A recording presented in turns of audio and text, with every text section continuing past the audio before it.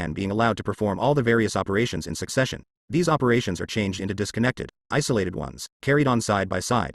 Each is assigned to a different craftsman, and the whole of them together are performed simultaneously by the co-operators. This accidental division is repeated, develops advantages of its own and gradually ossifies into a systematic division of labor. 1. The Fo Houang quotation provides a more modern example of this mode of formation of manufacture, the silk spinning and weaving of lions and Nimes. 6 is entirely patriarchal. It employs a large number of women and children, but without exhausting or ruining them. It allows them to stay in their beautiful valleys of the Drôme, the Var, the Azir, the Vaucluse, cultivating their silkworms and unwinding their cocoons. It never becomes a true factory industry. However, the principle of the division of labor takes on a special character, so that it can be applied to the high degree required here. There do indeed exist winders, throwsters, dyers, sizers, and finally weavers, but they are not assembled in the same workshop, nor are they dependent on a single master. They are all independent. A. Blanqui, Cours d'économie industrielle. E. Ricuet, Le Par et Blaise, Paris, 1838-9, page .79. Since Blanqui wrote this, the various independent workers have to some extent been united in factories. Addition by Engels to the fourth German edition. And since Marx wrote the above, the powerloom has invaded these factories, and is now rapidly superseding the handloom. The Krefeld silk industry also has a tale to tell about this. The division of labor in manufacture 457. The commodity, from being the individual product of an independent craftsman, becomes the social product of a union of craftsmen, each of whom performs one, and only one, of the constituent partial operations. The same operations which, in the case of a papermaker belonging to a guild in Germany, merged into each other as the successive acts of one craftsman became in Dutch paper manufacture a number of partial operations performed side by numerous workers acting in co-operation. The needlemaker of Nuremberg, organized in his guild, laid the foundation for English needle manufacture. But while in Nuremberg that single craftsman performed a series of perhaps 20 operations one after the other, in England it was not long before there were 20 needlemakers side by side, each performing only one operation of the 20. Finally, as a result of further experience, each of those 20 operations was again split up, isolated and made entirely independent, so that it became the exclusive function of a separate worker. The mode in which manufacture arises, its growth out of handicrafts, is therefore twofold. On the one hand, it arises from the combination of various independent trades, which lose that independence and become specialized to such an extent that they are reduced to merely supplementary and partial operations in the production of one particular commodity. On the other hand, it arises from the cooperation of craftsmen in one particular handicraft. It splits up that handicraft into its various detailed operations, isolating these operations and developing their mutual independence to the point where each becomes the exclusive fonction of a particular worker. On the one hand, therefore, manufacture either introduces division of labor into a process of production, or further develops that division. On the other hand, it combines together handicrafts that were formerly separate. But whatever may have been its particular starting point, its final form is always the same, a productive mechanism whose organs are human beings. For a proper understanding of the division of labor in manufacture, it is essential to keep the following points firmly in mind. Firstly, the analysis of a process of production into its particular phases here coincides completely with the decomposition of a handicraft into its different partial operations. Whether complex or simple, each operation has to be done by hand, retains the caractère of a handicraft, and is therefore dependent on the strength, skill, 458 the production of relative surplus value, quickness and sureness with which the individual worker manipulates his tools. Handicraft remains the basis, a technically narrow basis which excludes a really scientific division of the production process into its component parts, since every partial process undergone by the product must be capable of being done by hand, and of forming a separate handicraft. It is precisely because the skill of the craftsman thus continues to be the foundation of the production process that every worker becomes exclusively assigned to a partial function and that his labor power becomes transformed into the lifelong organ of this partial function. Secondly, this division of labor is a particular sort of co-operation, and many of its advantages spring from the nature of cooperation in general, not from this particular form of it. 2. The specialized worker and his tools. We now go into more detail. It is firstly clear that a worker who performs the same simple operation for the whole of his life converts his body into the automatic, one-sided implement of that operation.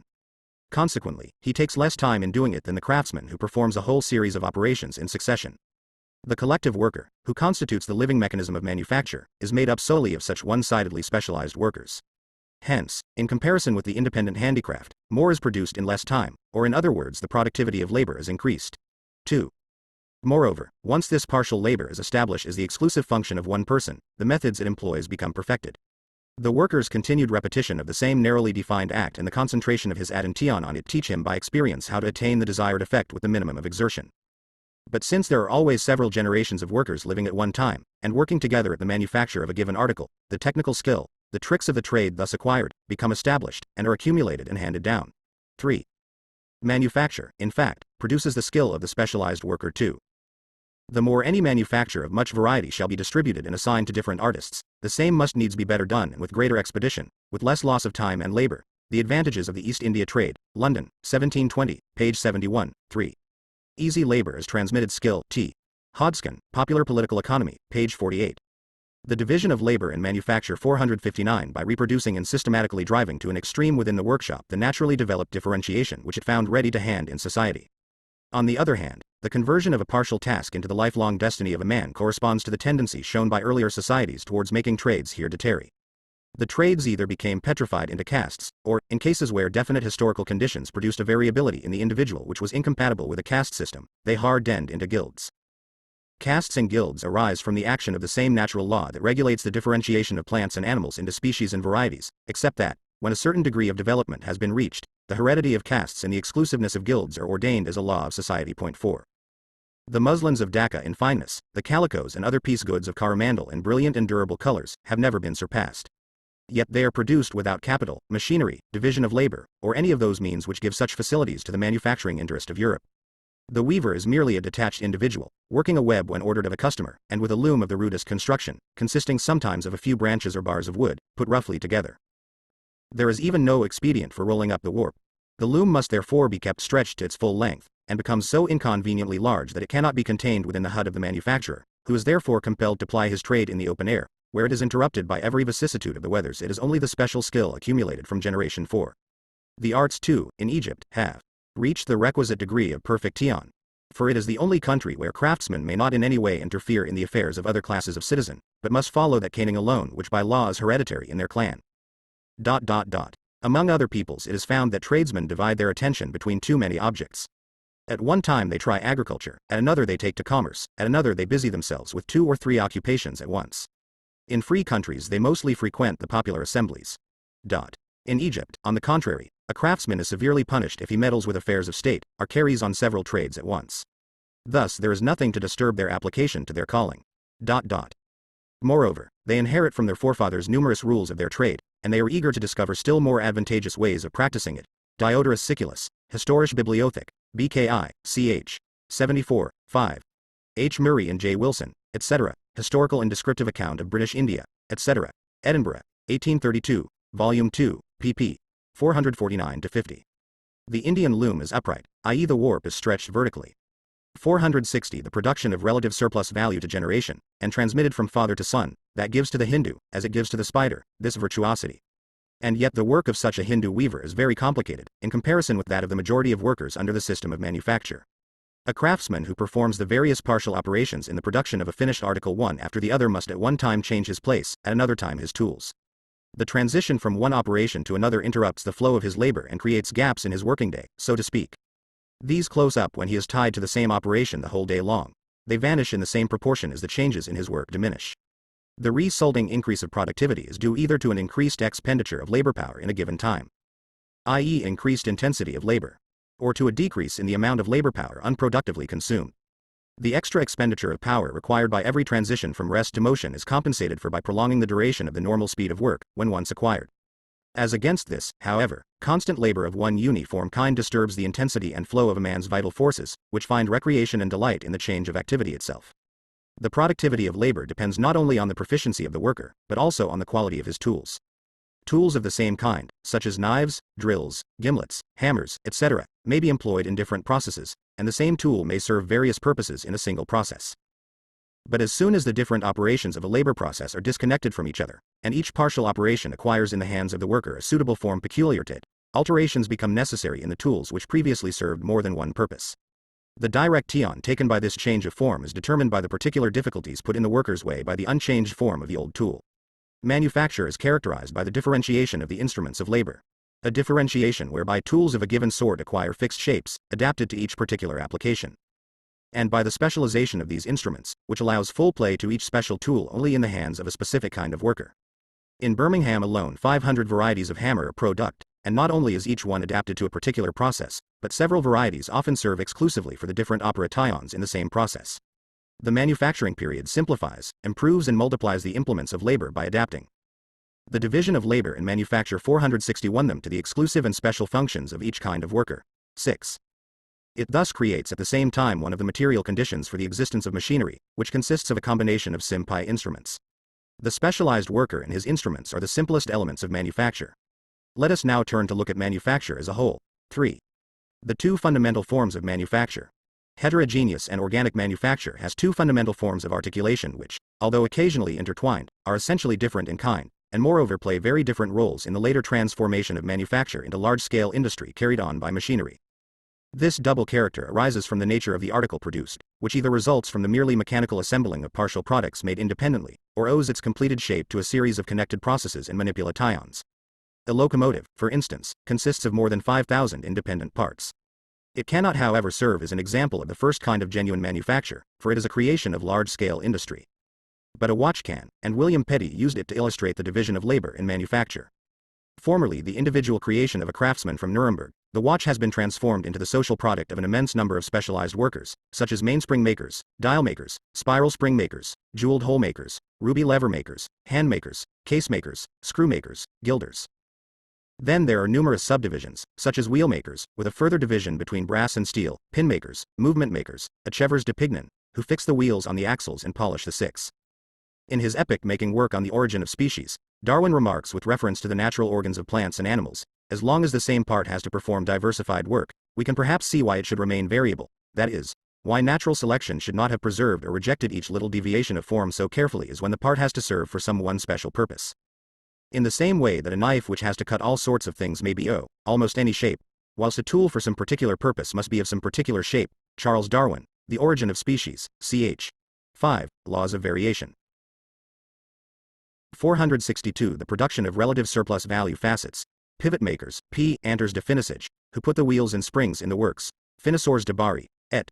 who cut teeth in the wheels, make the holes of the right size, etc. Escapement makers, cylinder makers for cylinder escapements, escapement wheel makers, balance wheel makers, makers of the raquette, the apparatus for regulating the watch, P. Anders de Chapman, escapement makers proper. Then repasseurs de Bari, let. who finish the box for the spring, steel polishers, wheel polishers, screw polishers, figure painters, dial enamelers, who melt the enamel on the copper, fabricant dependents, who make the ring by which the case is hung, finisseurs de charnier, who put the brass hinges in the cover, gravers, size, yours, po, assors de bolt, etc., etc., and last of all the repasseurs, who fit together the whole watch and hand it over in a going state. Only a few parts of the watch pass through several hands, and all these membra disjecta come together for the first time in the hand that binds them into one mechanical whole. This external relation between the finished product and its various and diverse elements makes it a matter of chance in this case as in the case of unsimilar finished articles, whether the specialized workers are brought together in one workshop or not. The subdivided operations themselves may be carried on like so many independent handicrafts, as they are in the cantons of Vaud and Neuchâtel, while in Geneva there exist large watch factories, establishments where the specialized workers directly cooperate under the control of a single capitalist. Even in the latter case the dial, springs and case are seldom made in the factory itself. To carry on the trade as a manufacture, with concentration of workers, is profitable only under exceptional conditions, because competition is at its greatest between those workers who desire to work at home, because the splitting up of the work into a number of heterogeneous processes scarcely permits the use of instruments of labor common to all, and because the capitalist, by scattering the work around, saves any outlay on workshops, etc. 7. Nevertheless, the position of this specialized 7. In the year 1854 Geneva produced 80,000 watches, which is not 1/5 of the production in the canton of Neuchâtel. La Chaux de Fonds alone, which one may look upon as a huge watch factory, produces twice as many as Geneva every year. From 1850 to 1861 Geneva produced 720,000 watches. See Report from Geneva on the watch trade, in reports by H.M.S. Secretary-Wise of Embassy and Legation, on the manufactures, commerce, etc., No. 6, 1863. When the production of articles that merely consist of parts fitted together is split up into different processes, the lack of connection between the division of labor in manufacture 463 worker, who, although he works at home, does so for a capitalist, manufacturer, etab, isser, is very different from that of the independent craftsman, who works for his own customers. 8. The second kind of manufacture, its perfected form, produces articles that go through connected phases of development, go step by step through a series of processes, like the wire in the manufacture of needles, which passes through the hands of 72, and sometimes even 92, different specialized workers.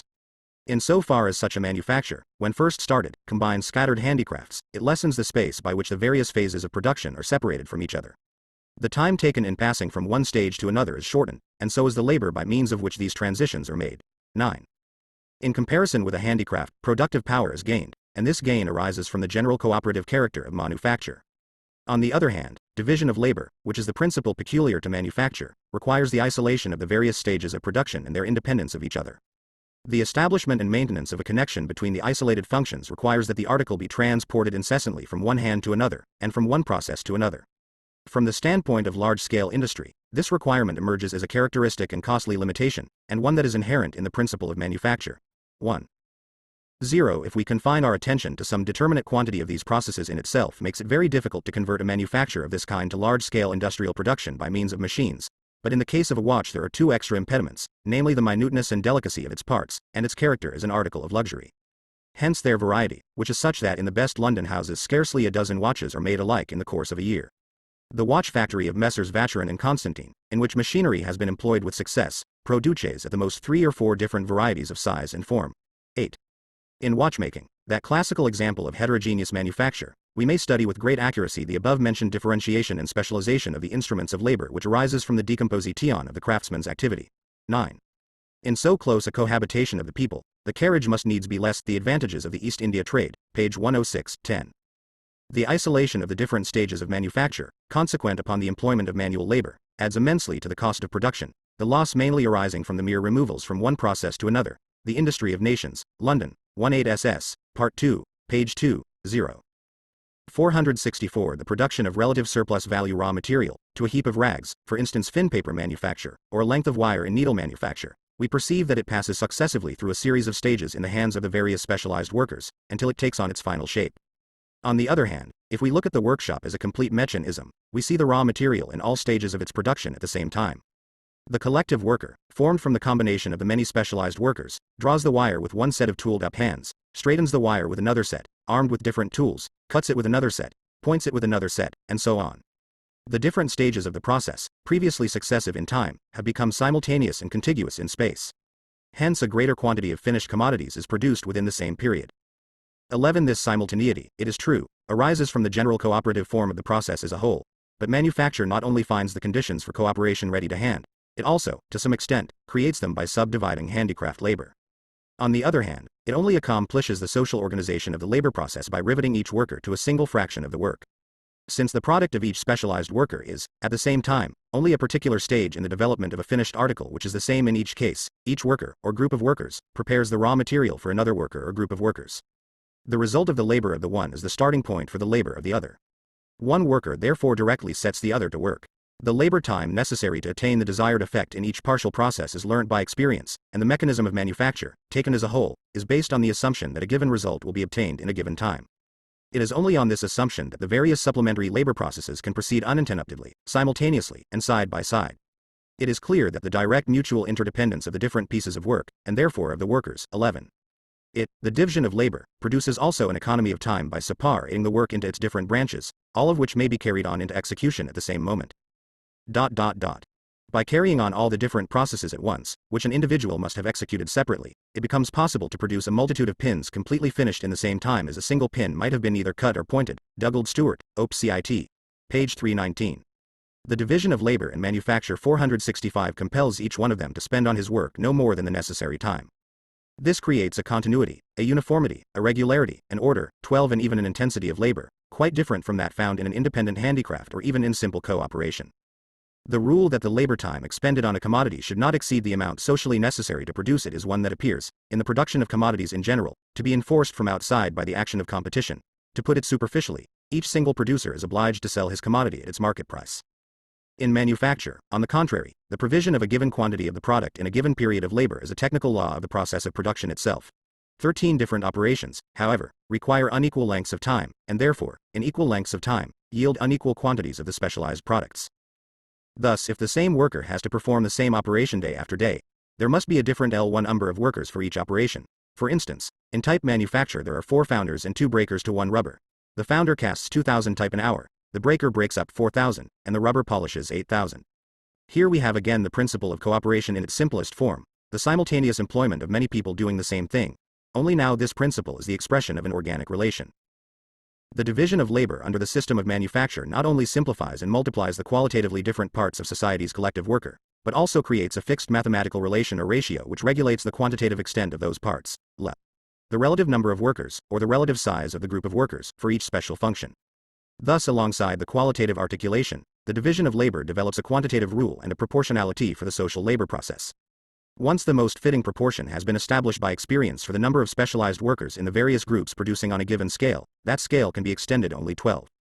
The more variety of artists to every manufacture, the greater the order and regularity of every work, the same must needs be done in less time, the labor must be less. The advantages of the East India trade, page 68, 13. Nevertheless, in many branches of production the system of manufacture attains this result only very imperfectly, owing to the absence of the knowledge necessary to control with certainty the general chemical and physical conditions of the production process. 466 The production of relative surplus value by employing a multiple of each particular group. 14 Moreover, the same individual can do certain kinds of work just as well on a large as on a small scale, for instance the labor of superintendence, the transportation of the parts of the product from one stage to the next, etc. The isolation of such functions, their allotment to a particular worker, becomes advantageous only with an increase in the number of workers employed, but this increase must affect every group proportionally. The isolated group of workers to whom any particular specialized function is assigned is made up of homogeneous elements, and is one of the constituent organs of the total mechanism. In many manufactures, however, the group itself is an organized body of labor, the total mechanism being a repetition or multiplication of these elementary organisms of production. Let us take, for example, the manufacture of glass bottles. It may be resolved into three essentially different stages. First, the preliminary stage, which consists of preparing the components of the glass, mixing the sand and lime, etc., and melting them into a fluid mass of glass. 15 various specialized workers are employed in this first stage, as also in the final one of removing the bottles from the drying furnace, sorting and packing them, etc. In the middle, between these two stages, comes the glass melting proper, the manipulation of the fluid mass. At each mouth of the furnace there works a group called the whole, consisting of one bottle maker or finisher, one blower, one gatherer, one putter up or wetter off, and one taker in. These 5 specialized workers are special organs of a single working organism that only acts as a whole, and therefore can operate only by the direct cooperation of all 5. The whole body is paralyzed if only one of its members is missing.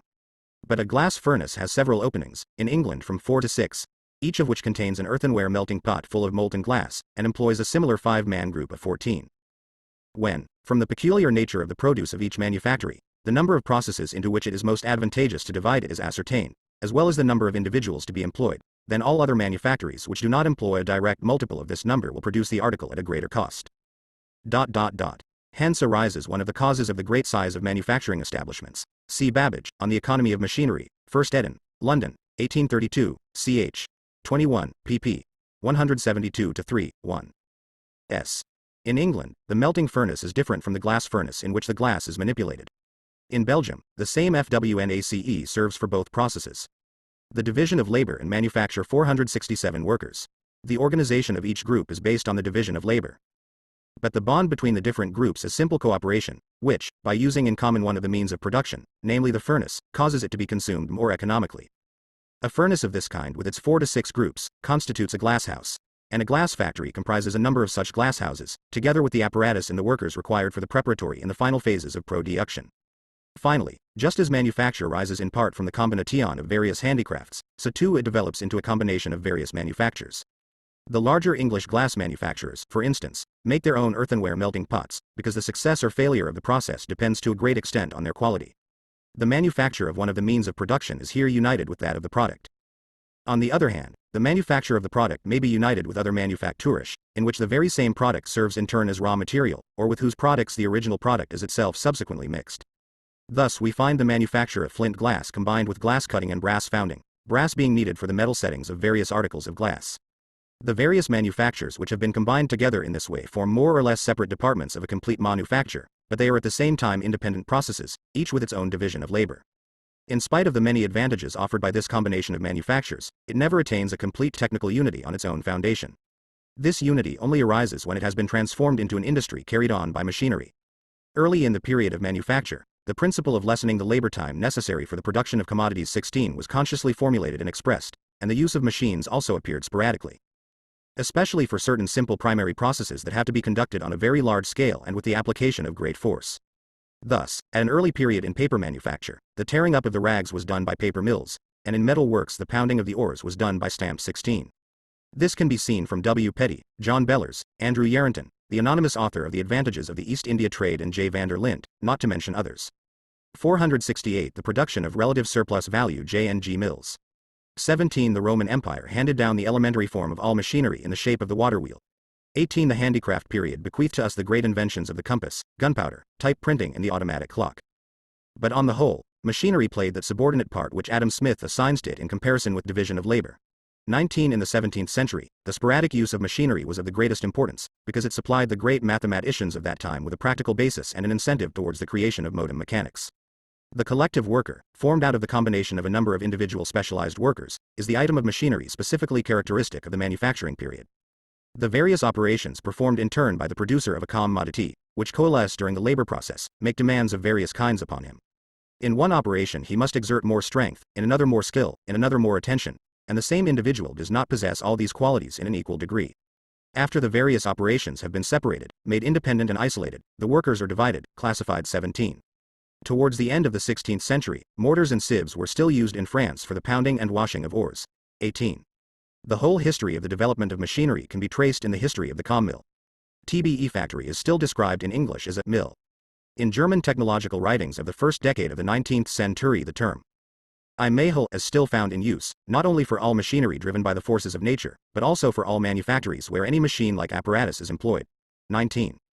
As will be seen in more detail in the fourth volume of this work, Adam Smith said nothing at all new about the division of labor. What characterizes him as the quintessential political economist of the period of manufacture is rather the stress he lays on it. The subordinate part he assigned to machinery provoked a polemic from Lauderdale in the early days of large-scale industry, and from Ure at a later and more developed stage. Smith also confuses the differentiation of the instruments of labor, in which the specialized workers of the manufacturing epoch themselves took an active part, with the invention of machinery. In the latter case it is not the workers but men of learning, artisans and even peasants, Brindley, T. who play the main role. Lauderdale's polemic against Smith is quoted in Grunt, Riss, pp. 688-9. Ure's is to be found in the Philosophy of Manufactures, page 19. Lauderdale was writing in 1804, Ure in 1835. T. James Brindley, 1716-72, civil engineer. Son of a small farmer in Derbyshire. Responsible for the first important canal in Britain, that between Worsley and Manchester, and for many others in the course of the 17,608. The division of labor and manufacture 469 and grouped according to their predominant qualities. If their natural endowments are the foundation on which the division of labor is built up, manufacture, once introduced, develops in them new powers that are by nature fitted only for limited and special functions. The collective worker now possesses all the qualities necessary for production in an equal degree of excellence, and expends them in the most economical way by exclusively employing all his organs, individualized in particular workers or groups of workers, in performing their special functions. 20. The one-sidedness and even the deficiencies of the specialized individual worker become perfections when he is part of the collective worker. 21. The habit of doing only one thing converts him into an organ which operates with the certainty of a force of nature, while his connection with the whole mechanism compels him to work with the regularity of a machine. 22. Since the various functions performed by the collective worker can be simple or complex, high or low, the individual labor powers, his organs, require different degrees of training, and must therefore possess very different values. Manufacture therefore develops a hierarchy of labor powers, to which there corresponds a scale of wages. The individual workers are appropriated and annexed for life by a limited function, while the various operations of the hierarchy of labor powers are parceled out among the workers according to both their natural and their acquired cap. 20.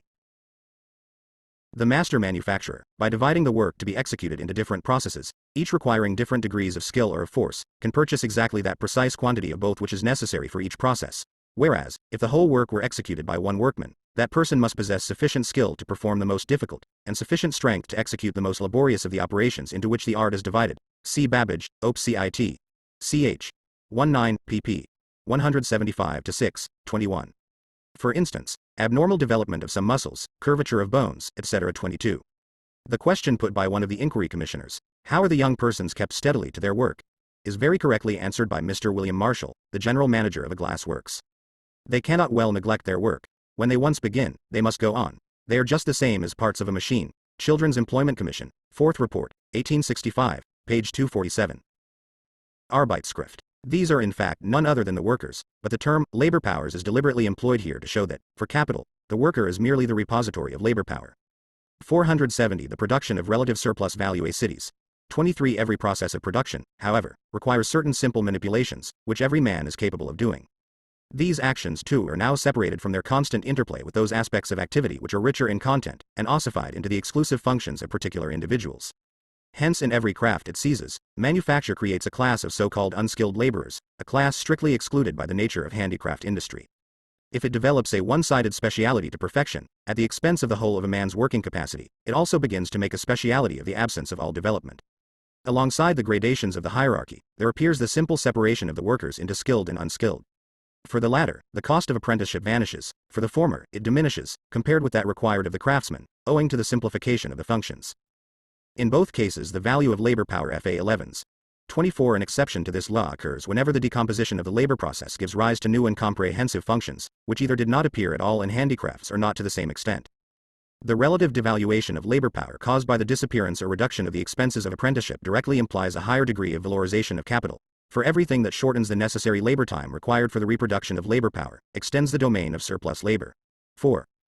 The division of labor in manufacture, and the division of labor in society. We first considered the origin of manufacture, then its simple elements, the specialized worker and his tools, and finally the 23.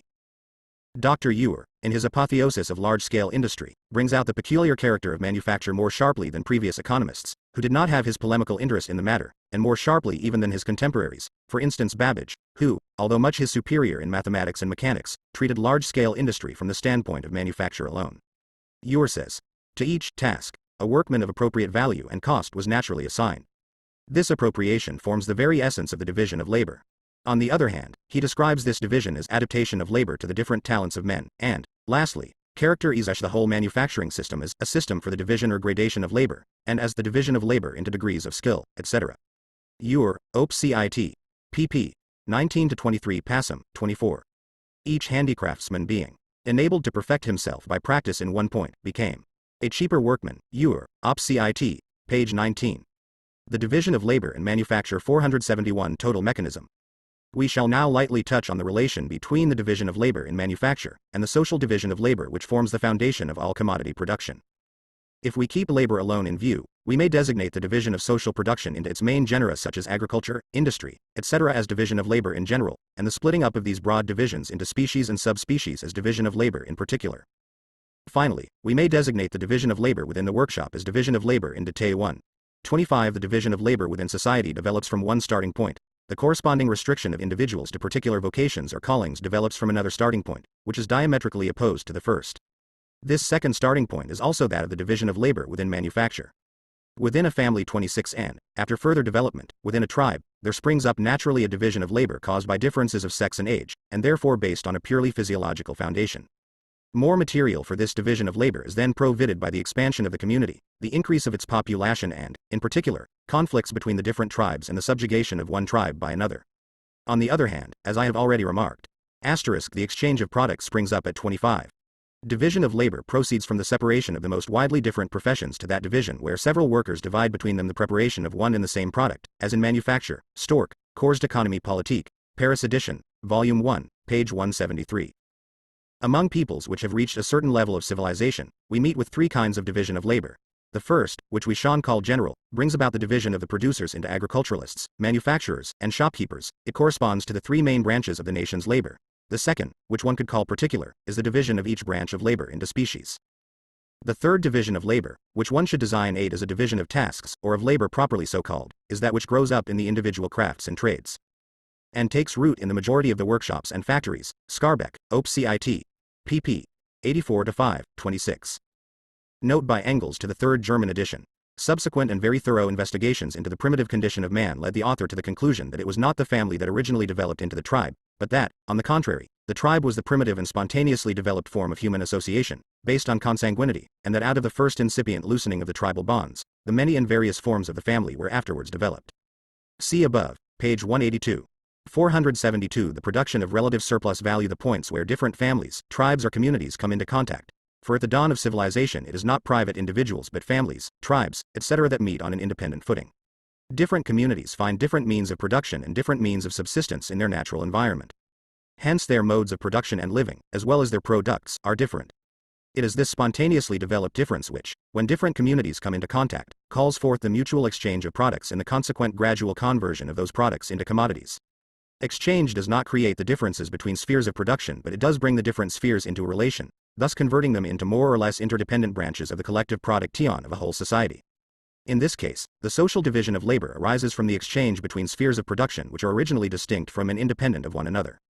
In the other case, where the physiological division of labor is the starting point, the particular organs of a compact whole become separated from each other and break off. This process of disintegration receives its main impetus from the exchange of commodities with foreign communities. Afterwards, these organs attain such a degree of independence that the sole bond still connecting the various kinds of work is the exchange of the products as commodities. In the one case, what was previously independent has been made dependent. In the other case, what was previously dependent has been made independent. The foundation of every division of labor which has attained a certain degree of development, and has been brought about by the exchange of commodities, is the separation of town from country. 27. One might well say that the whole economic history of society is summed up in the movement of this antithesis. However, for the moment we shall not go into this. Just as a certain number of simultaneously employed workers is the material precondition for the division of labor within manufacture, so the number and density of the population, which here corresponds to the collection of workers together in one workshop. 27. Sir James Stewart has provided the best treatment of this question. How little his book, which appeared 10 years before The Wealth of Nations, is known, even at the present time, may be judged from the fact that the Stewart's inquiry into the principles of political economy was first published in 1767, The Wealth of Nations in 1776. The division of labor and manufacture 473 is a precondition for the division of labor within society. 28. Nevertheless, this density is more or less relative. A relatively thinly populated country, with well-developed means of communication, has a denser population than a more numerously populated country with badly developed means of communication. In this sense, the northern states of the USA, for instance, are more thickly populated than India. 29. Since the production and the circulation of commodities are the general prerequisites of the capitalist mode of production, division of labor in manufacture requires that a division of labor within society should have already attained a certain degree of development. Inversely, the division of labor in manufacture reacts back upon that in society, developing and multiplying it further. With the differentiation of the instruments of labor, the trades which produce these instruments themselves become more and more differentiated. 30. If the system of manufacture seizes upon a trade which was previously carried on in connection with others, either as a chief or a subordinate trade, and by one producer, these trades immediately break their connection and assert their independence. Admirers of Malthus do not know that the first edition of the latter's work on population contains, except in the purely declamatory part, very little but extracts from Stewart, as well as from the clerics Wallace and Townsend. T. 28. There is a certain density of population which is convenient, both for social intercourse and for that combination of powers by which the produce of labor is increased. T. James Mill, Op. Cit. p. So.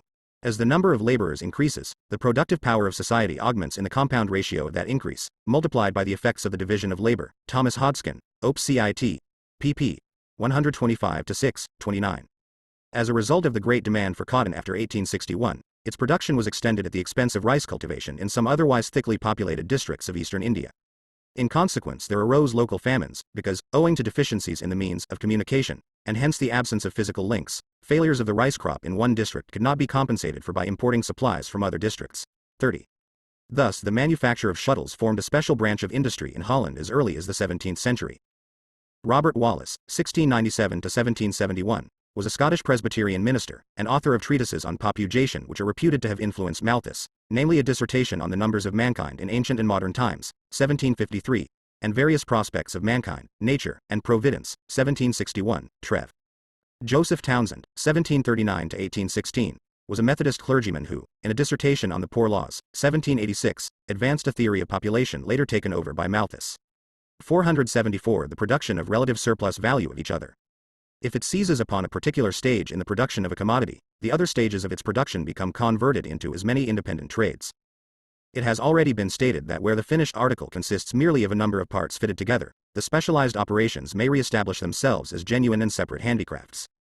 In order to accomplish the division of labor in manufacture more completely, a single branch of production is split up into numerous and to some extent entirely new manufactures, according to the varieties of its raw material or the various forms that the same piece of raw material may assume. Thus in France alone, in the first half of the 18th century, over 100 different kinds of silk stuffs were woven, and in Avignon, for instance, it was legally required that every apprentice should devote himself to only one sort of fabrication, and should not learn the preparation of several kinds of stuff at once. The territorial division of labor, which confines special branches of production to special districts of a country, acquires fresh stimulus from the system of manufacture, which exploits all natural peculiarities. 31. The colonial system and the extension of the world market, both of which form part of the general conditions for the existence of the manufacturing period, furnish us with rich materials for displaying the division of labor in society. This is not the place, however, for us to show how division of labor seizes upon, not only the economic, but every other sphere of society, and everywhere lays the foundation for that specialization, that development in a man of one single faculty at the expense of all others, which already caused Adam Ferguson, the master of Adam Smith, to exclaim, "We make a nation of helots, and have no free citizens." 32 But in spite of the numerous analogies and links connecting them, the division of labor in the interior of a society, and that in the interior of a workshop, differ not only in degree, but also in kind. The analogy appears most indisputable where there is an invisible bond uniting the various branches of trade. For instance, the cattle breeder produces hides, the tanner makes the hides into 31.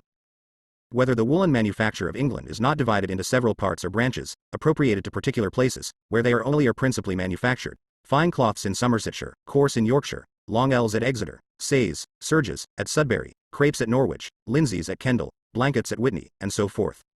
Berkeley, The Querist, 1750, query number 520, 32.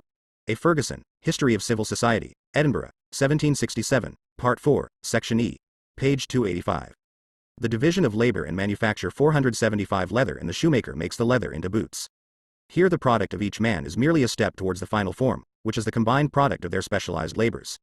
There are, besides, all the various trades which supply the cattle breeder, the tanner and the shoemaker with their means of production. Now it is quite possible to imagine, with Adam Smith, that the difference between the above social division of labor, and the division in manufacture, is merely subjective, exists merely for the observer, who in the case of manufacture can see at a glance all the numerous operations being performed on one spot, while in the instance given above, the spreading out of the work over great areas and the great number of people employed in each branch of labor obscure the connection. 33 But what is it that forms the bond between the independent labors of the cattle breeder, the tanner and the shoemaker? It is the fact that their respective products are commodities. What, on the other hand, characterizes the division of labor in manufacture? The fact that the specialized worker produces no commodities. 34 It is only the common product of all the specialized workers that becomes a commodity. 35 The division 33. In manufacture proper, Smith says, the division of labor appears to be greater, because those employed in every different branch of the work can often be collected into the same workhouse, and placed at once under the view of the spectator. In those great manufactures, on the contrary, which are destined to supply the great wants of the great body of the people, every different branch of the work employs so great a number of workmen that it is impossible to collect them all into the same workhouse. The division is not near so obvious. A. Smith, Wealth of Nations, BKI, ch. 1. The famous passage in the same chapter, which begins with the words, observe the accommodation of the most common artificer or day laborer in a civilized and thriving country, etc., and then proceeds to depict what an enormous number and variety of industries contribute to the satisfaction of the needs of an ordinary worker, as copied almost word for word from the Remarks, added by B. de Mandeville to his fable of the bees, or private vices, public benefits, first edition, without the Remarks, 1706, with the Remarks, 1714, 34. There is no longer anything which we can call the natural reward of individual labor. Each laborer produces only some part of a whole, and each part, having no value or utility in itself, there is nothing on which the laborer can seize, and say, it is my prod court, this I will keep to myself. Labor defended against the claims of capital, London, 1825, page 25. The author of this admirable work is Thomas Hodgkin, 35. This distinction between the division of labor in society and in manufacture has been illustrated to the Yankees in practice. One of the new taxes devised at Washington during the Civil War was the duty of 6% on all industrial products. Question. What is an industrial product? Answer of. The legislature. A thing is produced, when it is made, and it is made when it is 476. The production of relative surplus value of labor within society is mediated through the purchase and sale of the products of different branches of industry, while the connection between the various partial operations in a workshop is mediated through the sale of the labor power of several workers to one capitalist, who applies it as combined labor power. The division of labor within manufacture presupposes a concentration of the means of production in the hands of one capitalist. The division of labor within society presupposes a dispersal of those means among many independent producers of commodities. While, within the workshop, the iron law of proportionality subjects definite numbers of workers to definite functions, in the society outside the workshop, the play of chance and caprice results in a motley pattern of distribution of the producers and their means of production among the various branches of social labor. It is true that the different spheres of production constantly tend towards equilibrium, for the following reason. On the one hand, every producer of a commodity is obliged to produce a use value, i.e. he must satisfy a particular social need, though the extent of these needs differs quantitatively, and there exists an inner bond which attaches the different levels of need to a system which has grown up spontaneously. On the other hand, the law of the value of commodities ultimately determines how much of its disposable labor time society can expend on each kind of commodity. But this constant tendency on the part of the various spheres of production towards equilibrium comes into play only as a reaction against the constant upsetting of this equilibrium. The planned and regulated a priori system on which the division of labor is implemented within the workshop becomes, in the division of labor within society, and a posteriori necessity imposed by nature, controlling the unregulated caprice of the producers, and perceptible in the fluctuations of the barometer of market prices. Division of ready for sale. Now for one example out of many. The New York and Philadelphia manufacturers had previously been in the habit of making umbrellas with all their accessories. But since an umbrella is a composite mixture of very heterogeneous parts, these parts by degrees became the products of various separate industries, carried on independently in different places. They entered as separate commodities into the manufacture of umbrellas, so that all the umbrella manufacturers had to do was fit them together. The Yankees have given the name, assembled articles, to articles of this kind, and they deserve this name, for they allow taxes to be assembled together as well. Thus an umbrella assembles first 6% on the price of each of its elements, and a further 6% on its own total price. The division of labor in manufacture 477 labor within the workshop implies the undisputed authority of the capitalist over men, who are merely the members of a total mechanism which belongs to him. The division of labor within society brings into contact independent producers of commodities, who acknowledge no authority other than that of competition, of the coercion exerted by the pressure of their reciprocal interests, just as in the animal kingdom the war of all against all, more or less preserves the conditions of existence of every species. The same bourgeois consciousness which celebrates the division of labor in the workshop, the lifelong annexation of the worker to a partial operation, and his complete subjection to capital, as an organization of labor that increases its productive power, denounces with equal vigor every conscious attempt to control and regulate the process of production socially, as an inroad upon such sacred things as the rights of property, freedom and the self-determining genius of the individual capitalist. It is very characteristic that the enthusiastic apologists of the factory system have nothing more damning to urge against a general organization of labor in society than that it would turn the whole of society into a factory. If, in the society where the capitalist mode of production prevails, anarchy in the social division of labor and despotism in the manufacturing division of labor mutually condition each other, we find, on the contrary, in those earlier forms of society in which the separation of trades has been spontaneously developed, then crystallized, and finally made permanent by law, on the one hand, a specimen of the organization of the labor of society in accordance with an approved and authoritative plan, and, on the other, the entire exclusion of division of labor in the workshop or, at the least, its development on a minute scale, sporadically an accident ally. 36 Those small and extremely ancient Indian communities, for example, some of which continue to exist to this day, are based on the possession of the land in common, on the blending of agriculture. 36. It can be laid down as a general rule that the less authority presides over the division of labor inside society, the more the division of labor develops inside the workshop, and the more it is subjected there to the authority of a single person. Thus authority in the workshop and authority in society, in relation to the division of labor, are in inverse ratio to each other. Karl Marx, Miserata, A Philosophie. pp. 1331, English edition, page 118. 478 The production of relative surplus value Toure and handicrafts and on an unalterable division of labor, which serves as a fixed plan and basis for action whenever a new community is started. The communities occupy areas of from 100 up to several thousand acres, and each forms a compact whole producing all it requires. Most of the products are destined for direct use by the community itself, and are not commodities. Hence production here is independent of that division of labor brought about in Indian society as a whole by the exchange of commodities. It is the surplus alone that becomes a commodity, and a part of that surplus cannot become a commodity until it has reached the hands of the state, because from time immemorial a certain quantity of the community's production has found its way to the state as rent in kind. The form of the community varies in different parts of India. In the simplest communities, the land is tilled in common, and the produce is divided among the members.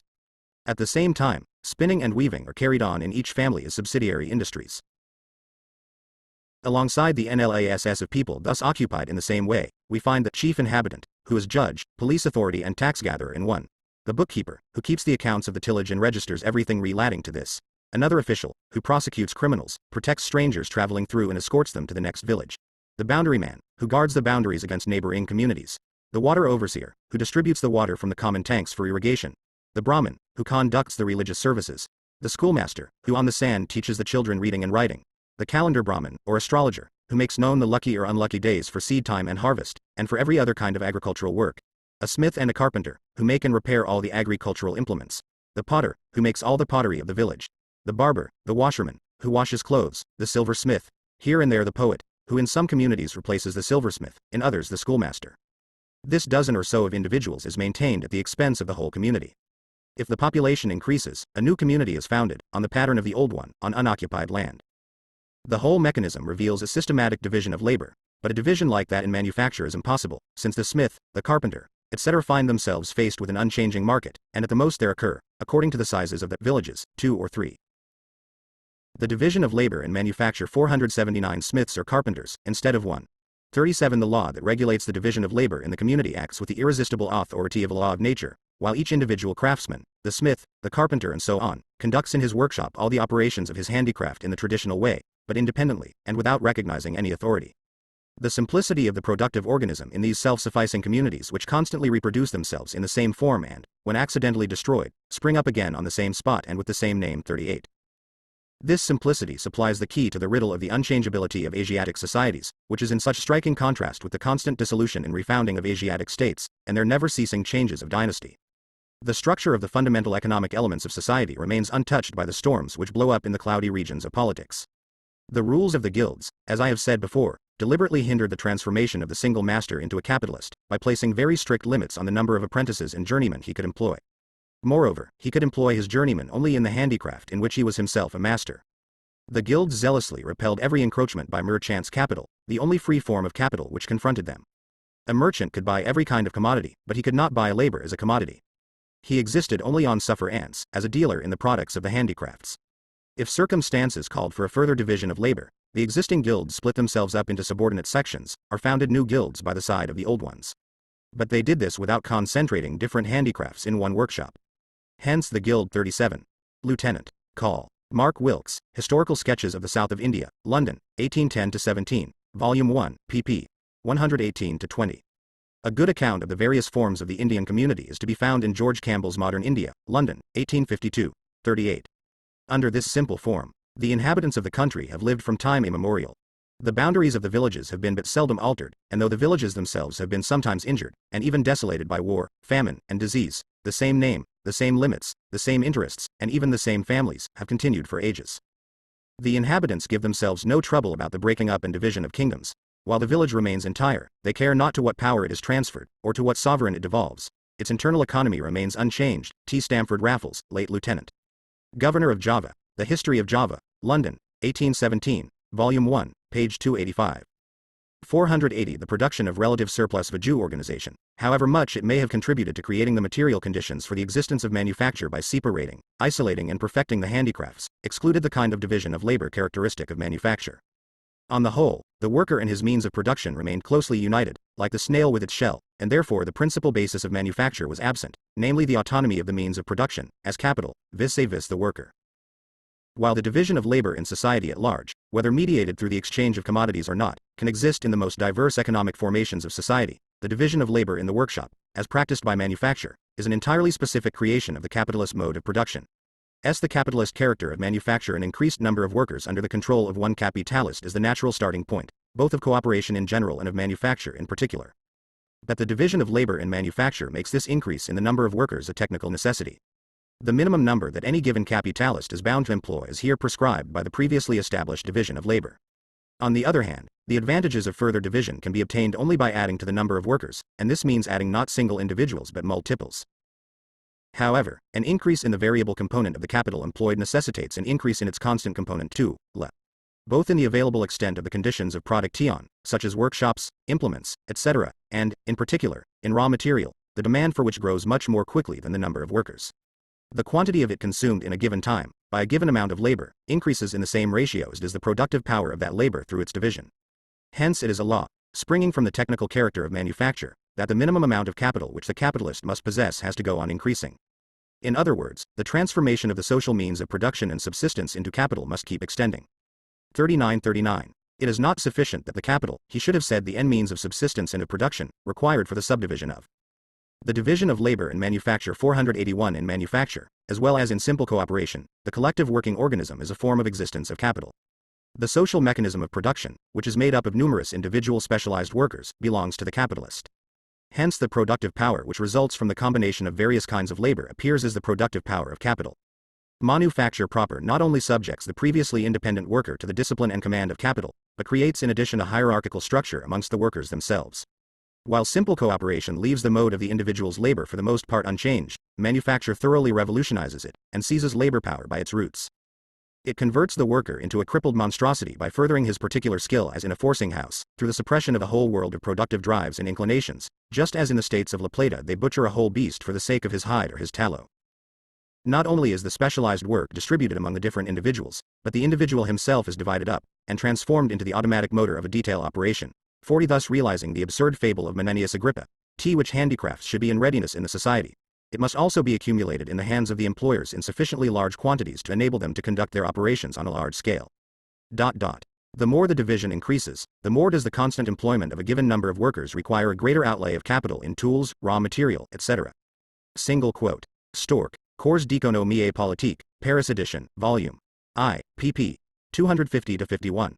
The concentration of the instruments of production and the division of labor are as inseparable one from the other as are, in the political sphere, the concentration of public authority and the division of private interests. Karl Marx, Misère de la Philosophie, page 134, English edition, page 121, 40.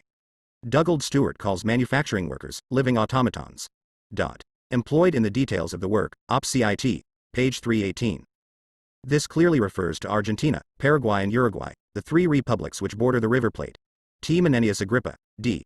493 BC, was a Roman patrician who, according to the legend, persuaded the plebeians to refrain from overthrowing patrician rule by using the analogy between the state and the human body. The Patricians represented the stomach, the plebeians the limbs.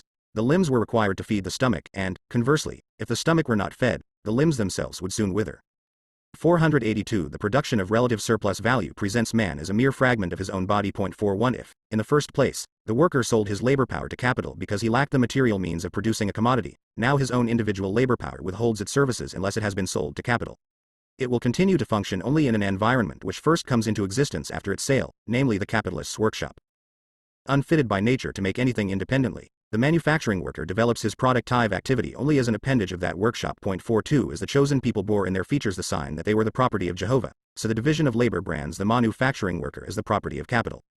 The knowledge, judgment and will which, even though to a small extent, are exercised by the independent peasant or handy craftsman, in the same way as the savage makes the whole art of war consist in the exercise of his personal cunning, are faculties now required only for the workshop as a whole. The possibility of an intelligent direction of production expands in one direction, because it vanishes in many others. What is lost by the specialized workers is concentrated in the capital which confronts them. 43 It is a result of the division of labor in manufacture that the worker is brought face to face with the intellectual potentialities, geistige Potenzen, of the material process of production as the property of another and as a power which rules over him.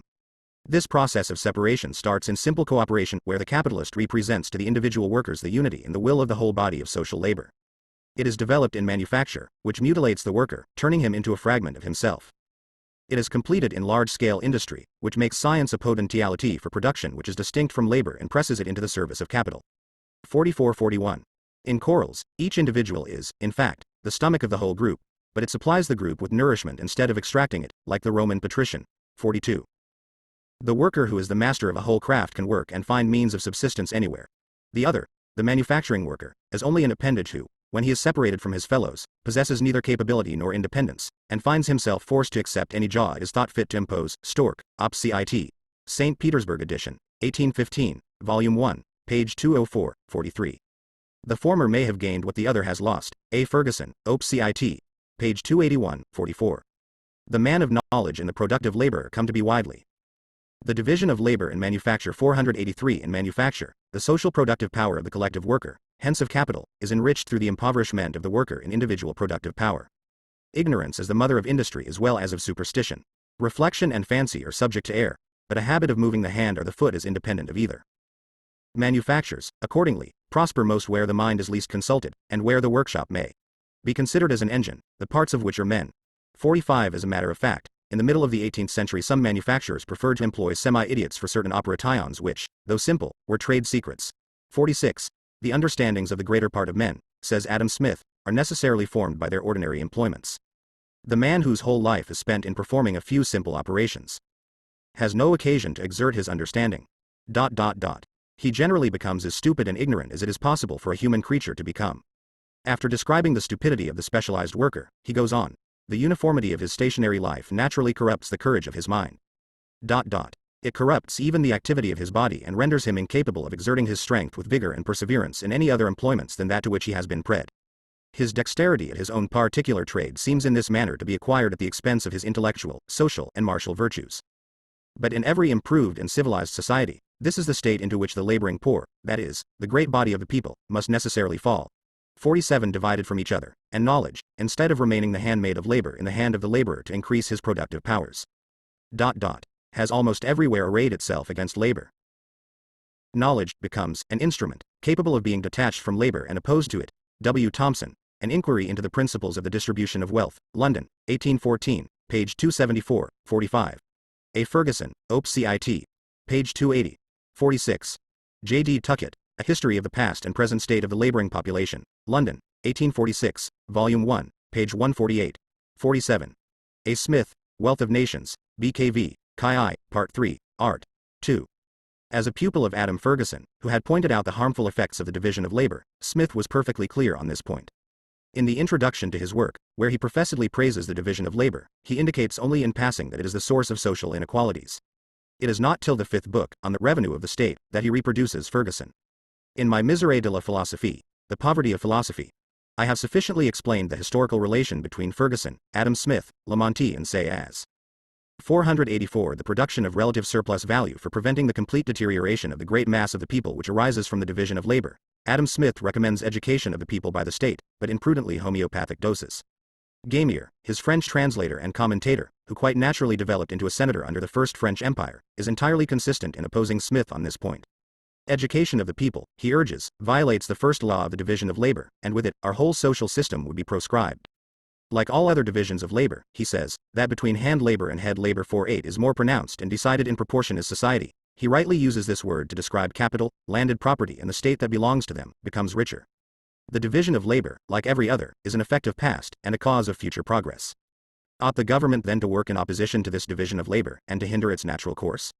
Ought it to expend a part of the public money in the attempt to confound and blend together two classes of labor which are striving after division and separation?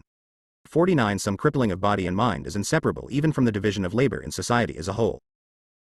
However, since manufacture carries this social separation of branches of labor much further, and also, by its peculiar division, attacks the individual at the very roots of his life, it is the first system to provide the mater ials in the impetus for industrial pathology. So, to subdivide a man is to execute him, if he deserves the scent regards their criticisms of the division of labor, and also shown, for the first time, that the division of labor in manufacture is a specific form of the capitalist mode of production, pp. 122 if. English edition, pp. 112-15, 48. Ferguson had already said, op cit. Page 281, and thinking itself, in this age of separations, may become a peculiar craft. 49. G. Garnier, Volume 5. Of his translation of Adam Smith, pp. 4-5. So. Ramazzini, professor of practical medicine at Padua, published in 1713 his work De Morbis Artificum, which was translated into French in 1777, and reprinted in 1841 in the Encyclopédie des Sciences Médicales, 7 Mediv. Auteurs classiques. The period of large-scale industry has of course very much enlarged this catalogue of the diseases of the workers. See, among others, the work Hygiène physique et morale de l'ouvrier dans les grandes villes en général, et dans la ville de Lyon en particulier, by Dr. A. L. Fontaret, Paris, 1858, and Germain Gamier, 1754-1821, was secretary to Louis XV's daughter in the 17,808, emigrated in 1792, returned in 1795, declared for Bonaparte, was made a prefect in 1799, count and senator in 1804, and president of the Senate in 1809. His translation of Adam Smith came out in 1802. The division of labor and manufacture 485 ants, to assassinate him if he does not. The subdivision of labor is the assassination of a people. S1 cooperation based on the division of labor, in other words manufacture, begins as a spontaneous formation. As soon as it attains a degree of consistency and extension, it becomes the conscious, methodical and systematic form of capitalist production. The history of manufacture proper shows how the division of labor which is peculiar to it acquires the most appropriate form at first by experience, as it were behind the backs of the actors, and then, like the guild handicrafts, strives to hold fast to that form when once it has been found, and here and there succeeds in keeping it for centuries. Any alteration in this form, except in trivial matters, never results from anything but a revolution in the instruments of labor. Modern manufacture. I am not referring here to large-scale industry, which is based on machinery, either finds the disjecta membra poetae asterisk ready to hand, and only waiting to be collected together, as is the case in the manufacture of clothes in large towns, or it can easily apply the principles of division, simply by exclusively assigning the various operations of a handicraft, such as bookbinding, to particular men. In such cases, a week's experience is enough to determine the proportion between the numbers of the hands necessary for the various functions. 52. Die Krankheiten, wie, che verschiedenen Standen, a, turn, und Geschlechtem eigenthümlich sind, 6 vols. Dim, 1860, by R. H. Rohatch. In 1854 the Society of Arts appointed a commission of inquiry into industrial pathology. The list of documents collected by this commission is to be seen in the catalogue of the Twickenham Economic Museum. Very important are the official reports on public health. See also Eduard Reich, M.D., Ober die Entartung des Menschen, Erlangen, 1868. 51. D. Urquhart, Familiar Words, London, 1855, page 119. Hegel held very heretical views on the division of labor. In his Philosophy of Right he says, by educated men we may prima facie understand those who can do what others do. 52. The pleasant belief in the inventive genius displayed a priori by the individual capitalist in the division of labor exists nowadays only among German professors of the stamp of Herr Roscher, who, to recompense the capitalist from whose Jovian head the division of labor sprang ready formed, dedicates to him various wages. The more or less extensive application of the division of labor depends on the length of the purse, not on the magnitude of the genius. Philosophy of Right, para. 187, edition. English edition, page 268. The scattered members of the poet, Horace, Satires, BKI, Satire 4, line 62. The quotation has been changed slightly. 486 The production of relative surplus value by dissection of handicraft activity into its separate components, by specialization of the instruments of labor, by the formation of specialized workers and by grouping and combining the latter into a single mechanism. The division of labor in manufacture provides the social process of production with a qualitative articulation and a quantitative proportionality. It thereby creates a definite organization of social labor and at the same time develops new and social, productive powers of labor. As a specifically capitalist form of the process of social production, and, on the foundations available to it, it could not develop in any other form than a capitalist one. The division of labor in manufacture is merely a particular method of creating relative surplus value, or of augmenting the self-valorization of capital usually described as social wealth, wealth of nations, etc. At the expense of the worker. Not only does it increase the socially productive power of labor for the benefit of the capitalist instead of the worker, it also does this by crippling the individual worker. It produces new conditions for the domination of capital over labor. If, therefore, on the one hand, it appears historically as an advance and a necessary aspect of the economic process of the formation of society, on the other hand, it appears as a more refined and civilized means of exploitation. Political economy, which first emerged as an independent science during the period of manufacture, is only able to view the social division of labor in terms of the division found in Manufacturae, 53 le. As a means of producing more commodities with a given quantity of labor, and consequently of cheapening commodities and accelerating the accumulation of capital. In most striking contrast with this accentuation of quantity and exchange value is the attitude of the writers of classical antiquity, who are exclusively concerned with quality and use value. 54 as a result of 53. The older writers, like Petty and the anonymous author of Advantages of the East India Trade, bring out the capitalist character of the division of labor as applied to manufacture more clearly than Adam Smith does. 54. A few 18th century writers such as Becca.Ria and James Harris form an exception among the modems, and on the division of labor they almost entirely follow the ancients. Thus Becca.Ria. Everyone knows from experience that if the hands and the intelligence are always applied to the same kind of work and the same products, these will be produced more easily, in greater abundance, and in higher quality than if each individual makes for himself the things he needs. In this way, men are divided up into various classes and conditions, to their own advantage and to that of the community. T. Cesare Becca.Ria, Element. De Economia Publica, edited by Custodi, Parte Moderna, Volume 2, page 28. James Harris, later Earl of Malmesbury, famous for The Division of Labor in Manufacture. 487 The separation of the social branches of production. Commodities are better made, men's various inclinations and talents select suitable fields of action. SS and without some restriction no important results can be obtained anywhere. S6 Hence both product and producer are improved by the division of labor. If the growth of the quantity produced is occasionally mentioned, this is only done with reference to the greater abundance of use values. There is not a word alluding to exchange value, or to the cheapening of commodities.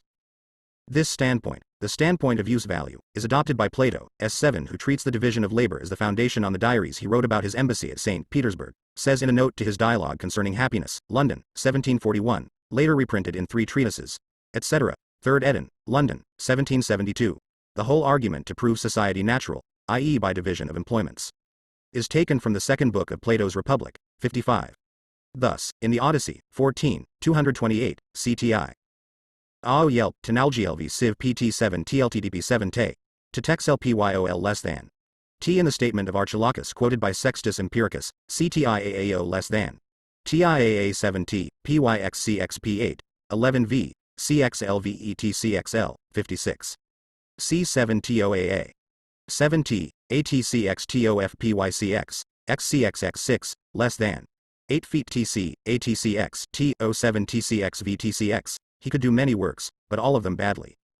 The Athenian considered himself superior as a producer of commodities to the Spartan, for in time of war the latter had plenty of men at his disposal, but could not command money, as Thucydides makes Pericles say in the speech inciting the Athenians to the Peloponnesian War.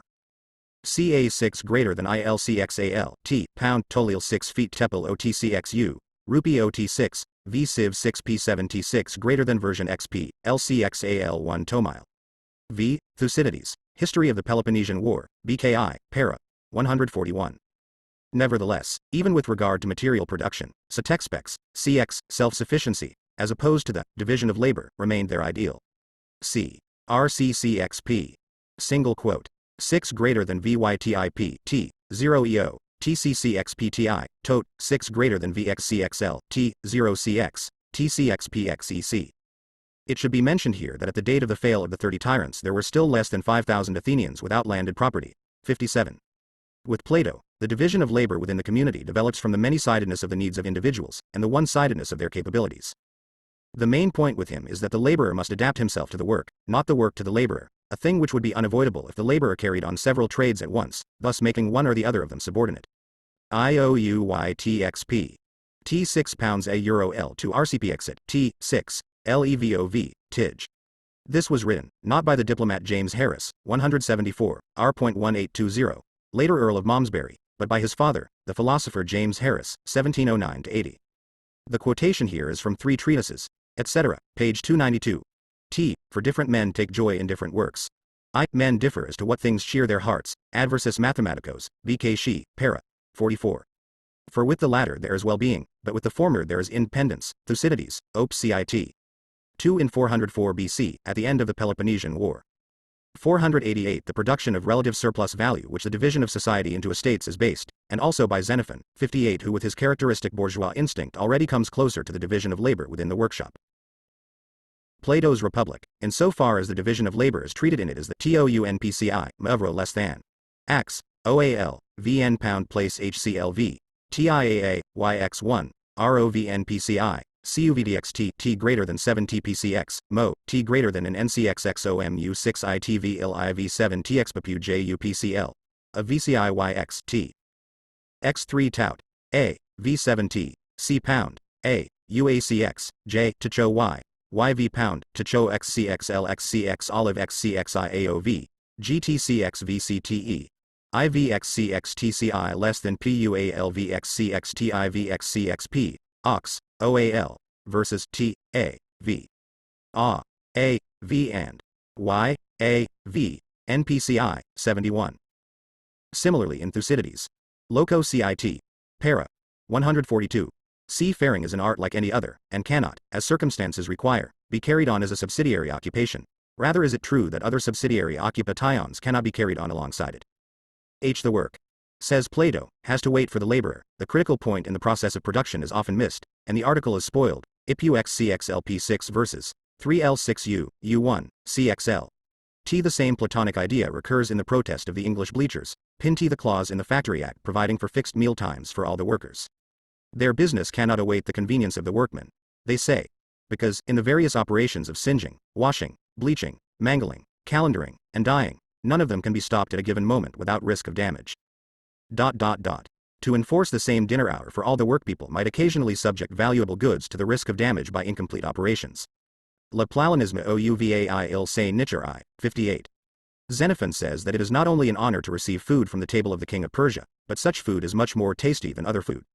And there is nothing wonderful in this, for as the other arts are brought to special perfection in the great towns, so the royal food is prepared in a special way. For in the small towns the same man makes bedsteads, doors, plows and tables. Often, too, he builds houses into the bargain, and is quite content if he finds custom sufficient for his sustenance. It is altogether impossible for a man who does so many things to do them all well. But in the great towns, where each can find many buyers, one trade is sufficient to maintain the man who carries it on. Indeed, not even one complete trade is needed, but one man makes shoes for men, another for women. Here and there one man gets a living by sewing, another by cutting out shoes. One does nothing but cut out clothes, another nothing but sew the pieces together. It follows necessarily then, that he who does the simplest kind of work undoubtedly does it better than anyone else. So it is with the art of cooking. Xenophon, Cyropedia, BKVM, ch. 2. Xenophon here lays stress exclusively on the excellence to be attained in the quality of the use value, although he is already aware that the degree of division of labor reached is dependent on the extent of the market. That is because the work will not wait for the leisure of the workman, but the workman must attend to it as his main affair, and not treat it as a subsidiary occupation. He must indeed. The result, then, is that more things are produced, and better, and more easily, when one man performs one task according to his nature, at the right moment, and at leisure from other occupations. Plato, Republic, BKIT, para. 2. If someone lets slip the right moment for the work, it is spoiled. Where will Platonism be found next?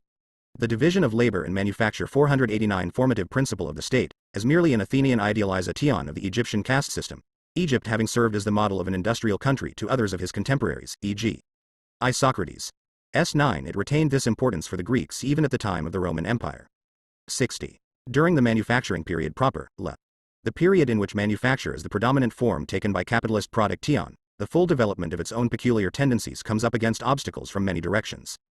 Although, as we have already seen, manufacture creates a simple division of the workers into skilled and unskilled, at the same time as it inserts them into a hierarchical structure, the number of unskilled workers remains very limited owing to the preponderant influence of the skilled. Although it adapts the particular operations to the various degrees of maturity, strength and development of the living instruments of labor, and thus tends towards the exploitation of women and children in production, this tendency is largely defeated by the habits and the resistance of the male workers. Although the splitting up of handicrafts lowers the cost of forming the worker, and thereby lowers his value, a long period of apprenticeship is still necessary for certain more difficult kinds of work. Moreover, even where it would be superfluous, the workers jealously retain it. In England, for instance, we find the laws of apprenticeship, with their 7 years probation, in full force down to the end of the manufacturing period. They are not entirely thrown aside until the advent of large-scale industry. Since handicraft skill is the foundation of manufacture, and since the mechanism of manufacture as a whole possesses no objective framework which would be independent of the workers themselves, 59. He, Busiris, divided them all into special castes. Commanded that the same individual should always carry on the same trade, for he knew that they who change their occupations become skilled in none, but that those who constantly stick to one occupation bring it to the highest perfection. In truth, we shall also find that in relation to the arts and handicrafts, they have outstripped their rivals more than a master does a bungler, and the contrivances for maintaining the monarchy and the other institutions of their state are so admirable that the famous philosophers who have dealt with this subject have praised the constitution of the Egyptian state above all others, Isocrates, Busiris, Para. 15, 60. Diodorus Siculus, Op. Cit. BKI, ch. 14. Asterisk. Plato, Republic, BK2, Para. 2. 490 The production of relative surplus value capital is constantly compelled to wrestle with the insubordination of the workers. By the infirmity of human nature, says our friend Dre, it happens that the more skillful the workman, the more self-willed and intractable he is apt to become, and of course the less fit a component of a mechanical system in which he may do great damage to the whole. 61 Hence the complaint that the workers lack discipline runs through the whole of the period of manufacture. 62 Even if we did not have the testimony of contemporary writers on this, we have two simple facts which speak volumes. Firstly, during the period between the 16th century and the epoch of large-scale industry, capital failed in its attempt to seize control of the whole disposable labor time of the manufacturing workers, and secondly, the manufactures are short-lived, changing their locality from one country to another with the emigration or immigration of workers. Order must in one way or another be established, exclaims in 1770 the often cited author of the Essay on Trade and Commerce. Order, echoes Dr. Andrew Ewer 66 years later, was lacking in the system of manufacture, based as it was on the scholastic dogma of the division of labor, and Arkwright created order. At the same time, manufacture was unable either to seize upon the production of society to its full extent, or to revolutionize that production to its very core. It towered up as an artificial economic construction, on the broad foundation of the town handicrafts and the domestic industries of the countryside. At a certain stage of its development, the narrow technical basis on which manufacture rested came into contradiction with requirements of production which it had itself created. One of its most finished products was the workshop for the production of the instruments of labor themselves, and particularly the complicated pieces of mechanical apparatus already being employed. A machine factory, says Ewer, displayed the division of labor in manifold gradations: the file, the drill, the lathe, having each its different workmen in the order of skill. This workshop, the product of the division of labor in manufacture, produced in 61. Ewer, Op. Cit. Page 20, 62. This is more true for England than for France, and more true for France than for Holland. Ewer, Op. Cit. Page 21. The machine factory, referred to by Ewer, is the same thing as Marx's workshop for the production of the instruments of labor. The division of labor in manufacture 491 Its turn. Machines. It is machines that abolish the role of the handicraftsman as the regulating principle of social production.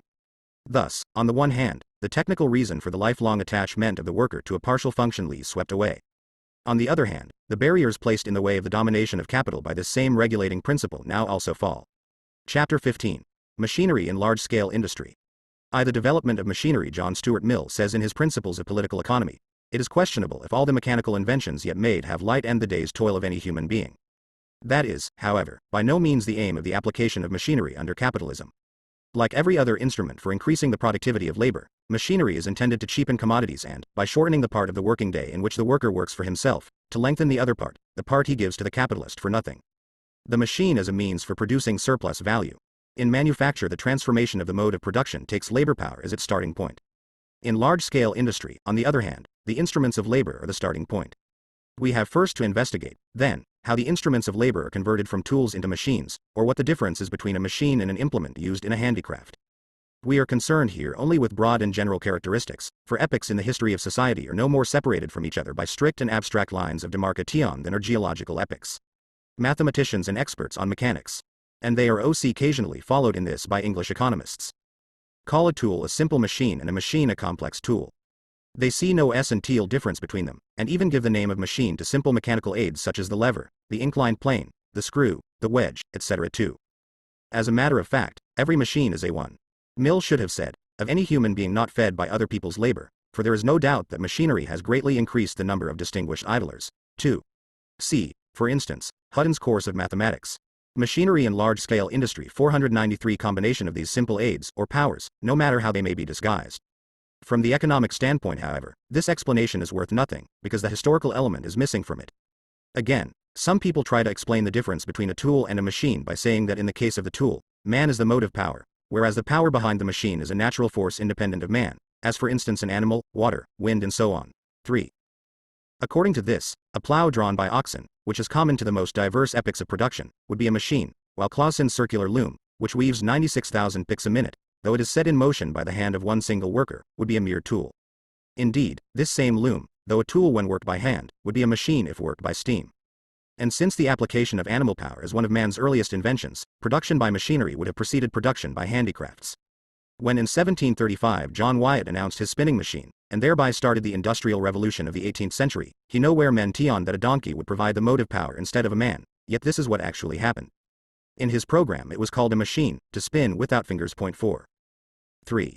From this point of view we may draw a sharp line of demarcation between a tool and a machine. Spades, hammers, chisels, etc., combinations of levers and of screws, in all of which, no matter how complicated they may be in other respects, man is the motive power. All this falls under the category of tool, but the plow, which is drawn by animal power, and windmills, etc. must be classed among machines. William Schultz, Die Bewegung der Produktion, Zurich, 1843, page 38. In many respects a book to be recommended. 4. Spinning machines had already been used before his time, although very imperfect ones, and Italy was probably the country where they first appeared. A critical history of technology would show how little any of the inventions of the 18th century are the work of a single individual. As yet such a book does not exist. Darwin has directed attention to the history of natural technology, i.e. the formation of the organs of plants and animals, which serve as the instruments of production for sustaining their life. Does not the history of the productive organs of man in society, of organs that are the material basis of every particular organization of society, deserve equal attention? And would not such a history be easier to compile, since, as Vico says, human history differs from natural history in that we have made the former, but not the latter? Technology reveals the active relation of man to nature, the direct process of the production of his life, and thereby it also lays bare the process of the production of the socia, relations of his life, and of the mental conceptions that flow from those relations. Even a history of religion that is 494 the production of relative surplus value. All fully developed machinery consists of three essentially different parts: the motor mechanism, the transmitting mechanism, and finally the tool or working machine. The motor mechanism acts as the driving force of the mechanism as a whole. It either generates its own motive power, like the steam engine, the caloric engine, the electromagnetic machine, etc., or it receives its impulse from some already existing natural force, like the water wheel from the descent of water down an incline, the windmill from the wind, and so on. The transmitting mechanism, composed of flywheels, shafting, toothed wheels, pulleys, straps, ropes, bands, pinions and gearing of the most varied kinds, regulates the motion, changes its form where necessary, as for instance from linear to circular, and divides and distributes it among the working machines. These two parts of the whole mechanism are there solely to impart motion to the working machine. Using this motion the working machine then seizes on the object of labor and modifies it as desired. It is this last part of the machinery, the tool or working machine, with which the Industrial Revolution of the 18th century began. And to this day it constantly serves as the starting point whenever a handicraft or a manufacture is turned into an industry carried on by machinery. On a closer examination of the working machine proper we rediscover in it as a general rule, though often in highly modified forms, the very apparatus and tools used by the handicraftsman or the manufacturing worker*. But there is the difference that instead of being the tools of a man they are the implements of a mechanism, mechanical implements. Either the entire machine is only a more or less altered mechanical edition of the old handicraft tool, as for written in abstraction from this material basis is uncritical. It is, in reality, much easier to discover by analysis the earthly kernel of the misty creations of religion than to do the opposite, i.e. to develop from the actual, given relations of life the forms in which these have been apotheosized. The latter method is the only materialist, and therefore the only scientific one. The weaknesses of the abstract materialism of natural science, a materialism which excludes the historical process, are immediately evident from the abstract and ideological conceptions expressed by its spokesmen whenever they venture beyond the bounds of their own speciality. Here, as elsewhere, the phrase manufacturing worker is used to distinguish the worker under a system of manufacture from the industrial worker of modern times. Machinery in large-scale industry 495 instance the power 100 meters, S are the working parts fitted in the frame of the machine or old acquaintances, as spindles are in a mule, needles in a stocking loom, saw blades in a sawing machine and knives in a chopping machine. The distinction between these tools and the actual framework of the working machine exists from their moment of entry into the world, because they continue for the most part to be produced by handicraft or by manufacture, and are afterwards fitted into the framework of the machine, which is produced by machinery. 6. The machine, therefore, is a mechanism that, after being set in motion, performs with its tools the same operations as the worker formerly did with similar tools. Whether the motive power is derived from man, or in turn from a machine, makes no difference here. From the moment that the tool proper is taken from man and fitted into a mechanism, a machine takes the place of a mere implement. The difference strikes one at once, even in those cases where man himself continues to be the prime mover. The number of implements that he himself can use simultaneously is limited by the number of his own natural instruments of production, i.e. his own bodily organs. In Germany they tried at first to make one spinner work 2 spinning wheels, that is to work simultaneously with both hands and both feet. That proved to be too exhausting. Later, a treadle spinning wheel with 2 spindles was invented, but adepts in spinning who could spin 2 threads at once were almost as scarce as 2-headed men. The jenny, on the other hand, even at the very beginning, spun with 12 to 18 spindles, and the stocking loom knits with many thousand needles at once. The number of tools that a machine can bring into play simultaneously is from the outset independent of the organic limitations that confine the tools of the handicraftsman. In many manual implements the distinction between man as mere motive power and man as worker or operator properly so called is very striking indeed. For instance, the foot is merely the prime mover of the spinning wheel, while the hand, working with S, it is particularly in the original form of the power loom that we recognize at first glance the old loom. In its modem form the power loom has undergone essential alterations. 6. It is only since about 1850 that a constantly increasing portion of these machine tools have been made in England by machinery, and even then not by the same manufacturers as make the machines. Instances of machines for the production of these mechanical tools are the automatic bobbin-making engine, the card-setting engine, shuttle-making machines and machines for forging mule and throstle spindles. 496 The production of relative surplus value the spindle, and drawing and twisting, performs the real operation of spinning. It is the second part of the handicraftsman's implement, in this case the spindle, which is first seized on by the Industrial Revolution, leaving to the worker, in addition to his new labor of watching the machine with his eyes and correcting its mistakes with his hands, the merely mechanical role of acting as the motive power. On the other hand, in cases where man has always acted as a simple motive power, as for instance by turning the crank of a mill, 7 by pumping, by moving the arm of a bellows up and down, by pounding with a mortar, etc., there is soon a call for the application of animals, waters and wind as motive powers. Here and there, long before the period of manufacture, and also to some extent during that period, these implements attain the stature of machines, but without creating any revolution in the mode of production. It becomes evident in the period of large-scale industry that these implements, even in the form of manual tools, are already machines. For instance, the pumps with which the Dutch emptied the Lake of Haarlem in 1836-7 were constructed on the principle of ordinary pumps, the only difference being that their pistons were driven by cyclopean steam engines, instead of by men. In England, the common and very imperfect bellows of the blacksmith is occasionally converted into a blowing engine by connecting its arm with a steam engine. The steam engine itself, such as it was at its invention during the manufacturing period 7. Moses said, "Thou shalt not muzzle the ox when he treadeth out the comb." Deuteronomy chapter 25 verse 4. But the Christian philanthropists of Germany fastened a wooden board round the necks of their serfs, whom they used as a motive power for grinding, in order to prevent them from putting flour into their mouths with their hands. 8. It was partly their lack of streams with a good fall on them, and partly their battles with superfluous quantities of water in other respects, that compelled the Dutch to resort to wind as a motive power. The windmill itself they got from Germany, where its invention called forth a pretty squabble between the nobility, the priests and the emperor as to which of the three was the owner of the wind. The air makes unfree, was the cry in Germany, at the same time as the wind was making Holland free. What was reduced to bondage in the latter case was not the Dutchman but the land of Holland, in the interests of the Dutchman. In 1836, 12,000 windmills of a total of 6,000 horsepower were still being employed in Holland, to prevent 2/3 of the land from relapsing into a bog. The air makes unfree, is a pun on the medieval German saying, town air makes free, Stadtluft macht frei. This was based on the rule that if a serf could escape from his lord and stay within a town for a year and a day he became a free man.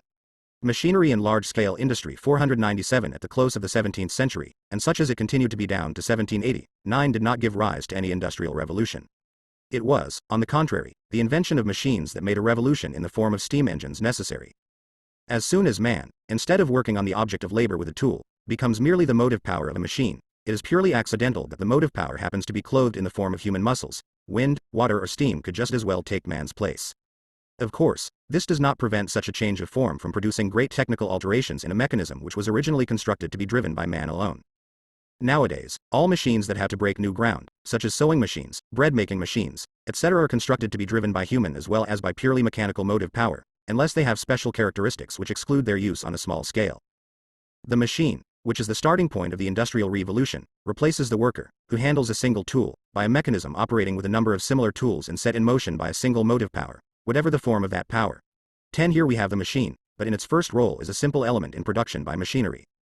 An increase in the size of the machine and the number of its working tools calls for a more massive mechanism to drive it, and this mechanism, in order to overcome its own inertia, requires a mightier moving power than that of man, quite apart from the fact that man is a very imperfect instrument for producing uniform and continuous motion.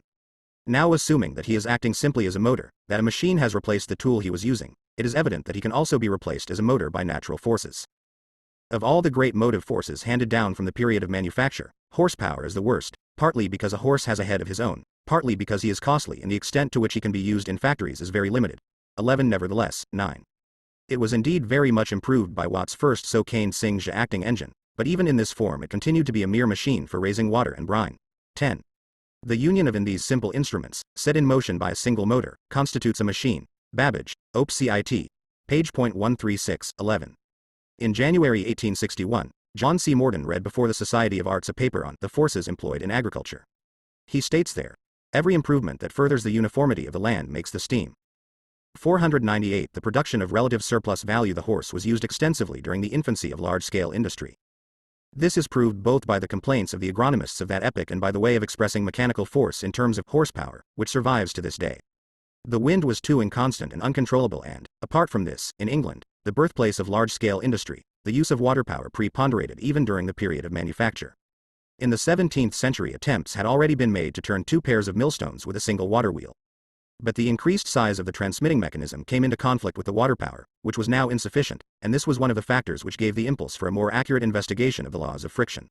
In the same way, the irregularity caused by the motive power in mills that were set in motion by pushing and pulling a lever led to the theory, and the application, of the flywheel. 12. Which later played such an important part in large-scale industry.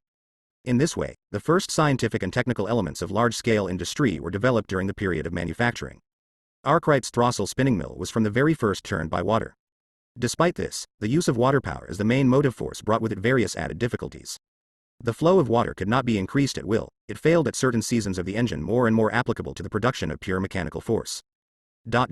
Horsepower is needed wherever crooked fences and other obstructions prevent uniform action. These obstructions are vanishing day by day. For operations that demand more exercise of will than actual force, the only power applicable is that controlled every instant by the human mind. In other words, man-power. Mr. Morden then reduces steam power, horsepower and manpower to the unit in general use for steam engines, namely the force required to raise 33,000 lb 1 foot in 1 minute, and reckons the cost of 1 horsepower from a steam engine to be 3d per hour, and from a horse std. Furthermore, a horse can work only 8 hours a day if it is to maintain its health. At least 3 out of every 7 horses used on cultivated land during the year can be dispensed with by the use of steam power, at an expense not greater than the cost of the 3 during the 3 or 4 months in which alone they can be used effectively. Lastly, steam power, in those agricultural operations in which it can be employed, improves the quality of the work in comparison with horsepower. To do the work of a steam engine would require 66 men, at a total cost of 1 say an hour, and to do the work of a horse, 32 men, at a total cost of 8s, and a hoot. 12.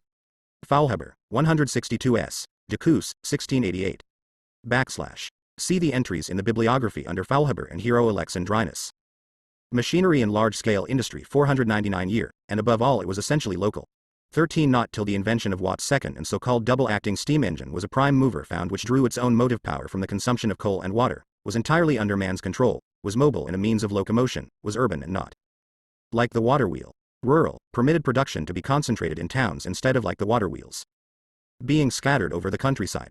14. And, finally, was of universal technical application, and little affected in its choice of residence by local circumstances. The greatness of Watt's genius showed itself in the specification of the patent that he took out in April 1784. In that specification his steam engine is described, not as an invention for a specific pure pose, but as an agent universally applicable in industry. Many of the applications he points out in it, for instance the steam hammer, were not introduced until half a century later. Even so he doubted the applicability of steam to navigation. Yet steam engines of colossal size for ocean steamers were sent to the Great Exhibition of 1851 by his successors, the firm of Boulton and Watt. As soon as tools had been converted from being manual implements of man into the parts of a mechanical apparatus, of a machine, the motive mechanism also acquired an independent form, entirely emancipated from the restraints of human strength. Thereupon the individual machine, which we have considered so far, sinks to a mere element in production by machinery. One motive mechanism was now able to drive many machines at once. The motive mechanism grows with the number of the machines that are turned simultaneously, and the transmitting mechanism becomes an extensive apparatus. We have now to distinguish the cooperation of a number of machines of one kind from a complex system of machinery. 13. The modern invention of the turbine has freed the industrial exploitation of water power from many of its former fetters. 14.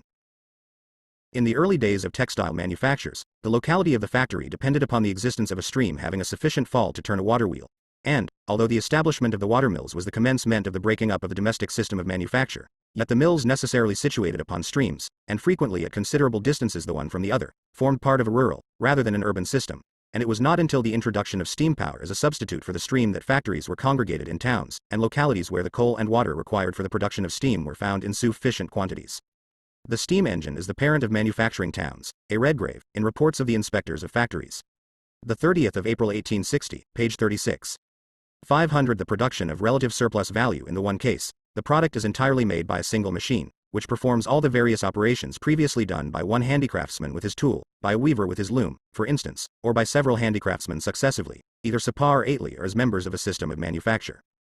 In the modern manufacture of envelopes, for example, one man folded the paper with the folder, another laid on the gum, a third turned over the flap on which the emblem is impressed, a fourth embossed the emblem and so on, and on each occasion the envelope had to change hands. One single envelope machine now performs all these operations at once, and makes more than 3,000 envelopes in an hour. In the London Exhibition of 1862, there was an American machine for making paper cornets. It cut the paper, pasted, folded and finished 300 in a minute. Here the whole process, which under the manufacturing system was split up into a series of operations and carried out in that order, as completed by a single machine, operating a combination of different tools. Now whether such a machine is merely a reproduction of a complicated manual implement, or a combination of various simple implements specialized by manufacture, in both cases we meet again with simple co-operation in the factory, i.e. in the workshop in which machinery alone is used, and, leaving the worker out of consideration for the moment, this cooperation appears, in the first instance, as the assembling in one place of similar and simultaneously acting machines. Thus a weaving factory consists of a number of power looms working side by side, and a sewing factory consists of a number of sewing machines all in the same building. But there is here a technical unity in that all the machines receive their impulse simultaneously, and in an equal degree, from the pulsations of the common prime mover, which are imparted to them by the transmitting mechanism. And this mechanism, to a certain extent, is also common to them all, since only particular ramifications of it. 15. From the standpoint of the division of labor in manufacture, weaving was not simple, but complicated manual labor, and consequently the power loom is a machine that does very complicated work. It is quite wrong to suppose that modern machinery originally appropriated only those operations which the division of labor in manufacture had already simplified. Spinning and weaving were split up during the period of manufacture into new varieties, and the tools used were modified and improved, but the labor process itself was in no way split up, and it retained its handicraft-like character. It is not labor, but the instrument of labor, that serves as the starting point of the machine. Machinery in large-scale industry 501 branch off to each machine. Just as a number of tools, then, form the organs of a machine, so a number of machines of one kind constitute the organs of the motive mechanism. A real machine system, however, does not take the place of these independent machines until the object of labor goes through a connected series of graduated processes carried out by a chain of mutually complementary machines of various kinds. Here we have again the cooperation by division of labor which is peculiar to manufacture, but now it appears as a combination of machines with specific functions. The tools peculiar to the various specialized workers, such as those of the beaters, combers, shearers, spinners, etc. in the manufacture of wool, are now transformed into the tools of specialized machines, each machine forming a special organ, with a special function in the combined mechanism. In those branches in which the machine system is first introduced, manufacture itself provides, in general, a natural basis for the division, and consequently the organization, of the process of production. 16. Nevertheless, an essential difference at once appears. In manufacture, it is the workers who, either singly or in groups, must carry on each particular process with their manual implements. The worker has been appropriated by the process, but the process had previously to be adapted to the worker. This subjective principle of the division of labor no longer exists in production by machinery. Here the total process is examined objectively, viewed in and for itself, and analyzed into its constitutive phases. 16. Before the epoch of large-scale industry, the predominant manufacture in England was that of wool. Hence it was in this industry that, in the first half of the 18th century, the most experiments were made. Cotton, which required less careful preparation for its treatment by machinery, derived the benefit of the experience gained on wool, just as afterwards the treatment of wool by machinery was developed on the foundation laid by the use of machinery in spinning and weaving cotton. Certain isolated parts of the manufacture of wool, such as wool combing, were only incorporated in the factory system during the last decade, i.e. up to 1867. The application of power to the process of combing wool, extensively in operation since the introduction of the combing machine, especially listers, undoubtedly had the effect of throwing a very large number of men out of work. Wool was formerly combed by hand, most frequently in the cottage of the comber. It is now very generally combed in the factory, and hand labor is superseded, except in some particular kinds of work, in which hand-combed wool is still preferred. Many of the hand-combers found employment in the factories, but the produce of the hand-combers bears so small a proportion to that of the machine that the employment of a very large number of combers has passed away. Reports of the inspectors of factories. Point 31 October 1856, page .16.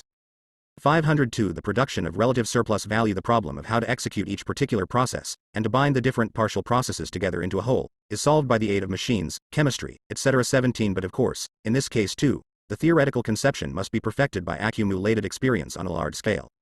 Each particular machine supplies raw material to the machine next in line, and since they are all working at the same time, the product is always going through the various stages of its formation, and is also constantly in a state of transition from one phase of production to another. Just as in manufacture the direct cooperation of the specialized workers establishes a numerical proportion between the different groups, so in an organized system of machinery, where one machine is constantly kept employed by another, a fixed relation is established between their number, their size and their speed. The collective working machine, which is now an articulated system composed of various kinds of single machine, and of groups of single machines, becomes all the more perfect the more the process as a whole becomes a continuous one. The less the raw material is interrupted in its passage from the first phase to the last. In other words, the more its passage from one phase to another is effected not by the hand of man, but by the machinery itself. In manufacture, the isolation of each special process is a condition imposed by the division of labor itself, whereas in the fully developed factory the continuity of the special processes is the regulating principle. A system of machinery, whether it is based simply on the co-operation of similar machines, as in weaving, or on a combination of different machines, as in spinning, constitutes in itself a vast automaton as soon as it is driven by a self-acting prime mover. But although the whole system may for example be driven by a steam engine, some of the individual machines may require the aid of the worker for some of their movements. Such aid was necessary for the insertion of the mule carriage before the invention of the self-acting mule, and is still necessary in the fine spinning mills. Equally, certain parts of the machine may have to be handled by the worker like a manual tool, if the machine is 17. The principle of the factory system, then, is to substitute the partition of a process into its essential constituents, for the division or graduation of labor among artisans. Andrew Ure, The Philosophy of Manufactures, London, 1835, page 20. The expression, vast automaton, is taken from Ure. See below, page 544. Machinery in large-scale industry 503 to do its work. This was the case in machine makers' workshops, before the conversion of the slide rest into a self-actor. As soon as a machine executes, without man's help, all the movements required to elaborate the raw material, and needs only supplementary assistance from the worker, we have an automatic system of machinery, capable of constant improvement in its details. Such improvements is the apparatus that stops a drawing frame whenever a sliver breaks, and the self-acting stop which stops the power loom as soon as the shuttle bobbin is empty of weft, are quite modern inventions. As an example both of continuity of production and of the implementation of the automatic principle, we may take a modem paper mill. In the paper industry generally, we may advantageously study in detail not only the distinctions between modes of production based on different means of production, but also the connection between the social relations of production and those modes of production. The old German paper-making trade provides an example of handicraft production. Holland in the 17th century and France in the 18th century provide examples of manufacture proper, and modern England provides the example of automatic fabrication. Besides these, there still exist, in India and China, two distinct ancient Asiatic forms of the same industry. An organized system of machines to which motion is communicated by the transmitting mechanism from an automatic center is the most developed form of production by machinery. Here we have, in place of the isolated machine, a mechanical monster whose body fills whole factories, and whose demonic power, at first hidden by the slow and measured motions of its gigantic members, finally bursts forth in the fast and feverish whirl of its countless working organs. There were mules and steam engines before there were any workers exclusively occupied in making mules and steam engines, in the same way as men wore clothes before there were any tailors. However, the inventions of Vaucanson, Arkwright, Watt and others could be put into practice only because each inventor found a considerable number of skilled mechanical workers available, placed at their disposal by the period of manufacture. Some of these workers were independent handicraftsmen of various trades, others were grouped together in manufactures, in which, as we have mentioned before, a division of labor of particular strictness prevailed. As inventions increased in number and the S04 The production of relative surplus value demand for the newly discovered machines grew larger. The machine-making industry increasingly split up into numerous independent branches, and the division of labor within these manufactures developed accordingly. Here, therefore, in manufacture, we see the immediate technical foundation of large-scale industry. Manufacture produced the machinery with which large-scale industry abolished the handicraft and manufacturing systems in the spheres of production it first seized hold of. The system of machine production therefore grew spontaneously on a material basis which was inadequate. When the system had attained a certain degree of development, it had to overthrow this ready-made foundation, which had meanwhile undergone further development in its old form, and create for itself a new basis appropriate to its own mode of production. Just as the individual machine retains a dwarf-like character as long as it is worked by the power of man alone, and just as no system of machinery could be properly developed before the steam engine took the place of the earlier motive powers, animals, wind and even water, so too large-scale industry was crippled in its whole development as long as its characteristic instrument of production, the machine, owed its existence to personal strength and personal skill, and depended on the muscular development, the keenness of sight and the manual dexterity with which the specialized workers, in manufacture, and the handicraftsmen outside manufacture, wielded their dwarf-like implements. Thus apart from the high cost of machines made in this way, a circumstance which forms the dominant motive for the capitalist's actions. The expansion of industries carried on by means of machinery and the invasion of fresh branches of production by machinery were dependent on the growth of a class of workers who, owing to the semi-artistic nature of their employment, could increase their numbers only gradually, and not by leaps and bounds. But, besides this, at a certain stage of its development large-scale industry also came into conflict with the technical basis provided for it by handicrafts and manufacture. A number of technical problems arose naturally and spontaneously from the very course of development. The size of the prime movers, of the transmitting mechanism and of the machines properly so-called increased, the components of the machines became more complicated and diverse in form, they had to operate with stricter regularity, and they accordingly diverged more and more from the model which originally determined. Machinery and large-scale industry 50s mined their construction under the handicraft system, and acquired an independent form restricted only by their mechanical task. 18 At the same time the automatic system was perfected, and it became more and more unavoidable to use materials which were difficult to work with, as for instance when iron replaced wood. In every case the solution of these problems met with a stumbling block in the personal restrictions which even the collective worker of manufacture could not break through except to a limited extent. Such machines as the Modem hydraulic press, the modern Power 100 meters and the modern carting engine could never have been furnished by the manufacturing period. The transformation of the mode of production in one sphere of industry necessitates a similar transformation in other spheres. This happens at first in branches of industry which are connected together by being separate phases of a process, and yet isolated by the social division of labor, in such a way that each of them produces an independent commodity. Thus machine spinning made machine weaving necessary, and both together made a mechanical and chemical revolution compulsory in bleaching, printing and dyeing. So too, on the other hand, the revolution in cotton spinning called forth the invention of the gin, for separating the seeds from the cotton fiber. It was only by means of this invention that the production of cotton became possible on the enormous scale at present required. 19 But as well as this, the revolution in the modes of production of industry and agriculture made Nisus 18. The Power 100M was at first made chiefly of wood, in its improved modern form it is made of iron. To what an extent the old forms of the instruments of production influenced their new forms at the beginning is shown, among other things, by the most superficial comparison of the present power loom with the old one, of the modem blowing apparatus of a blast furnace with the first inefficient mechanical reproduction of the ordinary bellows, and perhaps more strikingly than in any other way by the fact that, before the invention of the present locomotive, an attempt was made to construct a locomotive with 2 feet, which it raised from the ground alternately, like a horse. It is only after a considerable development of the science of mechanics, and an accumulation of practical experience, that the form of a machine becomes settled entirely in accordance with mechanical principles, and emancipated from the traditional form of the tool from which it has emerged. 19. The cotton gin invented by Eli Whitney had until very recent times undergone less essential changes than any other machine of the 18th century. It is only during the last decade, i.e. since 1856, that another American, Mr. Emery of Albany, New York, has made Whitney's gin out of date by an improvement as simple as it is effective. 506 The production of relative surplus value seri a revolution in the general conditions of the social process of production, i.e. in the means of communication and transport. In a society whose pivot, to use Fourier's expression, was small-scale agriculture, with its subsidiary domestic industries and urban handicrafts, the means of communication and transport were so utterly inadequate to the needs of production in the period of manufacture, with its extended division of social labor, its concentration of instruments of one abor and workers in its colonial markets, that they in fact became revolutionized. In the same way the means of communication and transport handed down from the period of manufacture soon became unbearable fetters on large-scale industry, given the feverish velocity with which it produces, its enormous extent, its constant flinging of capital and labor from one sphere of production into another in its newly created connections with the world market. Hence, quite apart from the immense transformation which took place in shipbuilding, the means of communication and transport gradually adapted themselves to the mode of production of large-scale industry by means of a system of river steamers, railways, ocean steamers and telegraphs. But the huge masses of iron that had now to be forged, welded, cut, bored and shaped required for their part machines of cyclopean dimensions, which the machine-building trades of the period of manufacture were incapable of constructing. Large-scale industry therefore had to take over the machine itself, its own characteristic instrument of production, and to produce machines by means of machines. It was not till it did this that it could create for itself an adequate technical foundation, and stand on its own feet. At the same time as machine production was becoming more general, in the first decades of the 19th century, it gradually took over the construction of the machines themselves. But it is only during the last few decades that the construction of railways and ocean steamers on a vast scale has called into existence the cyclopean machines now employed in the construction of prime movers. The most essential condition for the production of machines by machines was a prime mover capable of exerting any amount of force, while retaining perfect control. The steam engine already. In Fourier's table of Successive Characteristics of Civilization, Op. Cit. pp.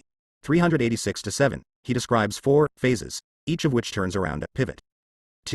Such as maritime monopoly or industrial feudalism. Machinery and large-scale industry 507 fulfilled this condition. But at the same time it was necessary to produce the geometrically accurate straight lines, planes, circles, cylinders, cones and spheres for the individual parts of the machines. Henry Maudslay solved this problem in the first decade of the 19th century by the invention of the slide rest, a tool that was soon made automatic, and was applied in a modified form to other machines for constructing machinery besides the lathe, for which it was originally intended. This mechanical appliance replaces not some particular tool but the hand itself, which produces a given form by holding and guiding the cutting tool along the iron or other material of labor.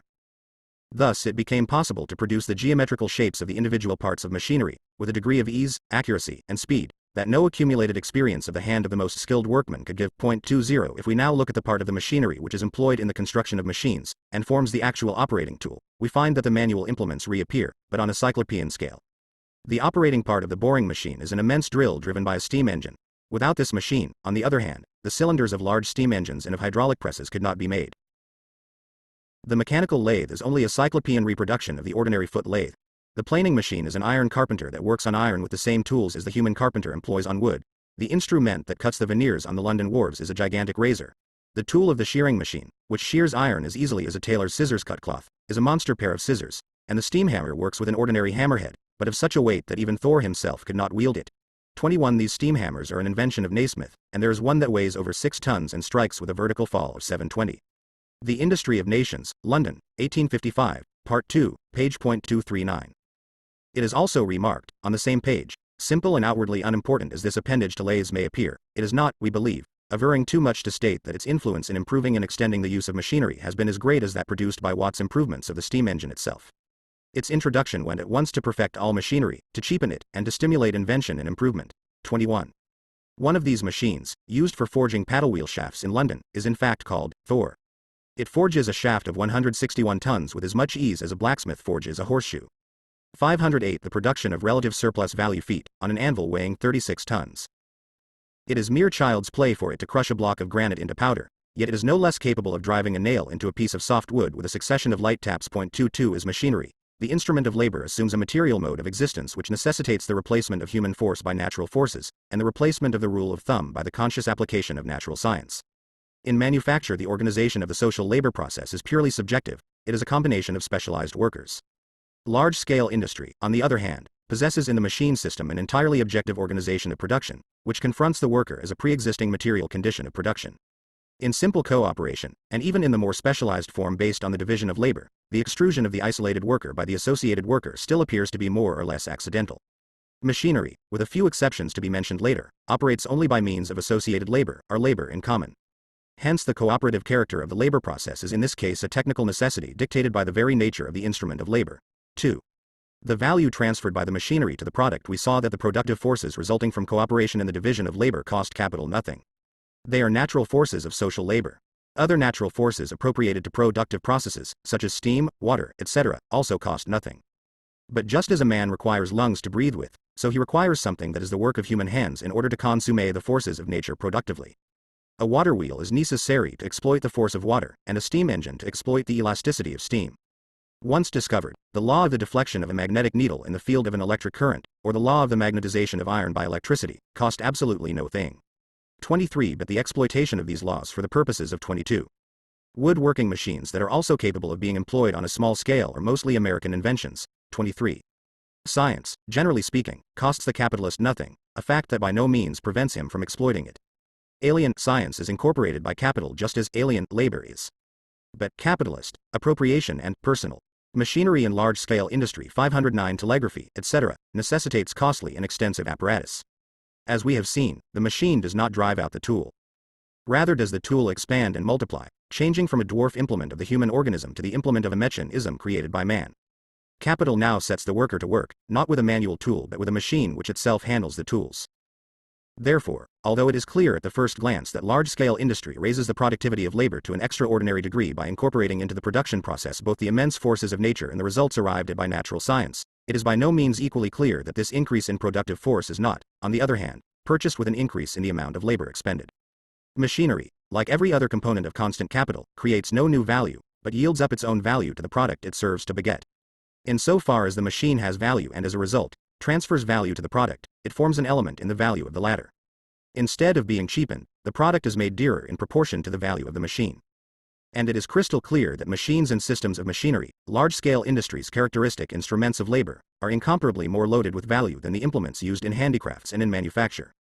In the first place, it must be observed that machinery, while always entering as a whole into the labor process, enters only piece by piece into the process of valorization.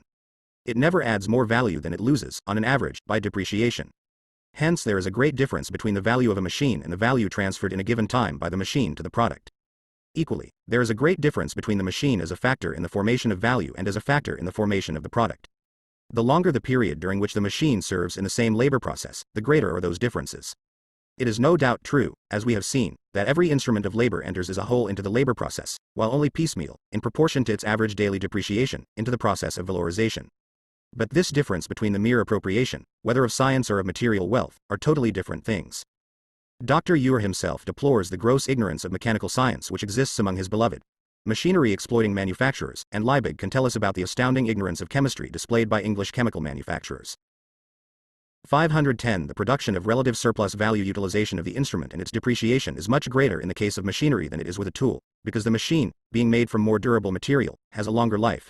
Because it can be employed more economically, from the point of view both of the deterioration of its own components and of its consumption of materials, as its use is regulated by strict scientific laws, and, finally, because its field of production is incomparably larger than that of a tool. Both in the case of the machine and of the tool, we find that after allowing for their average daily cost, that is for the value they transmit to the product by their average daily wear and tear, and for their consumption of auxiliary substances such as oil, coal and so on, they do their work for nothing, like the natural forces which are already available without the intervention of human labor. The greater the productive effectiveness of the machinery compared with that of the tool, the greater is the extent of its gratuitous service. Only in large-scale industry has man succeeded in making the product of his past labor, labor which has already been objectified, perform gratuitous service on a large scale, like a force of nature.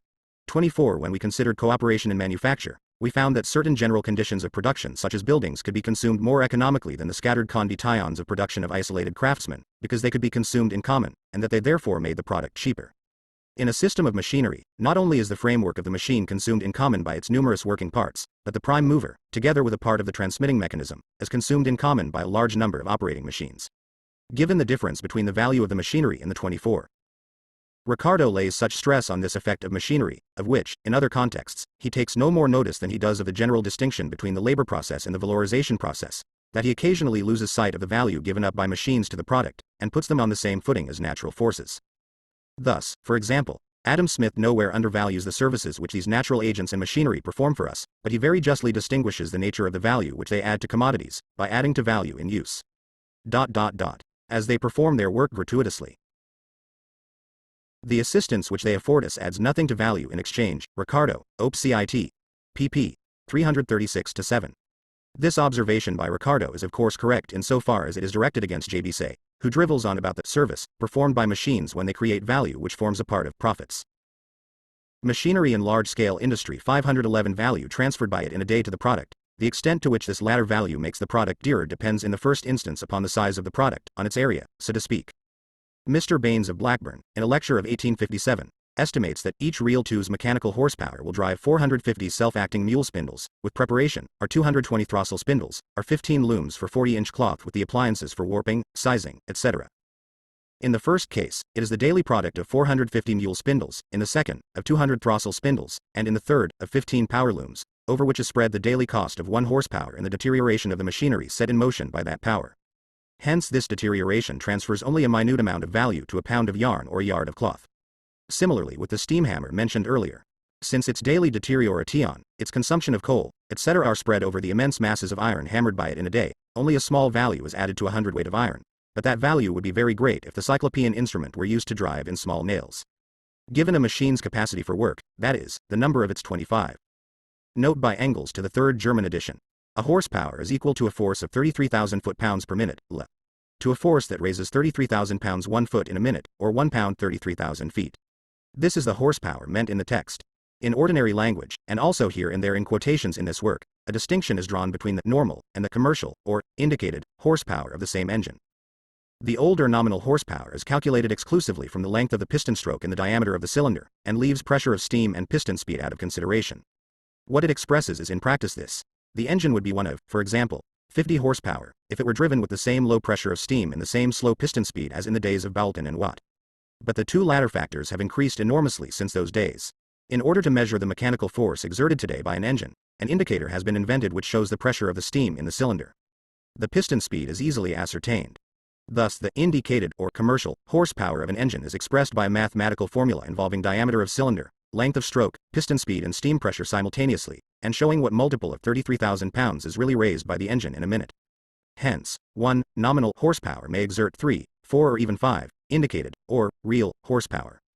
This observation is made for the purpose of explaining various quotations on subsequent pages. J. B. Baines, The Cotton Trade. 2 lectures on the above subject, delivered before the members of the Blackburn Literary, Scientific, and Mechanics Institution, Blackburn, London, 1857, page 48. 512. The production of relative surplus value operating tools, or, where it is a question of force, their size, the amount of its product will depend on the velocity of its working parts, on the speed, for instance, of the spindles, or on the number of blows given by the hammer in a minute. Many of these colossal hammers strike 70 times in a minute, and Ryder's patent machine for forging spindles with small hammers gives as many as 700 strokes per minute. Given the rate at which machinery transfers its value to the product, the amount of value so transferred depends on the total value of the machinery. 26. The less labor it contains, the less value it contributes to the product. The less value it gives up, the more productive it is, and the more its services approach those rendered by natural forces. But the production of machinery lessens its value in relation to its extension and efficacy. A comparative analysis of the prices of commodities produced by handicrafts or manufacture, and of the prices of the same commodities produced by machinery, shows in general that in the product of machinery the value arising out of the instrument of labor increases relatively, but decreases absolutely. In other words, its absolute amount decreases, but its amount in relation to the total value of the product, of a pound of yarn, for instance, increases. 2. 726. The reader who is imbued with capitalist notions will naturally mishear the interest added by the machine to the product in proportion to its capital value. It is however easily seen that since a machine no more creates new value than any other part of constant capital, it cannot add any value under the heading of interest. It is also evident that here, where we are dealing with the production of surplus value, we cannot a priori presuppose the existence of any part of that value as interest. The capitalist mode of calculating, which seems on the face of it to be absurd, and to contradict the laws of the creation of value, will be explained in the third volume of this work. 27. The portion of value which is added by the machinery decreases both absolutely and relatively when the machinery drives out horses and other animals which are employed merely as motive forces and not as machines for inducing metabolic changes. We may remark here, incidentally, that Descartes, in defining animals as mere machines, saw with the eyes of the period of manufacture. The medieval view, on the other hand, was that animals were assistants to man, and this is also the view taken later by von Haller, in his Restauration der Staatswissenschaften. Descartes, like Bacon, thought that the Karl Ludwig von Haller, 1768–1854, was a Swiss historian and the leading political theorist of the reaction after 1815. His book, mentioned here, may be translated as The Restoration of Political Science. It is a conscious attempt to return back beyond the 18th century Enlightenment to monarchical absolutism based on natural law, and to adopt an explicitly medieval standpoint. Machinery and large-scale industry. 513. It is evident that whenever it costs as much labor to produce a machine as is saved by the employment of that machine, all that has taken place is a displacement of labor. Consequently, the total labor required to produce a commodity has not been lessened, in other words, the productivity of labor has not been increased. However, the difference between the labor a machine costs and the labor it saves, in other words the degree of productivity the machine possesses, does not depend on the difference between its own value and the value of the tool it replaces. As long as the labor spent on a machine is such that the portion of its value added to the product remains smaller than the value added by the worker to the product with his tool, there is always a difference of labor saved in favor of the machine. The productivity of the machine is therefore measured by the human labor power it replaces. According to Mr. Baines, 2 workers are required for the 450 mule spindles, including preparation machinery, that are driven by 1 horsepower. 28. Each self-acting mule spindle, working 10 hours, produces 13 ounces of yarn. Altered methods of thought would result in an alteration in the shape of production, and the practical subjugation of nature by man. This is shown by a passage in the Discours de la Méthode. It is possible, using the method he introduced in philosophy, to attain knowledge very useful in life and, in place of the speculative philosophy taught in the schools, one can find a practical philosophy by which, given that we know the powers and the effectiveness of fire, water, air, the stars, and all the other bodies that surround us, as well and as accurately as we know the various trades of our craftsmen, we shall be able to employ them in the same manner as the latter to all those uses to which they are adapted, and thus as it were make ourselves the masters and the possessors of nature, thereby contributing to the perfection of human life. In the preface to Sir Dudley North's Discourses upon Trade, 1691, it is stated that the method of Descartes, as applied to political economy, had begun to free it from the old fables and superstitious notions about money, trade, etc. On the whole, however, the early English economists sided with Bacon and Hobbes as their philosophers, while, at a later period, Locke became the philosopher, XO.RE. Ox VT of political economy in England, France and Italy. 28. According to the annual report of the Essen Chamber of Commerce, October 1863, the Krupp Steel Works, with its 161 furnaces, 32 steam engines, in the year 1800 this was roughly the total number of steam engines working in Manchester, 14 steam hammers, representing in all 1,236 horsepower, 49 forges, 203 tool machines and approximately 2,400 workers, produced in 1862 13 million pounds of cast steel. Here there are less than 2 workers to each horsepower. Descartes, Discours de la Méthode, 1637, Part 6. TPAR Excellence. 514 The production of relative surplus value, average thickness, consequently 2 workers spin 3,651 lb of yarn per week. Hence, if we disregard waste to make the calculation simpler, 366 lb of cotton absorb only 150 hours of labor during their conversion into yarn, in other words 15 working days of 10 hours each.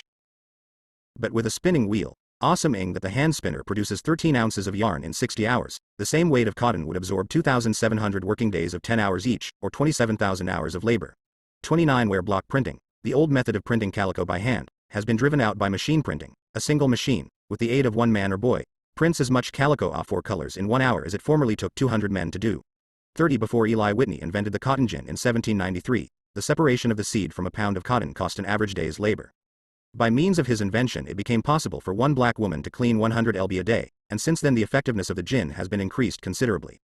A pound of raw cotton which previously cost 50 cents to produce could subsequently be sold for 10 cents at a greater profit, i.e. with more unpaid labor. In India they use an instrument called a churka, which is half machine and half tool, for separating the seeds from the cotton wool. With this one man and one woman can clean 28 lb a day.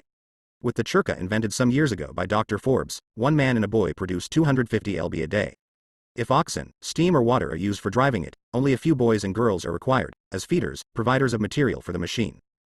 16 of these machines driven by oxen do as much work in a day as 750 people did before, on average. 31 is already stated, a steam plow does as much work in 1 hour at a cost of 3d. as 66 men at a cost of 15s. I come back to this example in order to clear up an erroneous notion. The 15s are by no means the expression in money of all the labor expended in 1 hour by the 66 men. If the ratio of surplus 29, Babbage estimates that in Java 117% is added to the value of cotton by the labor of spinning alone. At the same period, 1832, the total value added to cotton by machinery and labor in the fine spinning industry amounted to about 33% of TBE initial value of the raw material, on the economy of machinery, pp. 165 to 630. Machine printing also economizes on color. 31. See paper read by Dr. Watson, reporter on products to the Government of India, before the Society of Arts, the 17th of April 1860. See above, page 498. Machinery and large-scale industry 515 labor to necessary labor were 100%. These 66 men would produce in 1 hour a value of 30s. Although their wages, 15s, represented only their labor for half an hour. Let us suppose, then, that a machine costs as much as the wages for a year of the 150 men it displaces, say 3,000 pounds. This 3,000 pounds is by no means the expression in money of the labor provided by these men and added to the object of labor before the introduction of the machine, but only the expression of that portion of their year's labor which was expended for themselves and is represented by their wages. On the other hand, the 3,000 pounds, the monetary value of the machine, expresses all the labor expended to produce it, whatever the proportion between the worker's wages and the capitalist's surplus value. Therefore, even if the machine costs as much as the labor power displaced by it, the labor objectified in it is still much smaller in quantity than the living labor it replaces. 32. The use of machinery for the exclusive purpose of cheapening the product is limited by the requirement that less labor must be expended in producing the machinery than is displaced by the employment of that machinery. For the capitalist, however, there is a further limit on its use. Instead of paying for the labor, he pays only the value of the labor power employed. The limit to his using a machine is therefore fixed by the difference between the value of the machine and the value of the labor power replaced by it. Since the division of the day's work into necessary labor and surplus labor differs in different countries, and even in the same country at different periods, or in different branches of industry, and further, since the actual wage of the worker sometimes sinks below the value of his labor power, and sometimes rises above it, it is possible for the difference between the price of the machinery and the price of the labor power replaced by that machinery to undergo great variations, while the difference between the quantity of labor needed to produce the machine and the total quantity of labor replaced by it remains constant. 33. But it is only the former difference that determines the cost to the capitalist of producing a commodity, and influences his actions. 32. These mute agents, the machines, are always the produce of much less labor than that which they displace, even when they are of the same money value. Ricardo, Op. Cit. Page 40, 33. The field of application for machinery would therefore be entirely different in a communist society from what it is in bourgeois society. 516. The production of relative surplus value through the pressure of competition. Hence the invention nowadays in England of machines that are employed only in North America, just as in the 16th and 17th centuries machines were invented in Germany for use exclusively in whole land, and just as many French inventions of the 18th century were exploited only in England. In the older countries, machinery itself, when employed in some branches of industry, creates such a superfluity of labor, redundancy of labor, is how Ricardo puts it asterisk, in other branches that the fall of wages below the value of labor power impedes the use of machinery in those other branches and, from the standpoint of the capitalist, makes the use of machinery superfluous, and often impossible, because his profit comes from a reduction in the labor paid for, not in the labor employed. In some branches of the wool industry in England the employment of children has been considerably lessened during recent years, and in some cases entirely abolished. Why? Because the Factory Acts made two sets of children necessary, one set working 6 hours, the other 4, or both sets working 5 hours. But the parents refused to sell the half-timers cheaper than the full-timers. Hence the substitution of machinery for the half-timers. 34. Before the labor of women and children under 10 years old was forbidden in mines, the capitalists considered the employment of naked women and girls, often in company with men, so far sanctioned by their moral code, and especially by their ledgers, that it was only after the passing of the act that they had recourse to machinery. The Yankees have invented a stone-breaking machine. The English. 34. Employers of labor would not unnecessarily retain 2 sets of children under 13. In fact, one class of manufacturers, the spinners of wool and yam, now rarely employ children under 13 years of age, i.e. half-timers. They have introduced improved and new machinery of various kinds, which altogether supersedes the employment of children, of children under 13 years old, for instance. I will mention one process as an illustration of this diminution in the number of children, wherein by the addition of an apparatus, called a piecing machine, to existing machines, the work of 6 or 4 half-timers, according to the peculiarity of each machine, can be performed by one young person, over 13 years old. The half-time system stimulated the invention of the piecing machine, reports of the inspectors of factories. The 31st of October 1858, pp. 42-3. Asterisk. Ricardo refers rather to redundancy of people, Op. Cit. Page 472. Although of course it is clear from the context that it is workers whose redundancy he has in mind. Machinery in large-scale industry. 517 do not make use of it because the wretch 35 who does this work gets paid for such a small portion of his labor that machinery would increase the cost of production to the capitalist. 36. In England women are still occasionally used instead of horses for hauling barges. 37. Because the labor required to produce horses and machines is an accurately known quantity, while that required to maintain the women of the surplus population is beneath all calculation. Hence we nowhere find a more shameless squandering of human labor power for despicable purposes than in England, the land of machinery. 3. The most immediate effects of machine production on the worker, as we have shown, the starting point of large-scale industry is the revolution in the instruments of labor, and this attains its most highly developed form in the organized system of machinery in the factory. Before we inquire how human material is incorporated with this objective organism, let us consider some general effects of the revolution on the worker himself. A. Appropriation of supplementary labor power by capital. The employment of women and children. In so far as machinery dispenses with muscular power, it becomes a means for employing workers of slight muscular strength, or whose bodily development is incomplete, but whose limbs are all the more supple. The labor of women and children was therefore the first result of the capitalist application of machinery.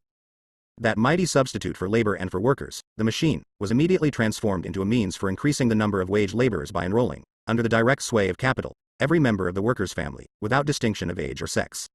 Compulsory work for the capitalist usurped the place, not only of the children's play, but also of independent labor at home, within customary limits, for the family itself. 38-35. Wretch is the technical expression used in English political economy for the agricultural laborer. 36. Machinery can frequently not be employed until a bore, he means wages, rises, Ricardo, Op. Cit. Page 479, 37. See Report of the Social Science Congress at Edinburgh, October 1863, 38. During the cotton crisis caused by the American Civil War, Dr. Edward Smith was sent by the English government to Lancashire, Cheshire and other 518. The production of relative surplus value. The value of labor power was determined, not only by the labor time necessary to maintain the individual adult worker, but also by that necessary to maintain his family. Machinery, by throwing every member of that family onto the labor market, spreads the value of the man's labor power over his whole family. It thus depreciates it. To purchase the labor power of a family of 4 workers may perhaps cost more than it formerly did to purchase the labor power of the head of the family, but, in return, 4 days' labor takes the place of 1 day's, and the price falls in proportion to the excess of the surplus labor of 4 over the surplus labor of 1. In order that the family may live, 4 people must now provide not only labor for the capitalist, but also surplus labor. Thus we see that machinery, while augmenting the human material that forms capital's most characteristic field of exploitation, 39 at the same time raises the degree of T-hat exploitation. Places to report on the state of health of the cotton operatives. He reported that from a hygienic point of view, and apart from the banishment of the operatives from the factory atmosphere, the crisis had several advantages. The women now had sufficient leisure to give their infants the breast, instead of poisoning them with Godfrey's cordial, an opiate. They also had the time to learn to cook. Unfortunately, the acquisition of this art occurred at a time when they had nothing to cook. But from this we see how capital, for the purposes of its self-valorization, has usurped the family labor necessary for consumption. This crisis was also utilized to teach sewing to the daughters of the workers in sewing schools. An American Revolution and a universal crisis were needed in order that working girls, who spin for the whole world, might learn to sew. 39. The numerical increase of laborers has been great, through the growing substitution of female for male, and above all, of childish for adult labor. 3 girls of 13, at wages of from 6 shillings to 8 shillings a week, have replaced the 1 man of mature age, at wages varying from 18 shillings to 4 shillings. Thomas de Quincey, The Logic of Political Economy, London, 1844, note to page 147. Since certain family functions, such as nursing and suckling children, cannot be entirely suppressed, the mothers who have been confiscated by capital must try substitutes of some sort. Domestic work, such as sewing and mending, must be replaced by the purchase of ready-made articles. Hence the diminished expenditure of labor in the house is accompanied by an increased expenditure of money outside. The cost of production of the working-class family therefore increases and balances its greater income. In addition to this, economy and judgment in the consumption and preparation of the means of subsistence become impossible. Abundant material on these facts, which are concealed by official political economy, are to be found in the reports of the inspectors of factories, the reports of the Children's Employment Commission, and particularly in the reports on public health. Machinery and large-scale industry. 519. Machinery also revolutionizes, and quite fundamentally, the agency through which the capital relation is formally mediated, i.e. the contract between the worker and the capitalist. Taking the exchange of commodities as our basis, our first assumption was that the capitalist and the worker confronted each other as free persons, as independent owners of commodities, the one possessing money and the means of production, the other labor power. But now the capitalist buys children and young persons. Previously the worker sold his own labor power, which he disposed of as a free agent, formally speaking. Now he sells wife and child. He has become a slave dealer. 40 notices of demand for children's labor often resemble and form the inquiries for Negro slaves that were formerly to be read among the advertisements in American journals. My attention, says an English factory inspector, was drawn to an advertisement in the local paper of one of the most important manufacturing towns of my district, of which the following is a copy. Wanted, 12 to 20 young persons, not younger than what can pass for 13 years. Wages, 4 shillings a week. Apply, etc. 41. The phrase, what can pass for 13 years refers to the fact that, according to the Factory Act, children under 13 years old may only work 6 hours a day. An officially appointed doctor, the certifying surgeon, must certify their age. The manufacturer, therefore, asks for children who look as if they are already 13 years old. The decrease, often by leaps and bounds, in the number of children under 13 years employed in factories, a decrease that is shown in an astonishing manner by the English statistics of the last 20 years, was for the 40. The shortening of the hours of labor for women and children in English factories was exacted from capital by the adult male workers. In striking contrast with this great fact, we find in the most recent years of the Children's Employment Commission that, in relation to this traffic in children, working-class parents have assumed characteristics that are truly revolting and thoroughly like slave dealing. But the pharisaical capitalist, as may be seen from the same reports, denounces this bestiality which he himself creates, perpetuates and exploits, and which, moreover, he baptizes freedom of labor. Infant labor has been called into aid, even to work for their own daily bread. Without strength to endure such disproportionate toil, without instruction to guide their future life, they have been thrown into a situation physically and morally polluted. The Jewish historian has remarked upon the overthrow of Jerusalem by Titus that it was no wonder it should have been destroyed, with such a signal destruction, when an inhuman mother sacrificed her own offspring to satisfy the cravings of absolute hunger. Public Economy Concentrated, Carlyle. T. 1833 T. page 66, 41. A. Redgrave, in Reports of the Inspectors of Factories. The 31st of October 1858, pp. 40-41. 520 The production of relative surplus value most part, according to the evidence of the factory inspectors themselves, the work of the certifying surgeons, who adjusted the children's ages in a manner appropriate to the capitalist's greed for exploitation and the parents' need to engage in this traffic. In the notorious London district of Bethnal Green, a public market is held every Monday and Tuesday morning, at which children of both sexes, from 9 years of age upwards, hire themselves out to the silk manufacturers. The usual terms are is 8d. a week, this belongs to the parents, and 2d. for myself and t. The contract is binding only for the week. The scene and language while this market is going on are quite disgraceful. 42 It still happens in England that women take children from the workhouse and let anyone have them out for 2s. 6d. a week. 43 In spite of legislation, the number of boys sold in Great Britain by their parents to act as live chimney sweeping machines, although machines exist to replace them, is at least 2,000. 44 The revolution effected by machinery in the legal relationship between buyer and seller of labor power, causing the transaction as a whole to lose the appearance of a contract between free persons, later offered the English Parliament an excuse, founded on juristic principles, for state intervention into factory affairs. Whenever the law limits the labor of children to 6 hours in industries not previously touched, the complaints of the manufacturers resound yet again. They allege that numbers of parents withdraw their children from the industries brought under the Act in order to sell them where freedom of labor still prevails, i.e. where children under 13 years are compelled to work like adults, and for that reason can be sold at a higher price. But since capital is by its nature a leveler, since it insists upon equality in the conditions of exploitation of labor in every sphere of production is its own innate right, the limitation by law of children's labor in one branch of industry results in its limitation in others. We have already alluded to the physical deterioration of the children and young persons, as well as the women, whom machinary subjects to the exploitation of capital, first directly in the 542. Children's Employment Commission, 5th Report, London, 1866, page 81, d. 31. Added by Engels in the 4th German edition. The Bethnal Green silk industry has now almost disappeared. 43. Children's Employment Commission 3rd Report, London, 1864, page 53, 15. 44. Ibid. 5th Report, page XXII, d. 137. Machinery and large-scale industry 521 tones that sprout forth on the basis of machinery, and then indirectly in all the remaining branches of industry. Here we shall dwell on one point only, the enormous mortality of the children of the workers during the first few years of their life. In 16 of the registration districts into which England is divided, there are, for every 100,000 children alive under the age of 1 year, only 9,085 deaths in a year on an average, in one district only 7,047, in 24 districts the deaths are over 10,000 but under 11,000, in 39 districts over 11,000 but under 12,000, in 48 districts over 12,000 but under 13,000, in 22 districts over 20,000, in 25 districts over 21,000, in 17 over 22,000, in 11 over 23,000, in Wolverhampton, Ashton-under-Lyne and Preston, over 24,000. In Nottingham, Stockport and Bradford, over 25,000. In Wisbech, 26,000. And in Manchester, 26,125.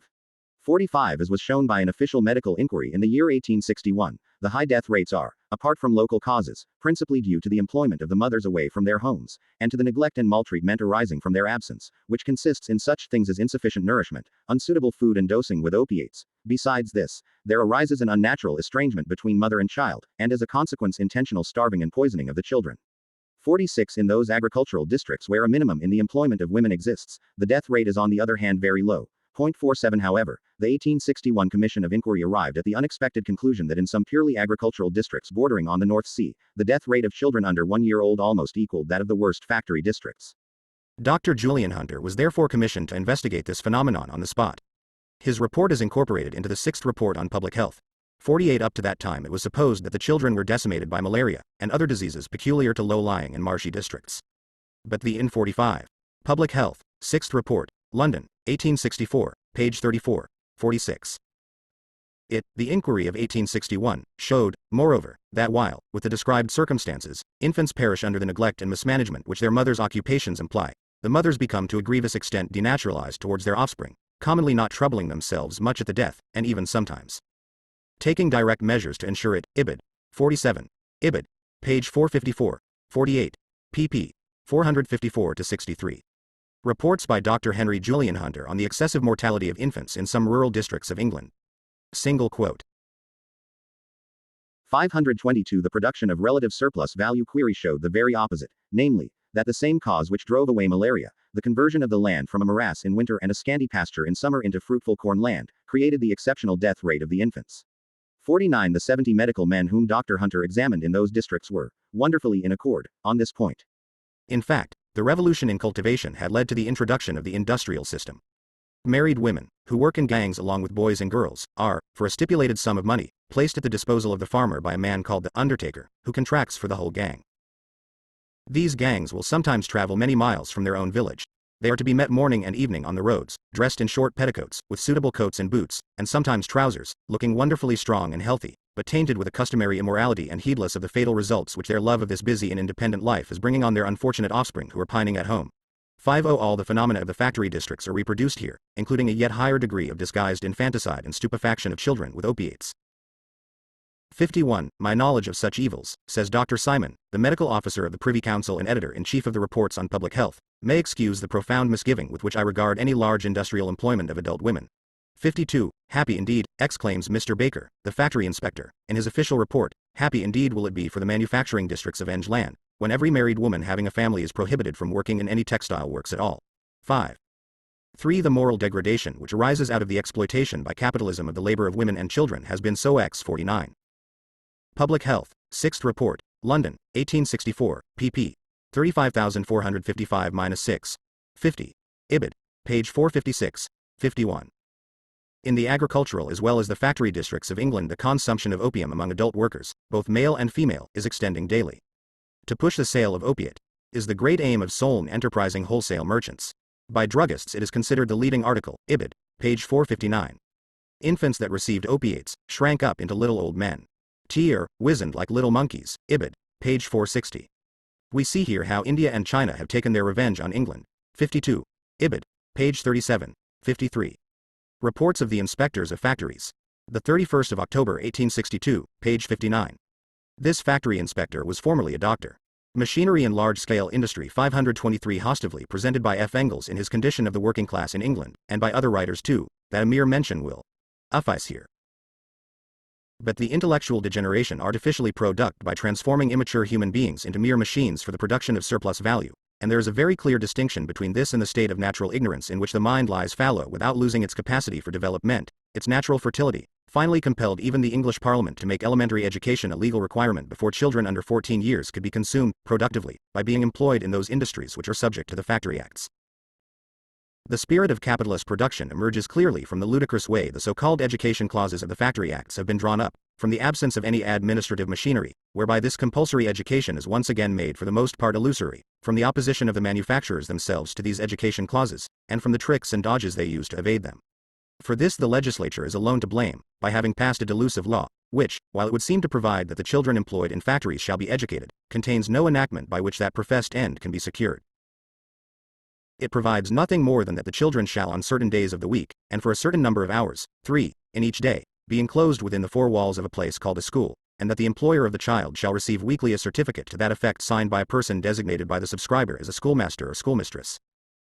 S4 Before the passing of the amended Factory Act of 1844, it happened not infrequently that the certificates of attendance at school were signed by the schoolmaster or schoolmistress with a cross, as they themselves were unable to write.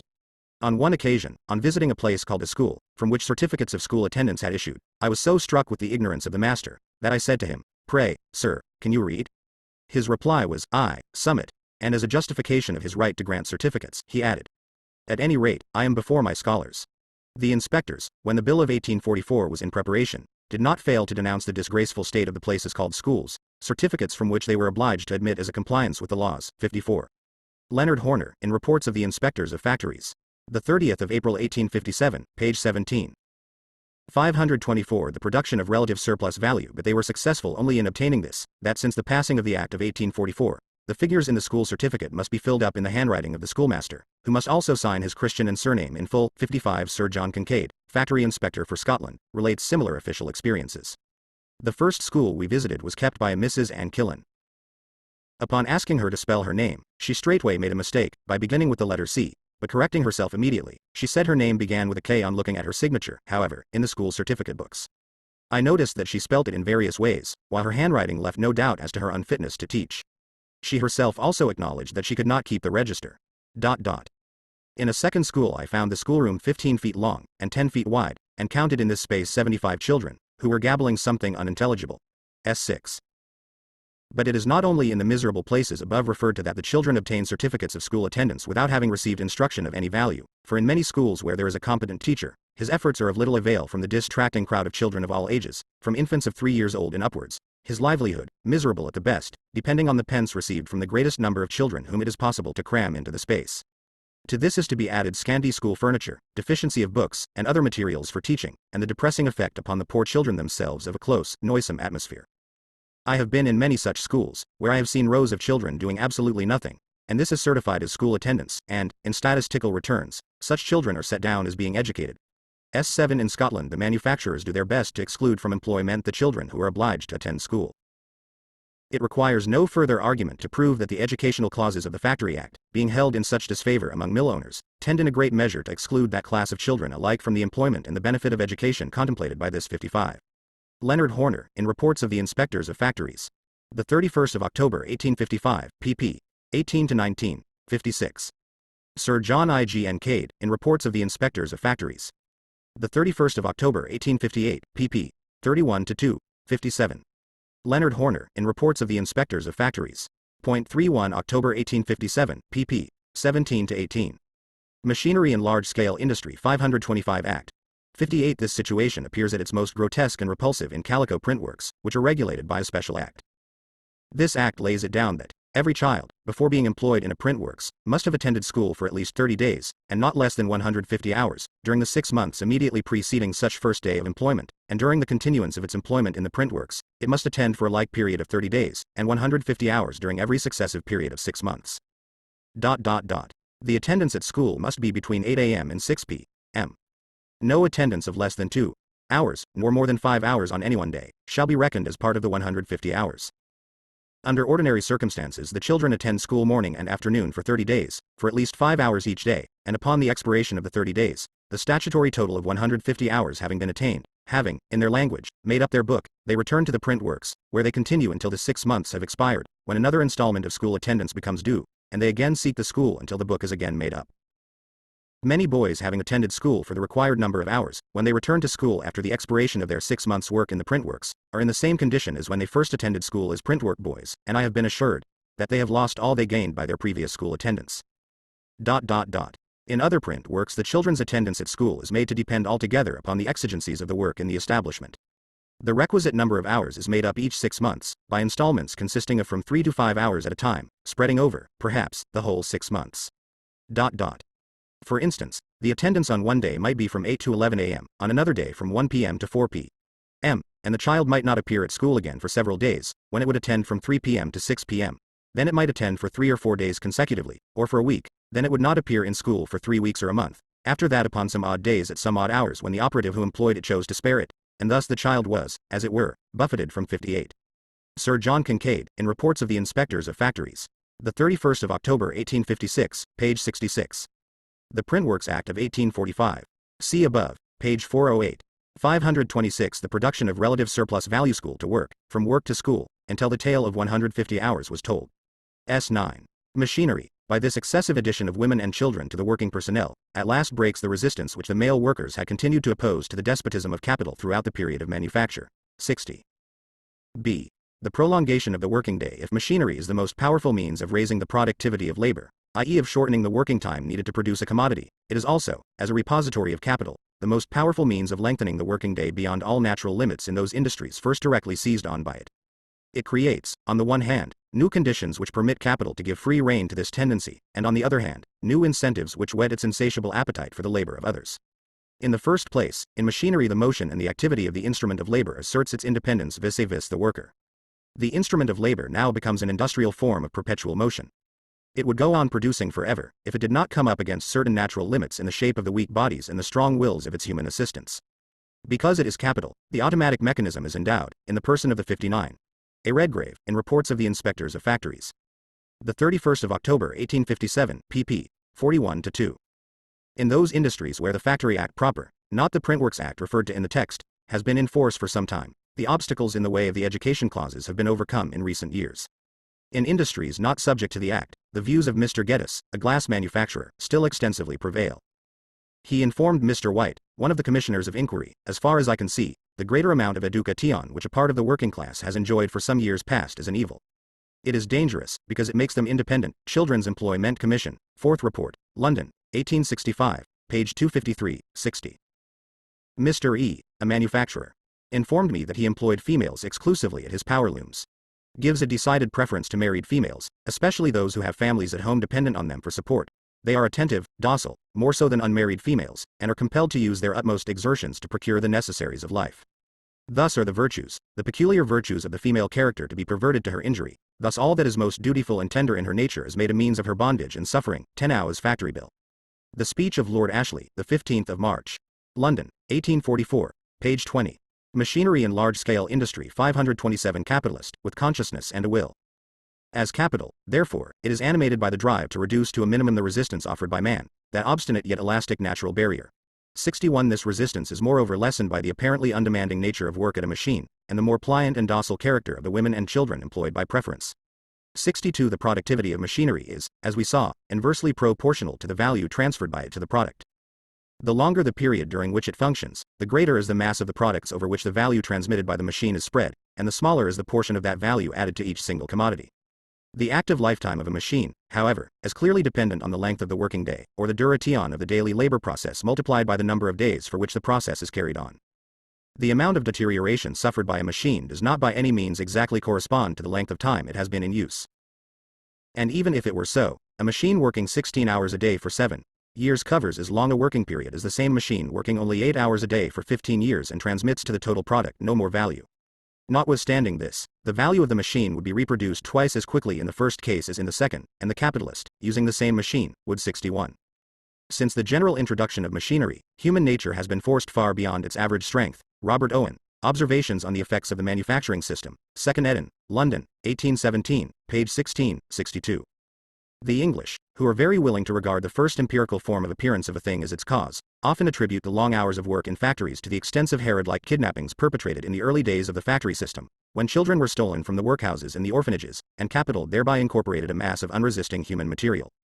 Fielden, for instance, himself an English manufacturer, says, "It is evident that the long hours of work were brought about by the circumstance of so great a number of destitute children being supplied from different parts of the country, that the masters were independent of the hands, and that having once established the custom by means of the miserable materials they had procured in this way, they could impose it on their neighbors with the greater facility. J. Phi 1 Den. The Curse of the Factory System. London, 1836, page 11. With reference to female labor, the factory inspector Saunders says in his report of 1844, amongst the female operatives there are some women who, for many weeks in succession, except for a few days, are employed from 6 a.m. till midnight, with less than 2 hours for meals, so that on 5 days of the week they have only 6 hours left out of the 24, for going to and from their homes and resting in bed. 528 The production of relative surplus value absorb in 7 years as much surplus value as he would in as in the second case. The physical deterioration of the machine is of two kinds. The one arises from use, as coins wear away by circulating, the other from lack of use, as a sword rusts when left in its scabbard. This second kind is its consumption by the elements. Deterioration of the first kind is more or less directly proportional, and that of the second kind to a certain extent inversely proportional, to the use of the machine. 63 But in addition to the material wear and tear, a machine also undergoes what we might call a moral depreciation. It loses exchange value, either because machines of the same sort are being produced more cheaply than it was, or because better machines are entering into competition with it. 64 In both cases, however young and full of life the machine may be, its value is no longer determined by the necessary labor time actually objectified in it, but by the labor time necessary to reproduce either it or the better machine. It has therefore been devalued to a greater or lesser extent. The shorter the period taken to reproduce its total value, the less is the danger of moral depreciation, and the longer the working day, the shorter that period in fact is. When Machinery is first introduced into a particular branch of production, new methods of reproducing it more cheaply follow blow upon blow. 65 And so do improvements which relate not only to individual parts and details of the machine, but also to its whole construction. It is therefore in the early days of a machine's life that this special incentive to the prolongation of the working day makes itself felt most acutely. 66. 63. When they strike, the operatives occasion injury to the delicate moving parts of metallic mechanisms by inaction. Ure, Opt. Cit. Page 28, 64. The Manchester Spinner, already referred to. The Times, 26 November 1862, enumerates, as part of the cost of machinery, an allowance for deterioration of machinery. It is also intended, he says, to cover the loss which is constantly arising from the superseding of machines before they are worn out, by others of a new and better construction. Single quote. 65. It has been estimated, roughly, that the first individual of a newly invented machine will cost about 5 times as much as the construction of the second. Babbage, Opt. Cit. pp. 211-12, 66. The improvement which took place not long ago in frames for making patent was so great that a machine in good repair which had cost £1,200 sold a few years later for £60. Improvements succeeded each other, so see above, page 315. Machinery in large-scale industry 529. Given the length of the working day, and in otherwise identical circumstances, the exploitation of double the number of workers requires not only a doubling of that part of constant capital which is invested in machinery and buildings, but also a doubling of the part laid out in raw material and auxiliary substances. The lengthening of the working day, on the other hand, permits an expansion of the scale of production without any change in the amount of capital invested in machinery and buildings. 67. Not only does surplus value increase therefore, but the outlay necessary to obtain it diminishes. It is true that this takes place, more or less, with every lengthening of the working day, but here the change is of far greater importance because the part of the capital that has been converted into the instruments of labor now falls more decisively into the balance. 68. The development of machine production ties a constantly increasing portion of the capital to a form in which, on the one hand, it is constantly capable of valorization, and in which, on the other hand, it loses both use value and exchange value whenever it is deprived of contact with living labor. Mr. Ashworth, an English cotton magnate, imparted the following lesson to Professor Nassau W. Sr. When a laborer lays down his spade, he renders useless, for that period, a capital worth 18 pence. When one of our people leaves the mill, he renders useless a capital that has cost £100,000. 69. Just imagine that.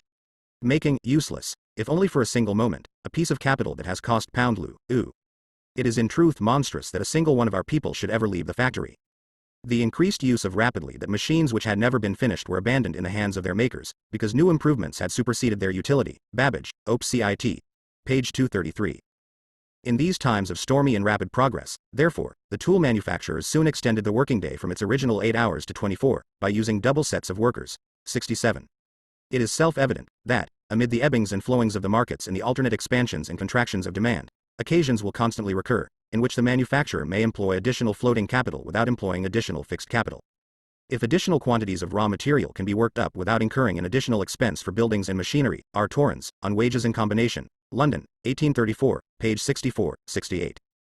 This circumstance is mentioned here only for the sake of completeness, as we shall only come to consider the rate of profit, i.e. the ratio of surplus value to the total capital advanced, when we reach Volume 3, 69.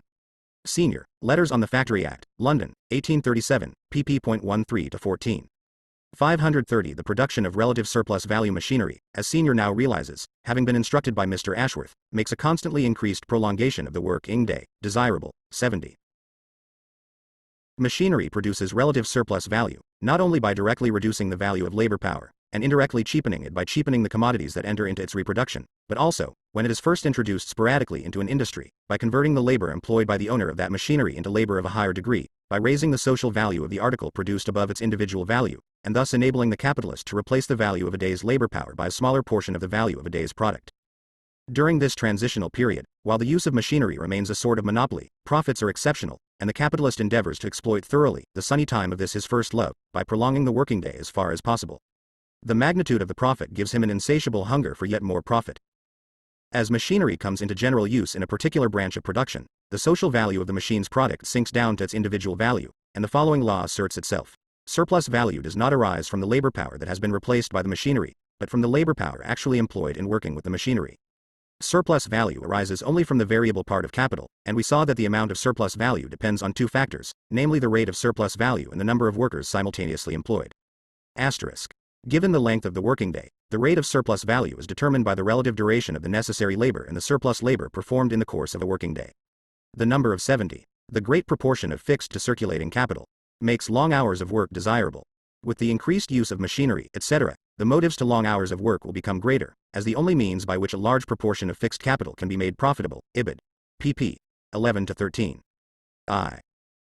There are certain expenses upon a mill which go on in the same proportion whether the mill be running short or full time, as, for instance, rent, rates, and taxes, insurance against fire, wages of several permanent servants, deterioration of machinery, with various other charges upon a manufacturing establishment, the proportion of which to profits increases as the production decreases. Reports of the inspectors of factories. Point 31 October 1862, page 19. See above, page 420. Machinery in large-scale industry 531 workers simultaneously employed depends, for its part, on the ratio of the variable to the constant capital. Now, however much the use of machinery may increase surplus labor at the expense of necessary labor by raising the productive power of labor, it is clear that it attains this result only by diminishing the number of workers employed by a given amount of capital. It converts a portion of capital which was previously variable, i.e. had been turned into living labor, into machinery, i.e. into constant capital which does not produce surplus value. It is impossible, for instance, to squeeze as much surplus value out of 2 as out of 24 workers. If each of these 24 men gives only 1 hour of surplus labor in 12, the 24 men give together 24 hours of surplus labor, while 24 hours is the total labor of the 2 men. Hence there is an imminent contradiction in the application of machinery to the production of surplus value, since, of the 2 factors of the surplus value created by a given amount of capital, 1, the rate of surplus value, cannot be increased except by diminishing the other, the number of workers. This contradiction comes to light as soon as machinery has come into general use in a given industry, for then the value of the machine-produced commodity regulates the social value of all commodities of the same kind, and it is this contradiction which in turn drives the capitalist, without his being aware of the fact, to the most ruthless and excessive prolongation of the working day, in order that he may secure compensation for the decrease in the relative number of workers exploited by increasing not only relative but also absolute surplus labor. The capitalist application of machinery on the one hand supplies new and powerful incentives for an unbounded prolongation of the working day, and produces such a revolution in the mode of labor as well as the character of the social working organism that it is able to break all resistance to this tendency. But on the other hand, partly by placing at the capitalist's disposal new strata of the working class previously inaccessible to him, partly by setting free the workers it supplants, machinery produces a surplus working 71. Why it is that this imminent contradiction does not enter the head of the individual capitalist, or the political economists who are imbued with his views, will appear from the first part of Volume 3. See Capital, Volume 3, Chapter 15, Section 2, Conflict between expansion of production and production of surplus value. 532 The production of relative surplus value population. 72 which is compelled to submit to the dictates of capital. Hence that remarkable phenomenon in the history of modem industry, that machinery sweeps away every moral and natural restriction on the length of the working day. Hence too the economic paradox that the most powerful instrument for reducing labor time suffers a dialectical inversion and becomes the most unfailing means for turning the whole lifetime of the worker and his family into labor time at capital's disposal for its own valorization. If, dreamed Aristotle, the greatest thinker of antiquity, if every tool, when summoned, or even by intelligent anticipation, could do the work that befits it, just as the creations of Daedalus moved of themselves, or the tripods of Hephaestus went of their own accord to their sacred work, if the weavers' shuttles were to weave of themselves, then there would be no need either of apprentices for the master craftsman, or of slaves for the lords. 73 and Antipater. A Greek poet of the time of Cicero, hailed the water wheel for grinding com, that most basic form of all productive machinery, as the liberator of female slaves and the restorer of the golden age. 74 those heathens. They understood nothing of political economy and Christianity, as the learned Bastiat dis 72. It is one of the greatest merits of Ricardo that he saw machinery not only as a means of producing commodities, but also a means of producing a redundant population. 73. F. Bies, Die Philosophie des Aristoteles, Volume 2, Berlin, 1842, page 408. T. 74.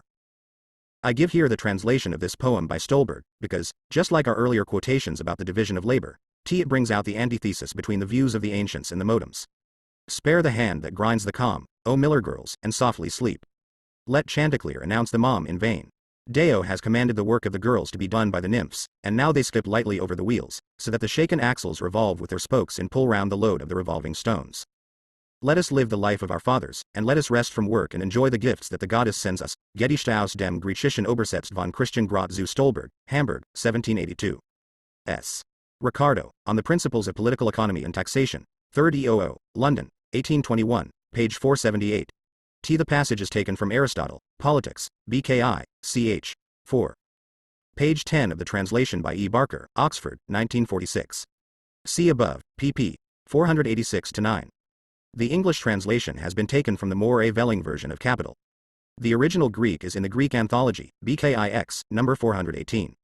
Antipater of Thessalonica, a minor Greek epigrammatist, Floruit 1st century BC. Machinery and large-scale industry 533 covered, and before him the still wiser McCullough. They did not, for example, comprehend that machinery is the surest means of lengthening the working day. They may perhaps have excused the slavery of one person as a means to the full human development of another. But they lacked the specifically Christian qualities which would have enabled them to preach the slavery of the masses in order that a few crude and half-educated parvenus might become eminent spinners, extensive sausage makers and influential shoe-black dealers. C. Intensification of labor. As we have seen, the immoderate lengthening of the working day produced by machinery in the hands of capital leads later on to a reaction on the part of the society, which is threatened in the very sources of its life, and, from there, to a normal working day whose length is fixed by law. On the foundation laid by the latter, something we have already met with, namely the intensification of labor, develops into a phenomenon of decisive importance. Our analysis of absolute surplus value dealt primarily with the extensive magnitude of labor, its duration, while its intensity was treated as a given factor. We have now to consider the inversion, Umschlag, of extensive magnitude into intensive magnitude, or magnitude of degree.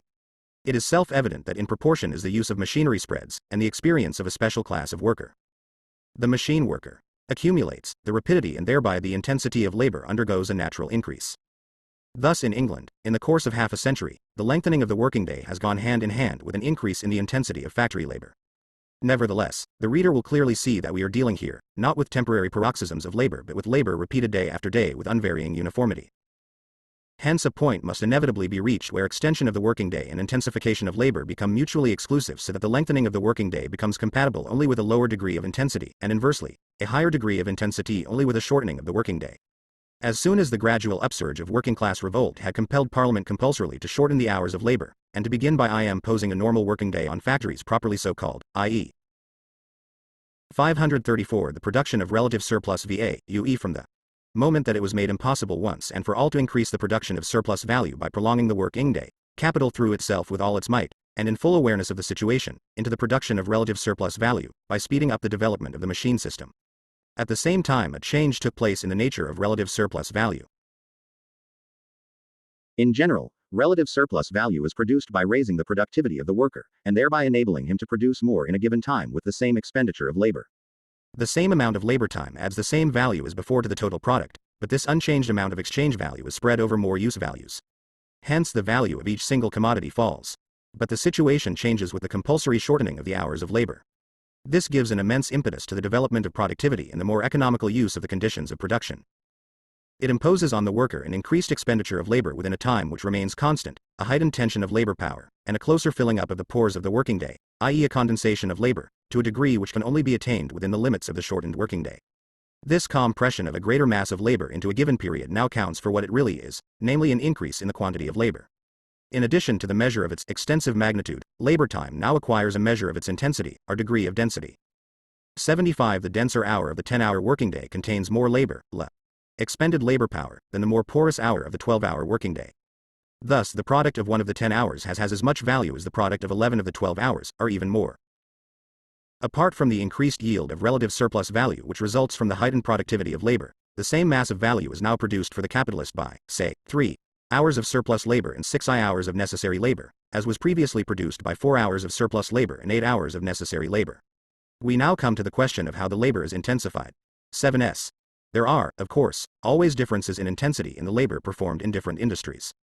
But, as Adam Smith has shown, these differences are compensated to a partial extent by attendant circumstances peculiar to each sort of labor. Labor time as a measure of value, however, is not affected in this case, except in so far as intensive and extensive magnitude are two antithetical and mutually exclusive expressions for one and the same quantity of labor. Machinery and large-scale industry. 535 The first effect of shortening the working day results from the self-evident law that the efficiency of labor power is in inverse ratio to the duration of its expenditure. Hence, within certain limits, what is lost by shortening the duration of labor is gained by increasing the degree of power exerted. Moreover, the capitalist ensures by his method of payment that the worker really does expend more labor power. 76 In manufactures like potteries, where machinery plays little or no part, the introduction of the Factory Act has strikingly shown that the mere shortening of the working day increases to a wonderful degree the regularity, uniformity, order, continuity and energy of labor. 77 It seemed, however, doubtful whether this effect could be produced in the factory proper, because there the dependence of the worker on the continuous and uniform motion of the machinery had already created the strictest discipline. Hence, when in 1844 the reduction of the working day to less than 12 hours was being debated, the manufacturers declared almost unanimously that their overlookers in the different rooms took good care that the hands lost no time, that the extent of vigilance and attention on the part of the workmen was hardly capable of being increased, and therefore, assuming the speed of the machinery and other conditions remained constant, to expect in a well-managed factory any important result from increased attention of the workmen was an absurdity. 78 This assertion was controverted by means of experiments. Mr. Robert Gardner reduced the hours of work in his two large factories at Preston, on and after the 20th April 1844, from 12 to 11 hours a day. The result of about a year on this system was that the same amount of product for the same cost was received, and the workpeople as a whole earned in 11 hours as much wages as they did before in 12.79. I shall pass over the experiments made in the spinning and carding rooms, because they were accompanied by an increase of 2% in the speed of the machines. But in the weaving department, where moreover many sorts of figured fancy articles were woven, there was not the slightest alteration in the 76. Specia daily by piece wages, a form we shall investigate in Part 6 of this book, 77. See Reports of the Inspectors of Factories. The 31st of October 1865, 78. Reports of the Inspectors of Factories for 1844, and the quarter ending 30 April, 1845, pp. 20-21. 79. Ibid. Page 19. Since the wages for piece work were unaltered, the weekly wage depended on the quantity produced. 536. The production of relative surplus value objective conditions of production. The result was, C. Prom the 6th of January to the 20th of April 1844, with a 12 hours day, average weekly wages of each hand tens. 1. D. From the 20th of April to the 29th of June 1844, with a day of 11 hours, average weekly wages tens. 3. D. 80. Here we have more produced in 11 hours than previously in 12, entirely as a result of steadier application to the work and a more economical use of time on the part of the workers. While they got the same wages and gained 1 hour of spare time, the capitalist got the same amount produced and saved the cost of coal, gas and other such items for 1 hour. Similar equally successful experiments were carried out in the mills of Messrs. Horrocks and Jackson. 81. The shortening of the working day creates, to begin with, the subjective condition for the condensation of labor, i.e. it makes it possible for the worker to set more labor power in motion within a given time. As soon as that shortening becomes compulsory, machinery becomes in the hands of capital the objective means, systematically employed, for squeezing out more labor in a given time.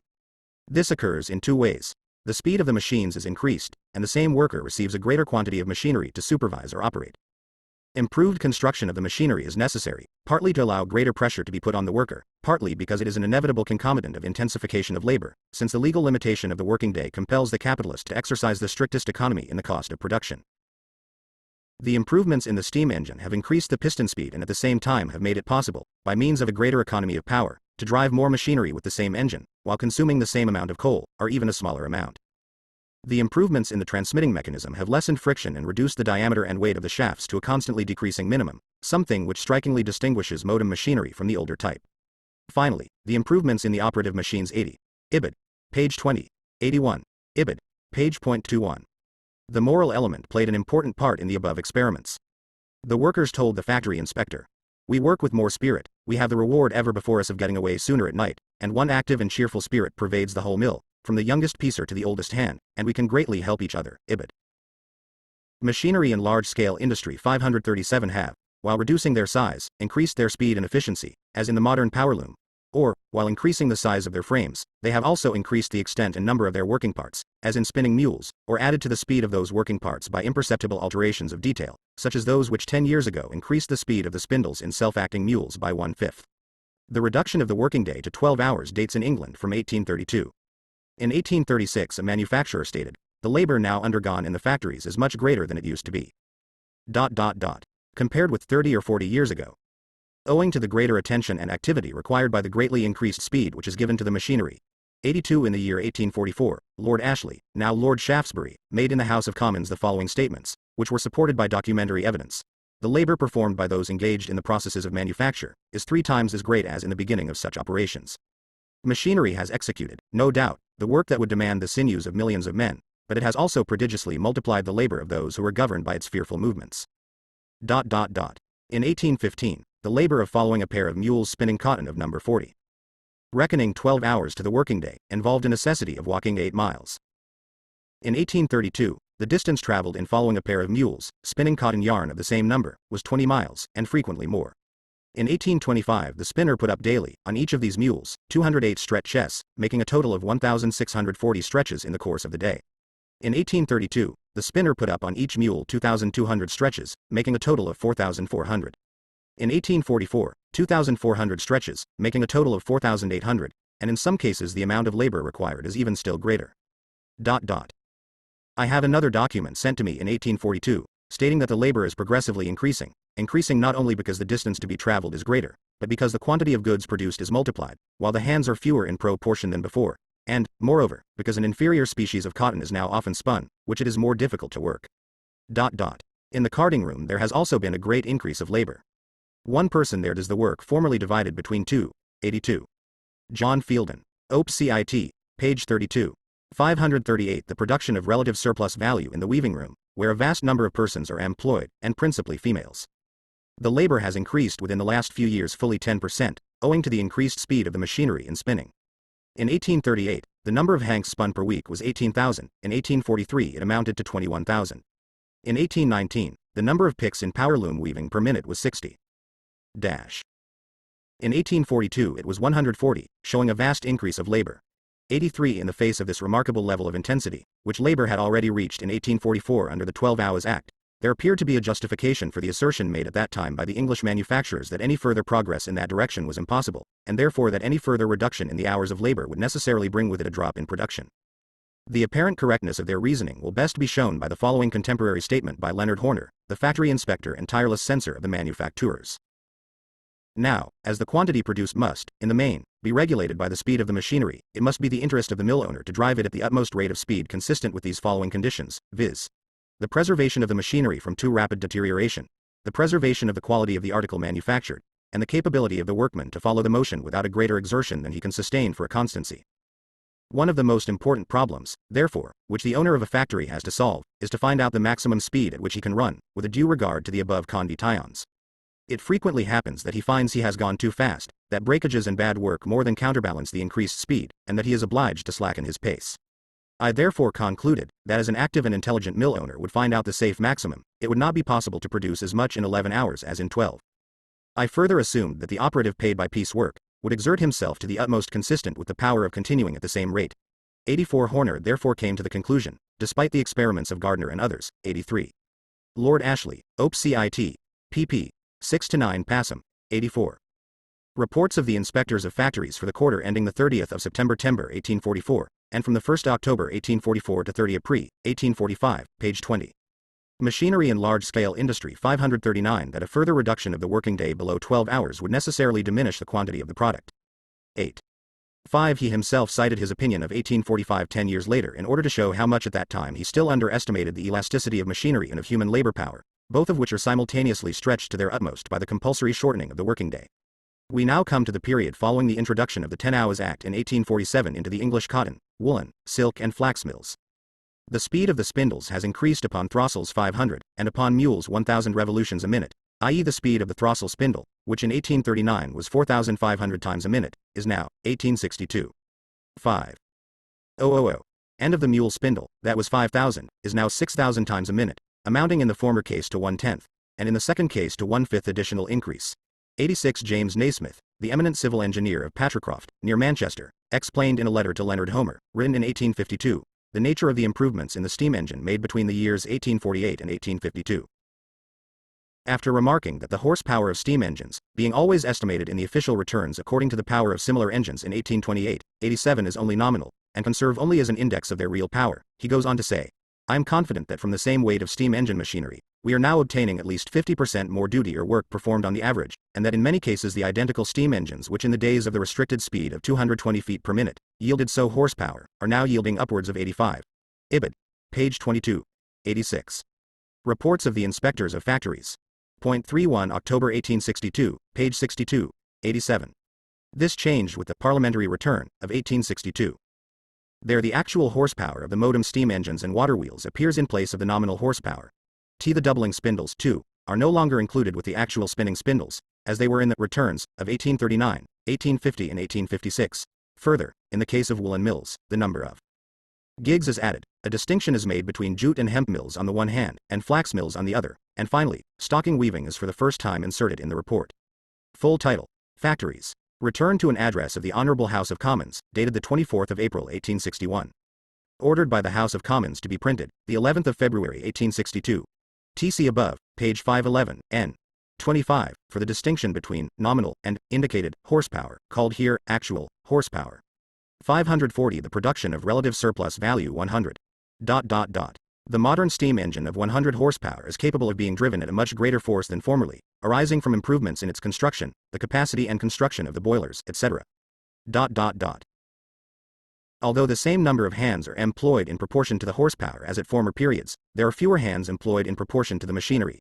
88 in the year 1850. The factories of the United Kingdom employed 134,217 nominal horsepower to move 25,638,716 spindles and 301,445 looms. The number of spindles in looms in 1856 was, respectively, 33,503,580 and 369,205, which, if we reckon the nominal horsepower required to move them to be the same as in 1850, would call for a total horsepower of 175,000. But according to the official return for 1856, the actual horsepower was 161,435, in other words over 10,000 horsepower less than the result arrived at by calculating on the basis of the return of 1850. 89. The facts thus brought out by the return of 1856 appear to be that the factory system is increasing rapidly, that although the same number of hands are employed in proportion to the horsepower as at former periods, there are fewer hands employed in proportion to the machinery, that the steam engine is enabled to drive an increased weight of machinery by economy of force and other methods, and that an increased quantity of work can be turned off by improvements in machinery, and in methods of manufacture, by increase of speed of the machinery, and by a variety of other causes. 90. The great improvements made in machines of every kind have raised their productive power very much. Without any doubt, the shortening of the hours of labor gave the impulse to these improvements. The latter, combined with the more intense strain on the workmen, have had the effect that at least as much is produced in the shortened working day, shortened by 2 hours or 1/6, as was previously produced during the longer one. 91. One fact is sufficient to show how greatly the wealth of the manufacturers increased along with the more intensive exploitation of labor power. From 1838 to 1850, the average annual in 88. Reports of the inspectors of factories. The 31st of October 1856, pp. 13 to 14, 20, and 1852, page 23. 89. Ibid. pp. 14 to 15. 90. Ibid. page 20. 91. Reports of the inspectors 0. Factories. The 31st of October 1858, pp. 9 to 10. Com der the reports for 30 April 11860, pp. 30 fr. Machinery and large-scale industry 541 Crease in English cotton and other factories was 32, from 1850 to 1856 it was 86. But however great the progress of English industry had been during the 8 years from 1848 to 1856 under the influence of a working day of 10 hours, it was far surpassed during the next period of 6 years from 1856 to 1862. In silk factories, for instance, there were 1,093,799 spindles in 1856, 1,388,544 spindles in 1862, 9,260 looms in 1856, 10,709 looms in 1862. The number of workers, however, was 56,131 in 1856 and 52,429 in 1862. The increase in spindles was therefore 26.9%, and in looms 15.6%, while the number of workers decreased by 7%. In the year 1850, 875,830 spindles were used in worsted mills. In 1856 the figure was 1,324,549, an increase of 51.2%, and in 1862 it was 1,289,172, a decrease of 2.7%. But if we deduct the doubling spindles which figure in the total for 1856, but not in that for 1862, it will be found that after 1856 the number of spindles remained nearly stationary. On the other hand, after 1850 the speed of the spindles in looms was in many cases doubled. The number of power looms in worsted mills was 32,617 in 1850, 38,956 in 1856, and 43,048 in 1862. The number of workers was 79,737 in 1850, 87,794 in 1856, and 86,063 in 1862. But the number of children under 14 years old included in these figures was 9,956 in 1850, 11,228 in 1856, and 13,178 in 1862.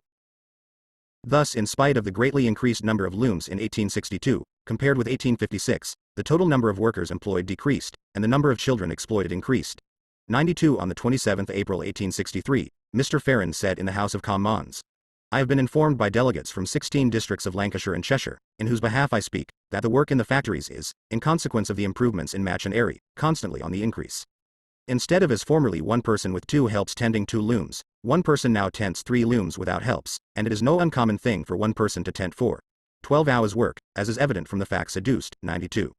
Reports of the inspectors of factories. The 31st of October 1862, pp. 100, 103, 129 to 130. Cf. Reports of the inspectors of factories. The 31st of October 1856, page 12. This is not a percentage increase, but a figure arrived at by dividing the absolute increase in the number of factories, in one case 383, in the other case 517, by the number of years between each return. 542. The production of relative surplus value is now compressed into less than 10 hours. It is therefore self-evident to what an enormous extent the toil of the factory operative has increased during the last 10 years. 93. Thus, although the factory inspectors unceasingly, and quite rightly, commend the results of the Acts of 1844 and 1850, they admit that the shortening of the working day has already produced such an intensification of the labor itself as is injurious to the health of the worker and therefore to his labor power as well. In most of the cotton, worsted, and silk mills, an exhausting state of excitement necessary to enable the workers satisfactorily to mind the machinery, the motion of which has been greatly accelerated within the last few years, seems to me not unlikely to be one of the causes of that excessive mortality from lung disease, which Dr. Greenhow has pointed out in his recent report on this subject. 94. Capital's tendency, as soon as a prolongation of the hours of labor is once for all forbidden, is to compensate for this by systematically raising the intensity of labor, and converting every improvement in machinery into a more perfect means for soaking up labor power. There cannot be the slightest doubt that this process must soon lead once again to a critical point at which a further reduction in the hours of labor will be inevitable. 9. On the other hand, the rapid advance of English industry between 1848 and the present time, i.e. during the period of the 10-hour working day, surpasses the advance made between 1833 and 1847, during the period of the 12-hour working day, by far more than the latter surpasses the advance made during the half-century after the first introduction of the factory system, i.e. during the period of the unrestricted working day. 96. 93. A weaver, working with two modern power looms, now makes in a week of 60 hours 26 pieces of a given quality, length and breadth, while on the old power looms he could make no more than 4 similar pieces. The cost of weaving a piece of cloth of this kind had already fallen from 2s.9d to 5id at the beginning of the 18,508. 30 years ago, in 1841, one spinner with 3 piecers was not required to attend to more than one pair of mules with 300 to 324 spindles. At the present time, the end of 1871, he has to mind with the help of 5 piecers 2,200 spindles, and produces not less than 7 times as much yarn as in 1841. Alexander Redgrave, factory inspector, writing in Journal of the Society of Arts, the 5th of January 1872, 94. Reports of the Inspectors of Factories. The 31st of October, 861, pp. 25-6, 95. Agitation for a working day of 8 hours has now, 1867, begun in Lancashire among the factory workers. 96. The following few figures will show the progress of the actual factories. In the United Kingdom since 1848. Table 1. Quantity, quantity, quantity, quantity exported, exported, exported, exported 1848. 1851, 1860, 1865 Cotton Yarn, NLB. 135 831 162 143 966 106 197 343 655 103 751 455 Sewing Thread, NLB.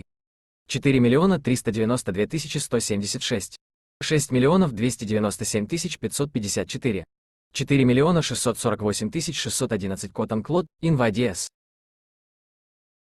1,091,373,931,543,161,789 2,776,218,427 2,15,237,851 Flax and hemp yam, NLB.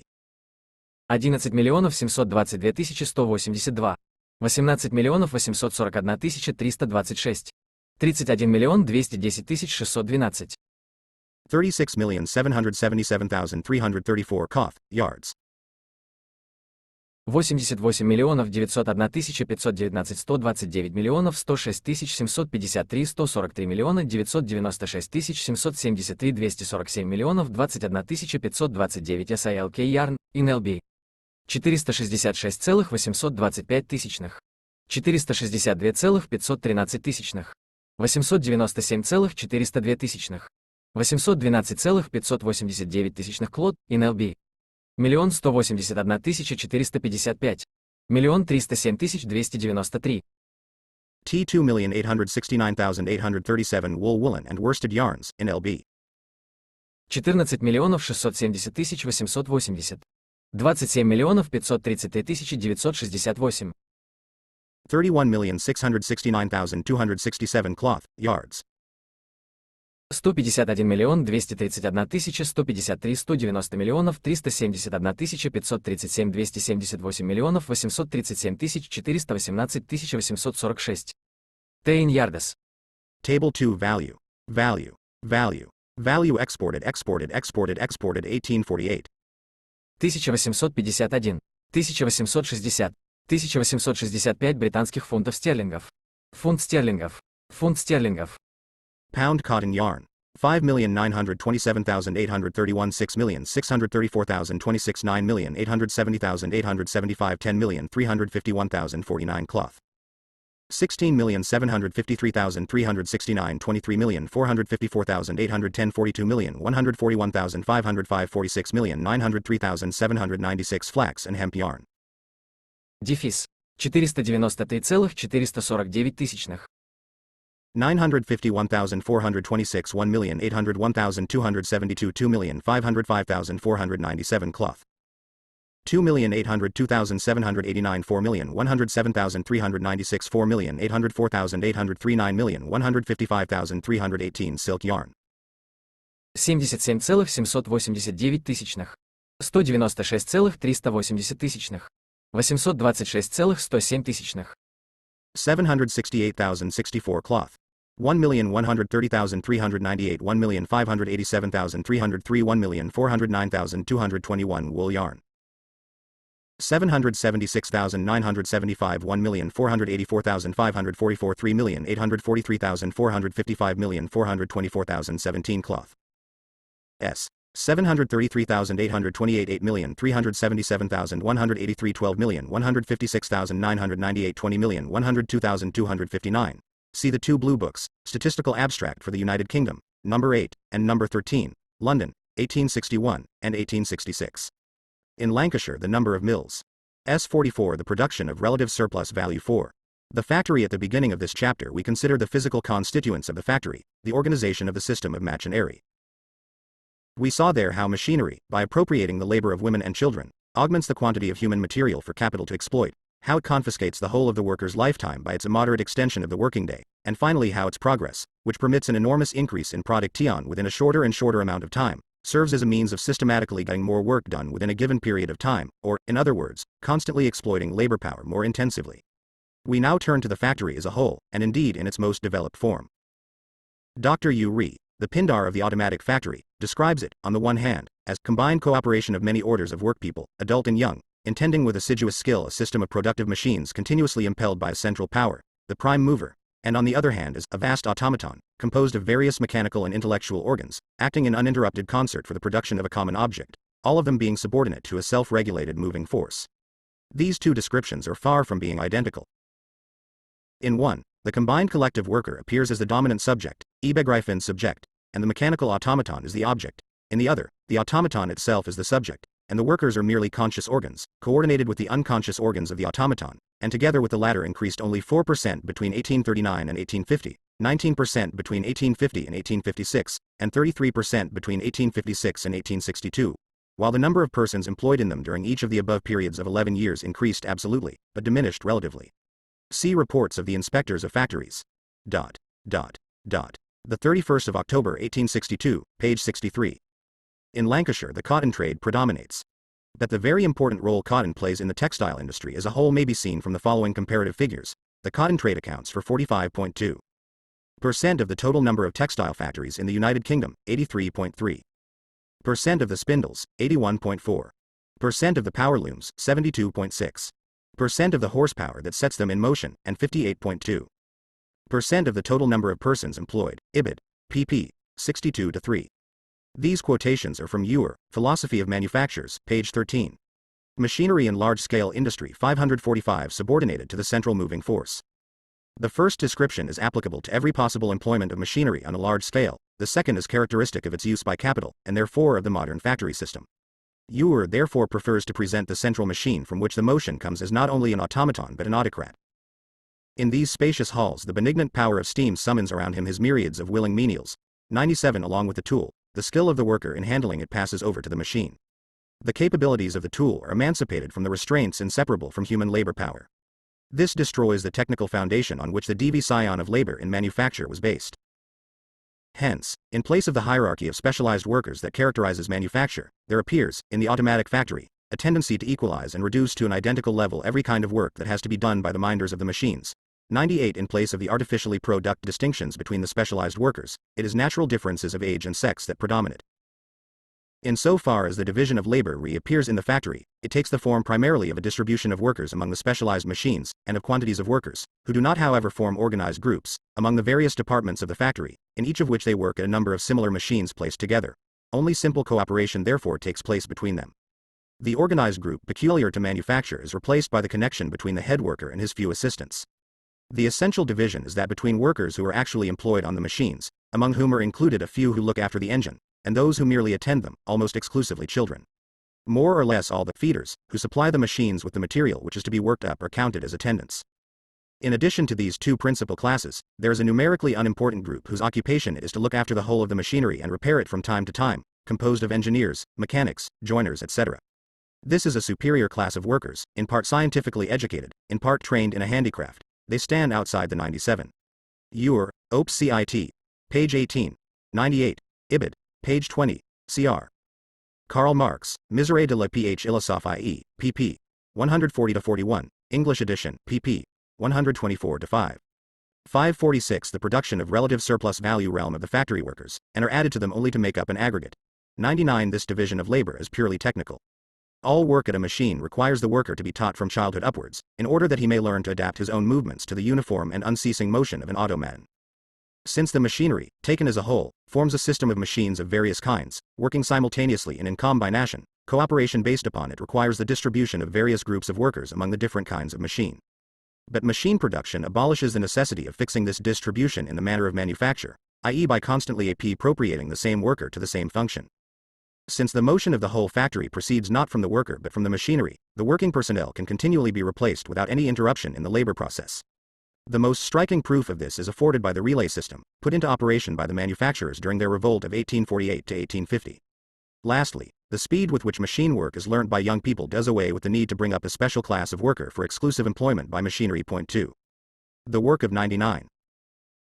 It is characteristic of the English intention to deceive by use of statistics, and this is demonstrable in detail in other cases as well, that the English factory legislation expressly excludes from its area of competence, as being, not factory workers, the class of workers last mentioned, while the returns published by Parliament just as expressly include in the category of factory workers not only engineers, mechanics, etc. but also managers, salesmen, messengers, warehouse men, packers, etc. In short, everybody except the owner of the factory himself. 1. Ure concedes this. He says that, in case of need, the workers can be moved at the will of the manager from one machine to another, and triumphantly exclaims, such a change is in flat contradiction with the old routine, that divides the labor, and to one workman assigns the task of fashioning the head of a needle, to another the sharpening of the point. He ought rather to have asked himself why the old routine is abandoned only, in case of need, in the automatic factory. 2. When distress is very great, as for instance during the American Civil War, the factory worker is now and then, and by way of exception, employed by the bourgeois to do the roughest work, such as road making, etc. The English Ateliers Nationaux of 1862 in the following years, established for the unemployed cotton workers, differ from the French ones of 1848 in that in the latter the workers had to do unproductive work at the expense of the Ure, Op. Cit. Page 22. Tenational workshops. See above, pp. 400-405. Machinery and large-scale industry. 547. Those people who are merely attendants can, to some extent, be replaced in the factory by the use of machines. 3. In addition to this, the very simplicity of the work allows a rapid and constant turnover of the individuals burdened with this drudgery. Thus, although, from a technical point of view, the old system of division of labor is thrown overboard by machinery, it hangs on in the factory as a tradition handed down from manufacture, and is then systematically reproduced and fixed in a more hideous form by capital as a means of exploiting labor power. The lifelong speciality of handling the same tool now becomes the lifelong speciality of serving the same machine. Machinery is misused in order to transform the worker, from his very childhood, into a part of a specialized machine. 4. In this way, not only are the expenses necessary for his reproduction considerably lessened, but at the same time his helpless dependence upon the factory as a whole, and therefore upon the capitalist, is rendered complete. Here, as everywhere else, we must distinguish between the increased productivity which is due to the development of the social process of production, and that which is due to the exploitation by the capitalists of that development. State, and in the former they had due to productive municipal work to the advantage of the bourgeois, and indeed more cheaply than the regular workers, with whom they were thus thrown into competition. The physical appearance of the cotton operatives is unquestionably improved. This I attribute, as do the men, to outdoor labor on public works, reports of the inspectors of factories. The 31st of October 1863, page 59. The reference here is to the factory workers of Preston, who were set to work on Preston Moor. 3. An example. The various pieces of mechanical apparatus introduced into woolen mills since the Act of 1844 in order to replace the labor of children. When the children of the manufacturers themselves have to go through a course of schooling as assistants in the factory, this hitherto almost unexplored area of mechanics will make remarkable progress. Of machinery, perhaps self-acting mules are as dangerous as any other kind. Most of the accidents from them happen to little children, from their creeping under the mules to sweep the floor whilst the mules are in motion. Several minders have been fined for this offense, but without much general benefit. If machine makers would only invent a self-sweeper, by whose use the necessity for these little children to creep under the machinery might be prevented, it would be a happy addition to our protective measures. Reports of the Inspectors of Factories. Point 31 October 1866, page 63, 4. So much then for Proudhon's wonderful idea. He construes machinery not as a synthesis of instruments of labor, but as a synthesis of instruments of different partial operations for the benefit of the worker himself. See Marx, Poverty of Philosophy, pp. 116-17.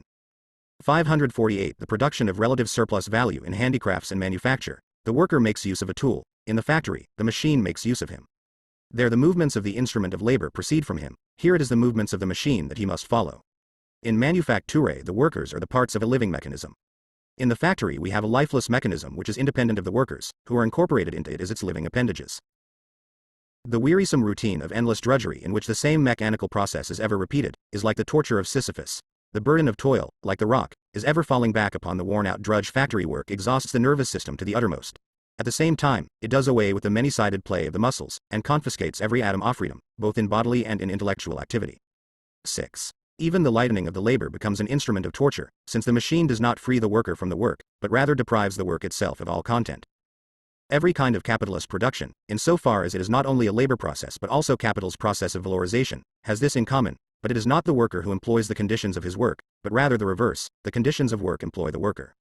However, it is only with the coming of machinery that this inversion first acquires a technical and palpable reality.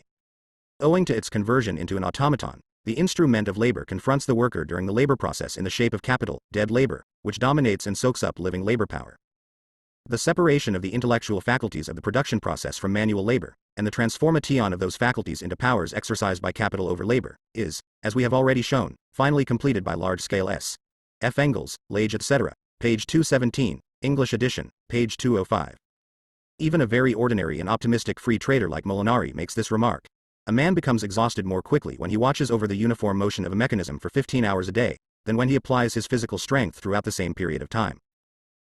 This labor of surveillance, which might perhaps serve as a useful exercise for the mind, if it did not go on too long, destroys both the mind and the body in the long run through excessive application. G. de Molinari, Études économiques, Paris, 1846, page 49. 6. F. Engels, Op. Cit.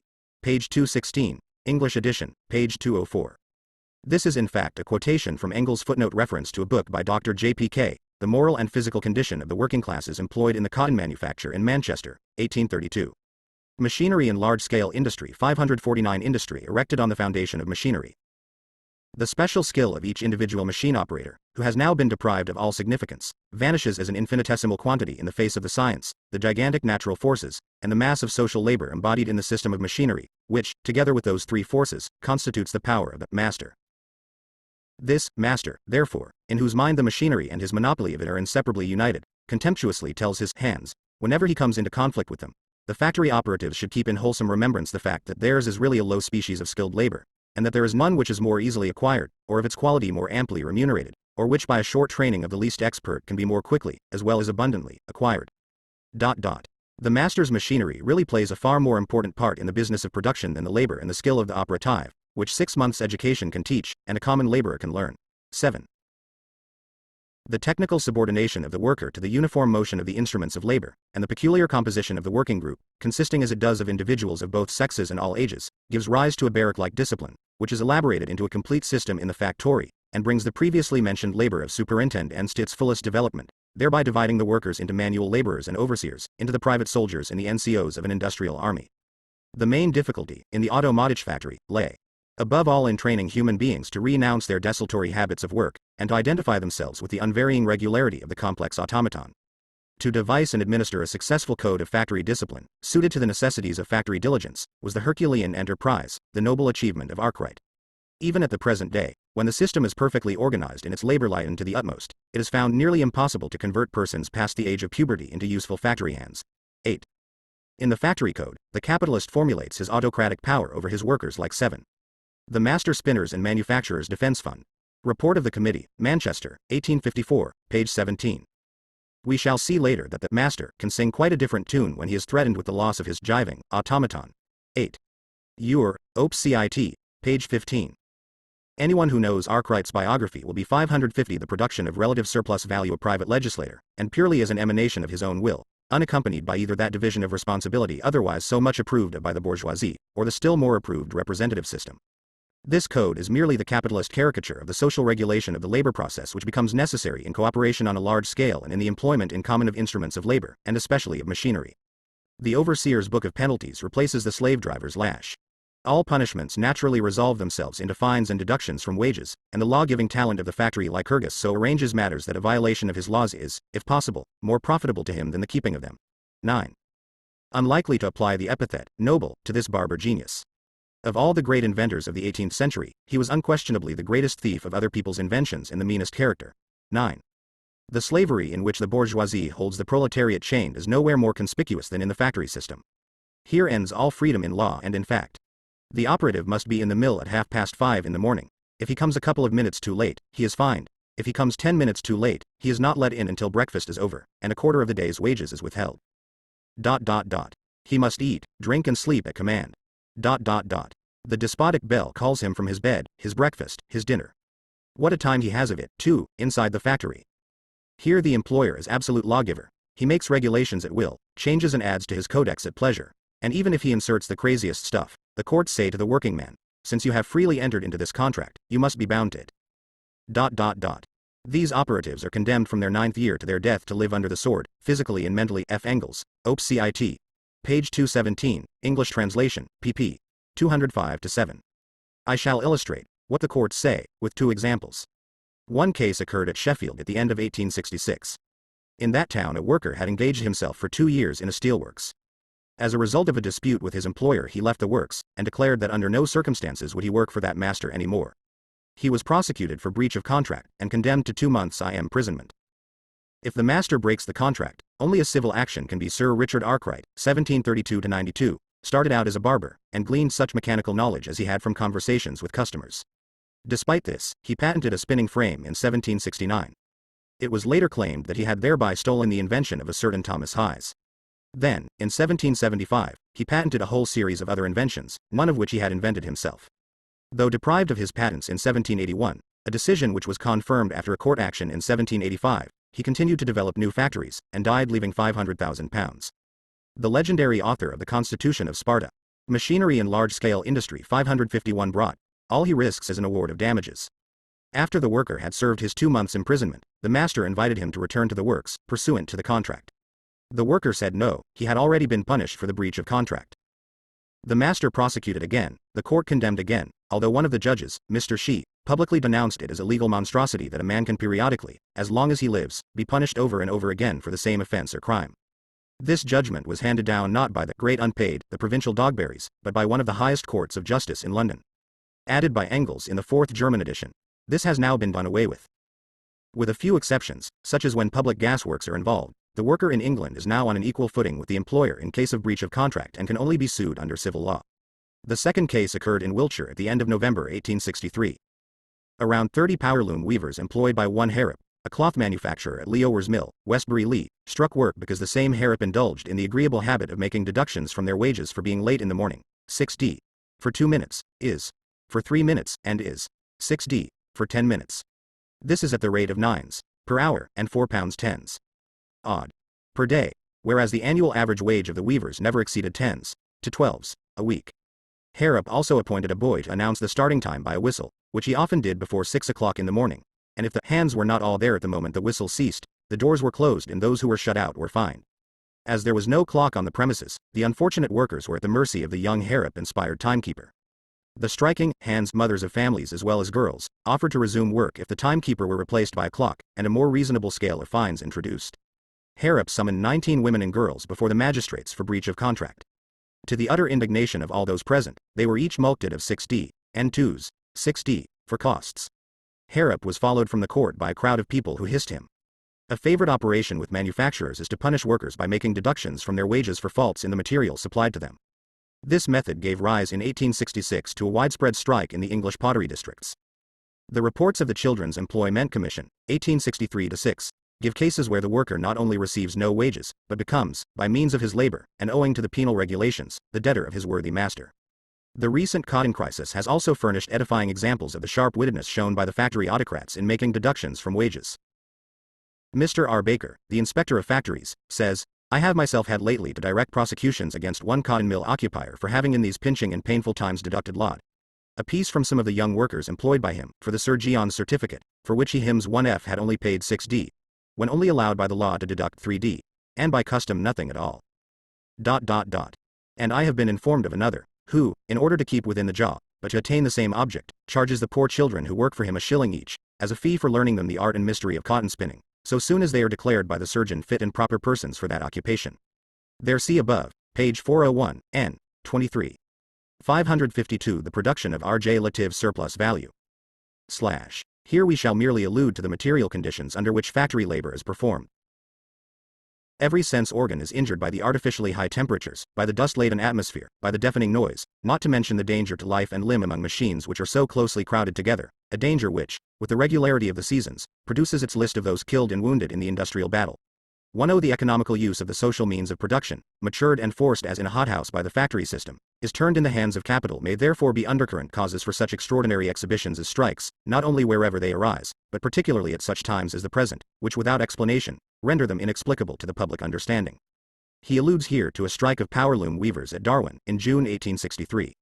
Reports of the Inspectors of Factories. 30 April 186.3, pp. 50-51. The reports always go beyond their official dates. 2. The protection afforded by the Factory Acts against dangerous machinery has had a beneficial effect. But there are other sources of accident which did not exist 20 years since, one especially, viz. The increased speed of the machinery.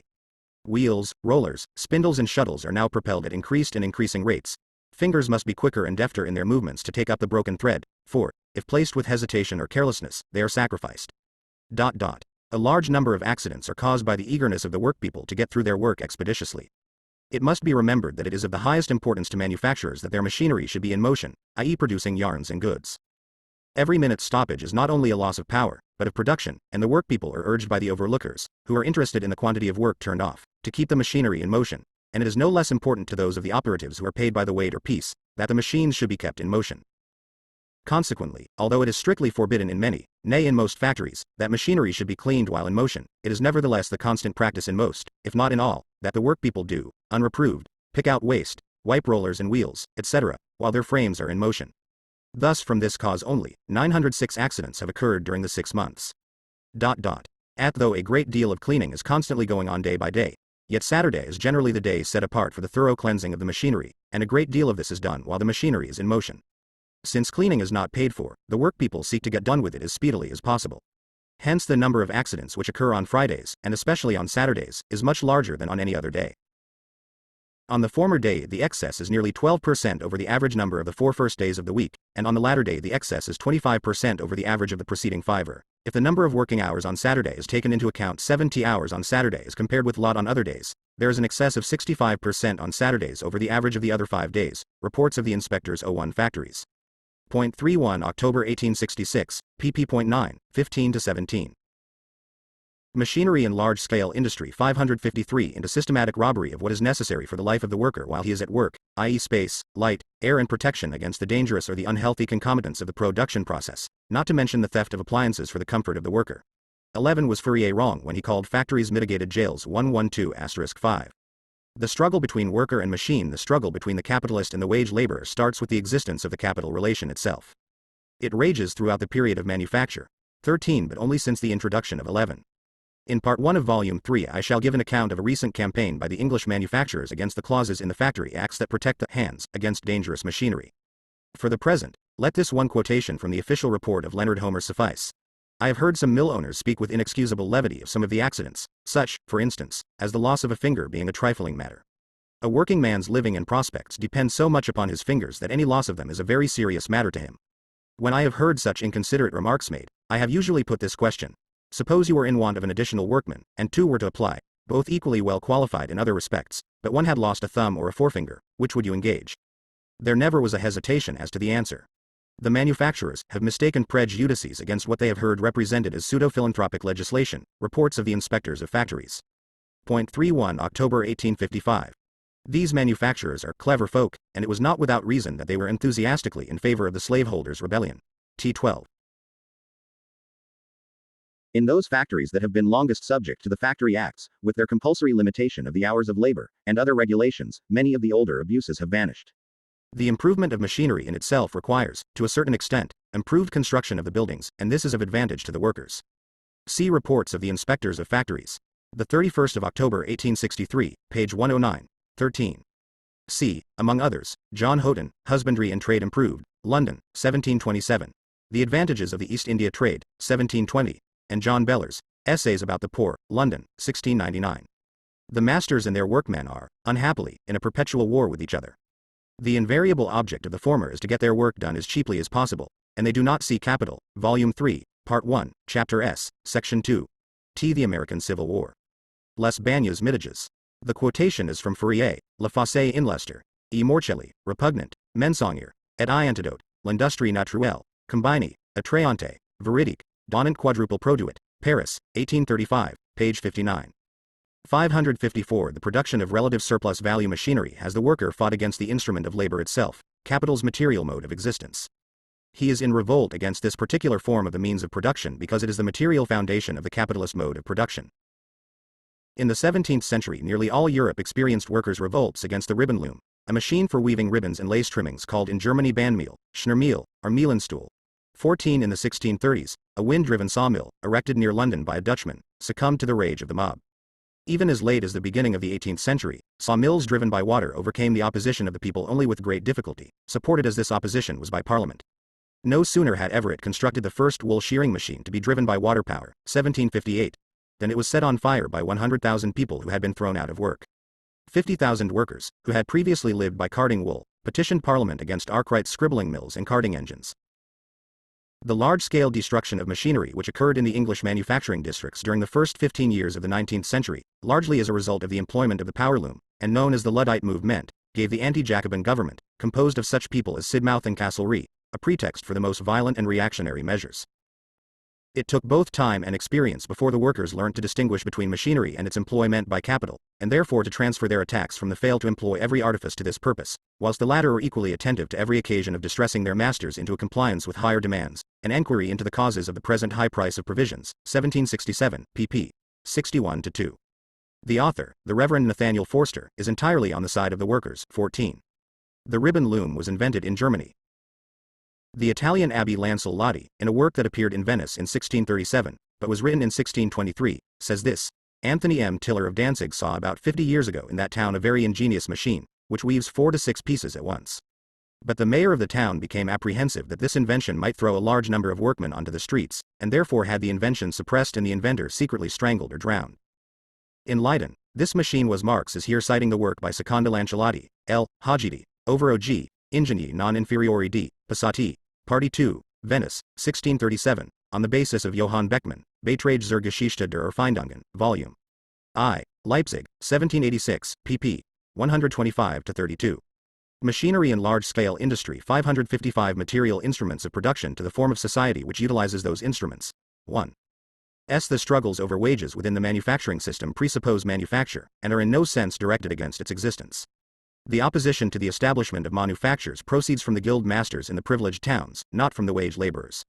Hence the writers of the manufacturing period treat the division of labor predominantly as a means of virtually making up for a shortage of workers, and not of actually displacing them. This distinction is very clear. If someone says that 100 million people would be required in England to spin with the old spinning wheel the cotton that is now spun with mules by 500,000 people, this does not mean that the mules took the place of those millions who never existed. It means only that many million workers would be required to replace the spinning machinery. If, on the other hand, we say that in England the power loom threw 800,000 weavers onto the streets, we do not refer to existing machinery, which would have to be replaced by a not used until 1629. Their riots by the lacemakers at length compelled the town council to prohibit it. The States General of Holland, after imposing various restrictions on its use by the decrees of 1623, 1639, etc., at length permitted it, still under certain conditions, by the decree of the 15th of December 1661. In this town, says Boxhorn, Inst. Pol. 1663, referring to the introduction of the ribbon loom into Leiden, about 20 years ago certain people invented an instrument for weaving, with which a single person could weave more cloth, and more easily, than many others in the same length of time. As a result, there arose disturbances and complaints from the weavers, until the town council finally prohibited the use of this instrument. It was also prohibited in Cologne in 1676, at the same time as its introduction into England was causing disturbances among the workers. By an imperial edict of the 19th of February 1685, its use was forbidden throughout Germany. In Hamburg it was burnt in public by order of the Senate. The Emperor Charles VI, on the 9th of February 1719, renewed the edict of 1685, and not till 1765 was its use openly allowed in the electorate of Saxony. This machine, which caused so much disturbance throughout Europe, was in fact the precursor of the mule and the power loom, and of the Industrial Revolution of the 18th century. It enabled a boy with no previous experience of weaving to set the whole loom with all its shuttles in motion, simply by moving a rod backwards and forwards, and, in its improved form, it produced from 40 to 50 pieces at once. 15.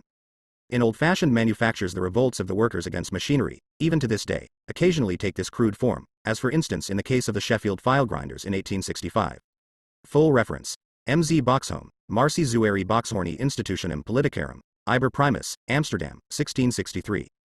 556 The production of relative surplus value certain number of workers, but to an actually existing number of workers who were in fact replaced or displaced by the looms. Handicraft labor, even if it was subdivided into many different parts, remained the basis throughout the period of manufacture.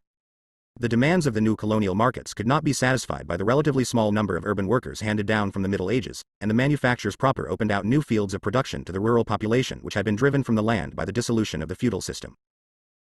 At that time, therefore, it was the positive side of the division of labor and co-operation in the workshops which emerged most clearly, i.e. the fact that they allowed the workers to be employed more productively. 16 Long before the period of large-scale industry, co-operation in the concentration of the instruments of labor in the hands of a few people gave rise, in numerous countries where these methods were applied to agriculture, to great, sudden and forcible revolutions in the mode of production, and, as a result, in the conditions of existence and the means of employment of the rural population.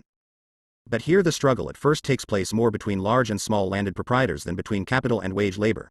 On the other hand, when laborers are displaced by the instruments of labor, by sheep, horses, etc., in that case direct acts of violence are in the first instance the precondition of the Industrial Revolution. First the laborers are driven from the land, and then the sheep arrive. Very extensive thefts of land, as 16. This is also how Sir James Stewart conceives the impact of machinery. I consider machines, then, as means of securing a virtual increase in the number of working people, without being obliged to feed any more than before. In what way does the effect of a machine differ from that of new inhabitants? French translation, Volume 1, BKI, ch. 19. More naive is Petty, who says it replaces polygamy. That point of view is, at most, admissible only for certain parts of the United States. On the other hand, machinery can seldom be used with success to abridge the labor of an individual. More time would be lost in its construction than could be saved by its application. It is only really useful when it acts on great masses, when a single machine can assist the work of thousands. It is accordingly in the most populous countries, where there are most idle men, that it is most abundant. It is not called into use by a scarcity of men, but by the facility with which they can be brought to work in masses. Piercy Ravenstone, Thoughts on the Funding System, and its Effects, London, 1824, page 45. Single quote. Upon producing food and necessaries for the whole people of the Jand, by few hands, by introducing the compendium and facilitations of art, which is equivalent to what men vainly hoped from polygamy, Verbum Sapienti, London, 1691, page 22. Machinery and large-scale industry 557 perpetrated in England for instance, are the means whereby large-scale agriculture first gains a field of application. 7 Hence this transformation in agriculture initially tends to have the appearance of a political revolution. The instrument of labor, when it takes the form of a machine, immediately becomes a competitor of the worker himself. 1 As the self-valorization of capital by means of the machine is related directly to the number of workers whose conditions of existence have been destroyed by it. The whole system of capitalist production is based on the worker's sale of his labor power as a commodity. The division of labor develops this labor power in a one-sided way, by reducing it to the highly particularized skill of handling a special tool. When it becomes the job of the machine to handle this tool, the use value of the worker's labor power vanishes, and with it its exchange value. The worker becomes unsaleable, like paper money thrown out of currency by legal enactment. The section of the working class thus rendered superfluous by machinery, i.e. converted into a part of the population no longer directly necessary for the self-valorization of capital, Either goes under in the unequal contest between the old handicraft and manufacturing production and the new machine production, or else floods all the more easily accessible branches of industry, swamps the labor market, and makes the price of labor power fall below its value. It is supposed to be a great consolation to the pauperized workers that, firstly, their sufferings are only temporary, a temporary inconvenience, and, secondly, machinery only gradually seizes control of the whole of a given field of production, so that the extent and the intensity of its destructive effect is diminished. The first consolation cancels out the second. When machinery seizes on an industry by degrees, it produces chronic misery among the workers who compete with it. Where the transition is rapid, the effect is acute and is felt by great masses of people. World history offers no spectacle more frightful than the gradual extinction of the English handloom weavers. This tragedy dragged on for decades, finally coming to in 17. Note by Engels to the 4th German edition. This applies to Germany too. Wherever large-scale agriculture exists in our country, hence particularly in the East, it has become possible only through the clearing of peasants from the estates. Bauernlegen, a practice which became widespread after the 16th century, and especially after 1648. 18. Machinery and labor are in constant competition. Ricardo, Op. Cit. Page 479. SS8 The production of relative surplus value end in 1838. Many of the weavers died of starvation, many vegetated with their families for a long period on 2 a day. 19 in India, on the other hand, the English cotton machinery produced an acute effect. The Governor-General reported as follows in 1834-5. The misery hardly finds a parallel in the history of commerce. The bones of the cotton weavers are bleaching the plains of India. Of course, in turning the weavers out of this temporal world, the machinery caused them a temporary inconvenience. But in any case, since machinery is continually seizing on new fields of production, its temporary effect is really permanent. Hence the character of independence from an estrangement towards the worker, which the capitalist mode of production gives to the conditions of labor and the product of labor, develops into a complete and total antagonism with the advent of machinery. 20 is therefore when machinery arrives on the scene that the 19. The competition between hand weaving and power weaving in England was prolonged before the introduction of the Poor Law of 1834 by the fact that wages, which had fallen considerably below the minimum, could be supplemented with parish relief. The Reverend Mr. Turner was, in 1827, rector of Wilmslow, in Cheshire, a manufacturing district. The questions of the Committee on Emigration, and Mr. Turner's answers, show how the competition of human labor is maintained against machinery. Question. Has not the use of the power loom superseded the use of the hand loom? 7 Answer. Undoubtedly, it would have superseded them much more than it has done, if the hand loom weavers were not enabled to submit to a reduction of wages. Question. But in submitting he has accepted wages which are insufficient to support him, and looks to parochial contribution as the remainder of his support. Answer. Yes, and in fact the competition between the hand loom and the power loom is maintained out of the poor rates. Thus degrading pauperism or expatriation is the benefit which the industrious receive from the introduction of machinery, to be reduced from the respectable and in some degree independent mechanic, to the cringing wretch who lives on the debasing bread of charity. This they call a temporary inconvenience. A prize essay on the comparative merits of competition and cooperation. London, 1834, page 29, 20. The same cause which may increase the net revenue of the country, i.e., as Ricardo explains in the same passage, the revenues of landlords and capitalists, whose wealth, from the economic point of view, is equivalent to the wealth of the nation, may at the same time render the population redundant and deteriorate the condition of the laborer. Ricardo, Op. Cit. Page 469. The constant aim and the tendency of every improvement in machinery is, in fact, to do away entirely with the labor of man, or to lessen its price by substituting the labor of women and children for that of grown-up men, or of unskilled for that of ski-head workmen. Ure, Op. Cit. Page 23. This play on the words temporal and temporary is possible because the German word zeitlich covers both senses. Machinery and large-scale industry. 559 Worker for the first time revolts savagely against the instruments of labor. The instrument of labor strikes down the worker. The direct antagonism between the two is at its most apparent whenever newly introduced machinery enters into competition with handicrafts or manufactures handed down from former times. But within large-scale industry itself the continual improvement of machinery and the development of the automatic system has an analogous effect.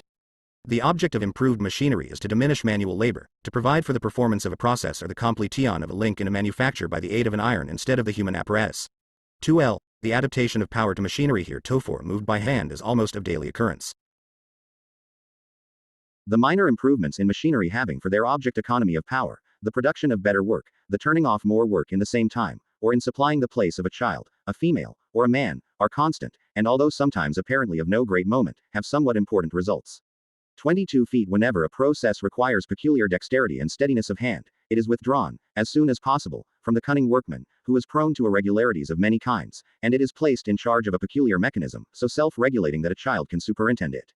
23 feet. On the automatic plan skilled labor gets progressively superseded.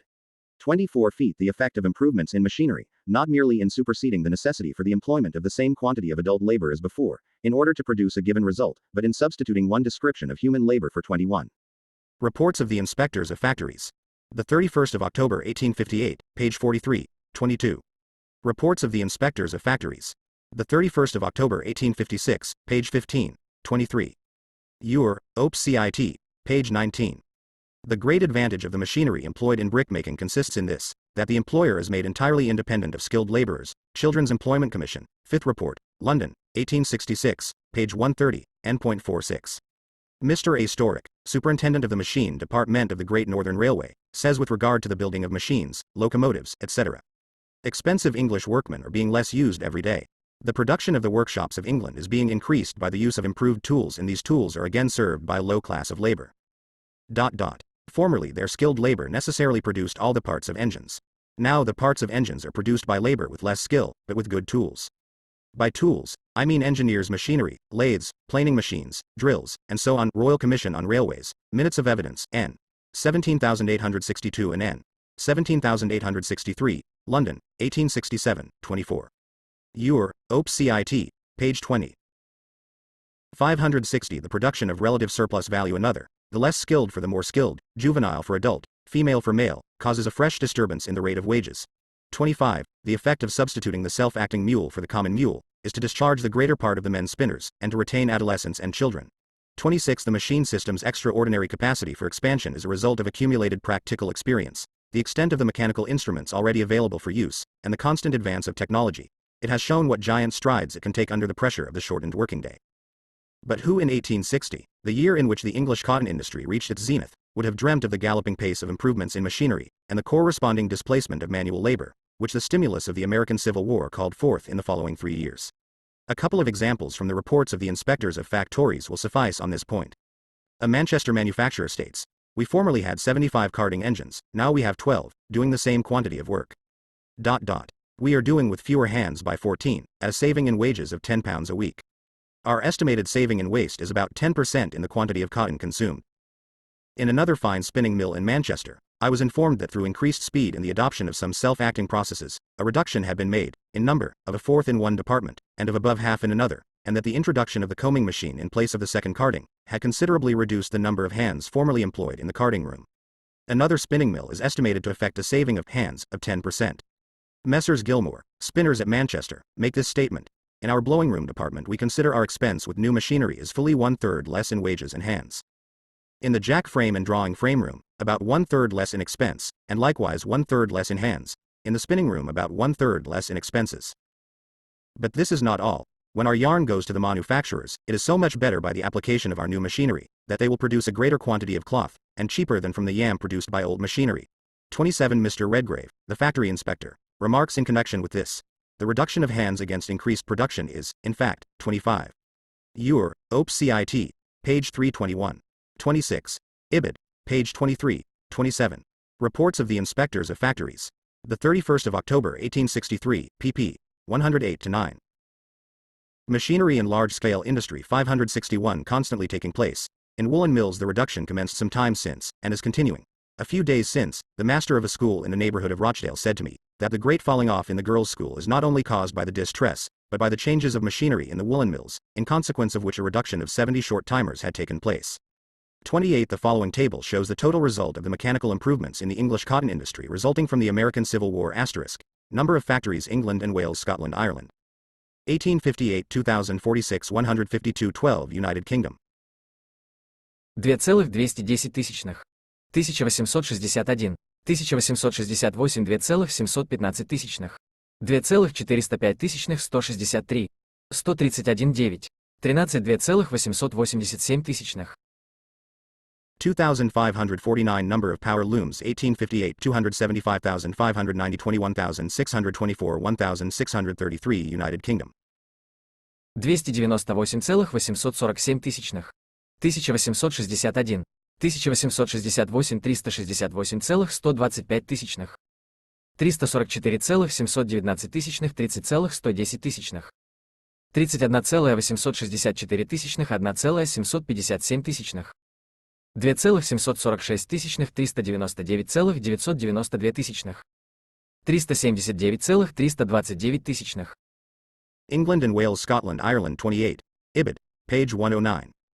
The rapid improvement of machinery during the crisis allowed the English manufacturers, immediately after the end of the American Civil War, and almost in no time, to glut the world market once again. During the last 6 months of 1866, cloth was almost unsaleable. This was followed by the sending of goods on consignment to India and China, which of course merely intensified the glut.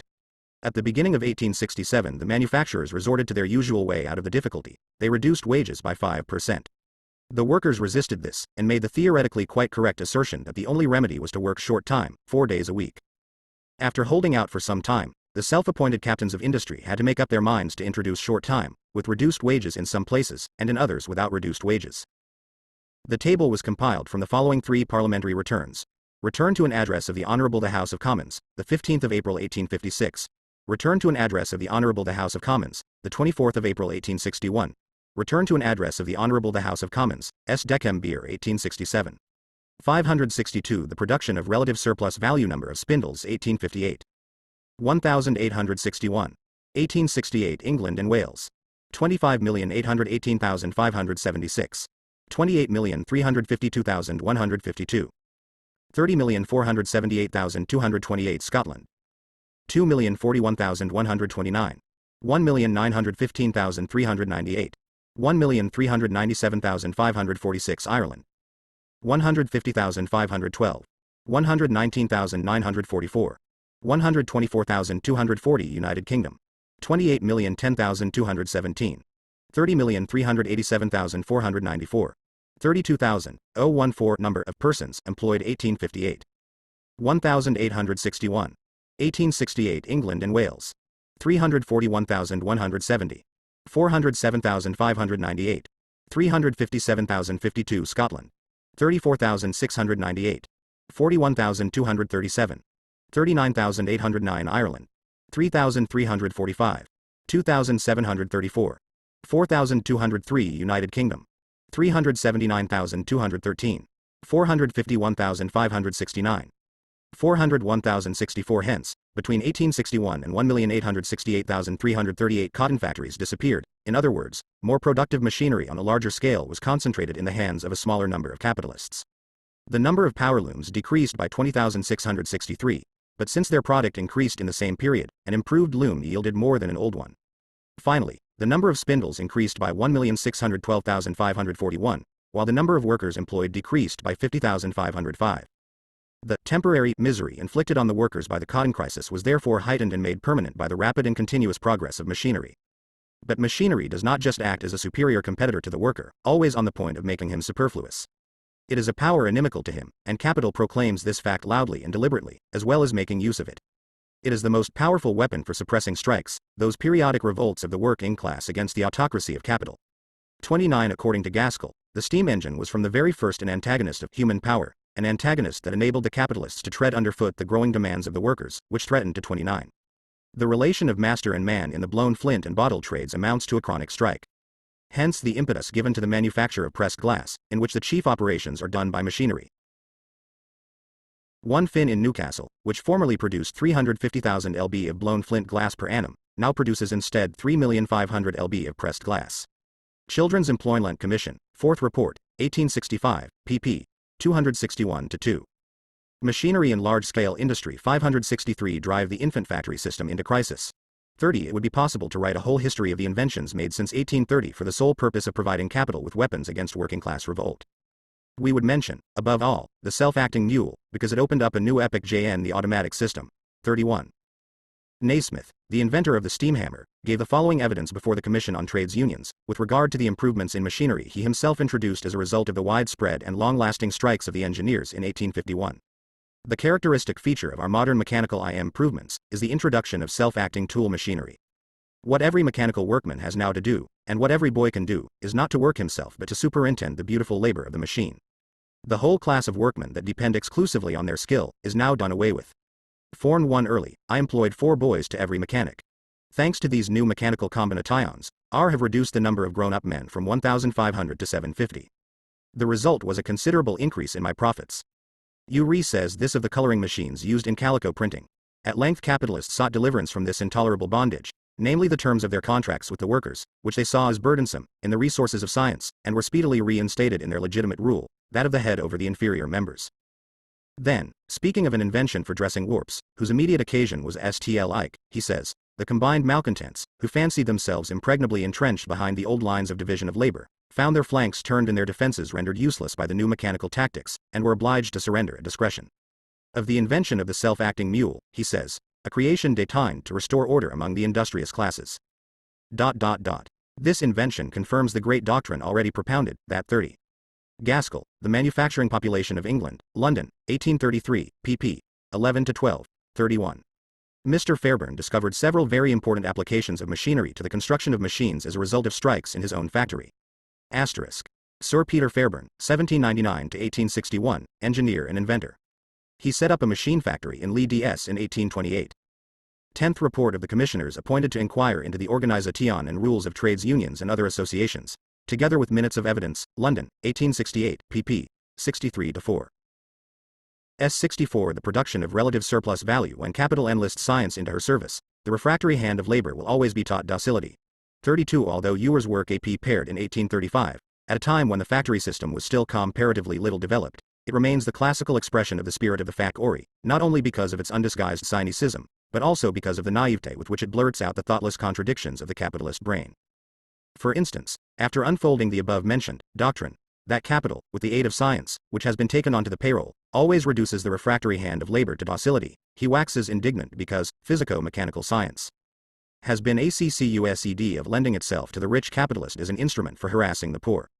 After preaching a long sermon to show how advantageous the rapid development of machinery is to the workers, he warns them that by their obstinacy and their strikes they hasten that development. Violent revulsions of this nature, he says, display short-sighted man in the contemptible character of a self-tormentor. A few pages before this he states the contrary. Had it not been for the violent collisions and interruptions resulting from erroneous views among the factory operatives, the factory system would have been developed still more rapidly and beneficially for all concerned. Then he exclaims again, fortunately for the state of society in the cotton districts of Great Britain, the improvements in machinery are gradual. The introduction of improvements in machinery, is said to lower the rate of earnings of adults by displacing a portion of them, and thus rendering their number superabundant as compared with the demand for their labor. It certainly augments the demand for the labor of children and increases the rate of their wages.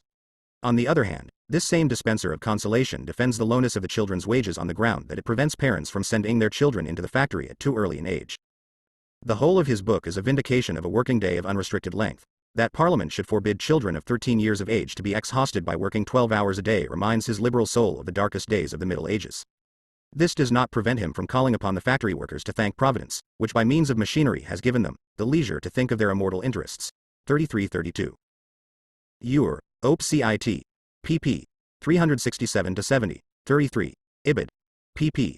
368, 7, 370, 280, 281, 321, 370, 475. Machinery in Large-Scale Industry 5656. The Compensation Theory, with regard to the workers displaced by machinery. A whole series of bourgeois political economists, including James Mill, McCulloch, Torrens, Sr. and John Stuart Mill, assert that all machinery that displaces workers simultaneously, and necessarily, sets free an amount of capital adequate to employ precisely those workers displaced. 34 Let us assume that a capitalist employs 100 workers at £30 a year each in a carpet factory. The variable capital annually laid out therefore amounts to £3,000. Let us then assume that he dismisses 50 of his workers, and employs the remaining 50 with machinery that costs him £1,500. To simplify matters, we take no account of buildings, coal, etc. Finally, let the raw material and newly consumed cost £3,000, both before and after the change. 35 Is any capital set free by this metamorphosis? Before the change, the total sum of £6,000 consisted half of constant and half of variable capital. After the change it consists of £4,500 constant, £3,000 raw material and £1,500 machinery, and £1,500 variable capital. The variable capital, instead of being one half, is only 1/4 of the total capital. Instead of being set free, a part of the capital is here locked up in such a way as to cease to be exchanged for labor power. Variable has been changed into constant capital. Other things being equal, the capital of £6,000 can now employ no more than 50 men. With each improvement in the machinery, it will employ fewer people. If the newly introduced machinery had cost less than the labor power and implements displaced by it, if for instance instead of costing £1,500, it has cost only £1,000, a variable capital of £1,000 would have been converted into constant capital, and locked up in it, and a capital of £500 would have been set free. The latter sum, given the same annual wage bill, would form a fund sufficient to employ about 16 out of the 50 men dismissed, or rather less than 16, for, in order to be employed as capital, a part of this £500 must in its turn be transformed into constant capital, thus leaving only the remainder to be laid out in the purchase of labor power. 34. Ricardo originally shared this view, but afterwards expressly disclaimed it, with the scientific impartiality and love of truth characteristic of him. See Ricardo, Op. Cit. Ch. 31, on machinery, 35. NB. My illustration is entirely on the lines of those given by the above-mentioned economists. 566. The production of relative surplus value. But suppose, in addition to this, that the making of the new machinery employs an increased number of mechanics. Can this be regarded as compensation for the carpet makers who have been thrown on the streets? At best, the construction of the machinery will still employ fewer men than its application displaces. The sum of £1,500, which previously represented the wages of the dismissed carpet makers, now represents in the shape of machinery, 1. The value of the means of production used in the construction of that machinery, 2. The wages of the mechanics who constructed it, and 3. The surplus value falling to the share of their master. Moreover, the machinery need not be renewed until it is worn out. Hence, in order to keep the increased number of mechanics in constant employment, one carpet manufacturer after another must replace workers with machines. In fact, the apologists for capitalism do not have in mind this sort of liberation of capital. They are thinking more of the means of subsistence of the workers who have been set free. It cannot be denied in the above instance that the machinery not only liberates 50 men, thus placing them at the disposal of other capitalists, but also, at the same time, withdraws from their consumption, and sets free, £1,500 worth of means of subsistence. The simple and by no means new fact that machinery sets the workers free from their means of subsistence is expressed in economic language by saying that machinery sets free means of subsistence for the workers, or converts those means of subsistence into capital with which to employ them. Everything, as you see, depends on the way things are put, nominibus mole, ire, icet mala. This theory implies that the £1,500 worth of means of subsistence was capital that was being valorized by the labor of the 50 men dismissed. Accordingly, the capital ceases to be employed as soon as the workers begin their forced holiday, and never rests until it has found a new placing, in which the above-mentioned 50 can again consume it productively. On this theory, the capital and the workers must sooner or later come together again, and that is when the compensation will appear. Hence the sufferings of the workers displaced by machinery are as transient as worldly wealth. But the £1,500 worth of means of subsistence never confronted the dismissed workers as capital. This role was reserved for the It is proper to lighten evils with words. Ovid, Artis Amatorii, BK2, line 657. Machinery and large-scale industry 567 sum of £1,500 later on, when it had been transformed into machinery. If we look more closely, it will be seen that the initial sum of £1,500 represented only a portion of the carpets produced in a year by the 50 dismissed men, and they received this part as wages from their employer, paid in money instead of in kind. With the carpets thus transformed into £1,500, they bought means of subsistence to the same value. These means, therefore, were to them not capital but commodities, and they, as regards these commodities, were not wage laborers but buyers. The circumstance that they were set free by the machinery from the means of purchase changed them from buyers into non-buyers. Hence a lessened demand for those commodities. Voi, atout. If this diminution of demand is not compensated for by an increase in demand from another direction, the market price of the commodities falls. If this state of things lasts for some time, and increases in extent, there follows the displacement of the workers employed in the production of those commodities. A part of the capital, which previously produced the necessary means of subsistence, is now reproduced in another form. While prices are falling, and capital is being displaced, the workers employed in the production of the necessary means of subsistence are in turn set free from a part of their wages. Instead, therefore, of proving that when machinery frees the worker from his means of subsistence, it simultaneously converts those means into capital for his further employment, our friends the apologists, with their well-tried law of supply and demand, prove the opposite, namely that machinery throws workers onto the streets, not only in that branch of production into which it has been introduced, but also in branches into which it has not been introduced. The real facts, which are travestied by the optimism of the economists, are these. The workers, when driven out of the workshop by the machinery, are thrown onto the labor market. Their presence in the labor market increases the number of labor powers which are at the disposal of capitalist exploitation.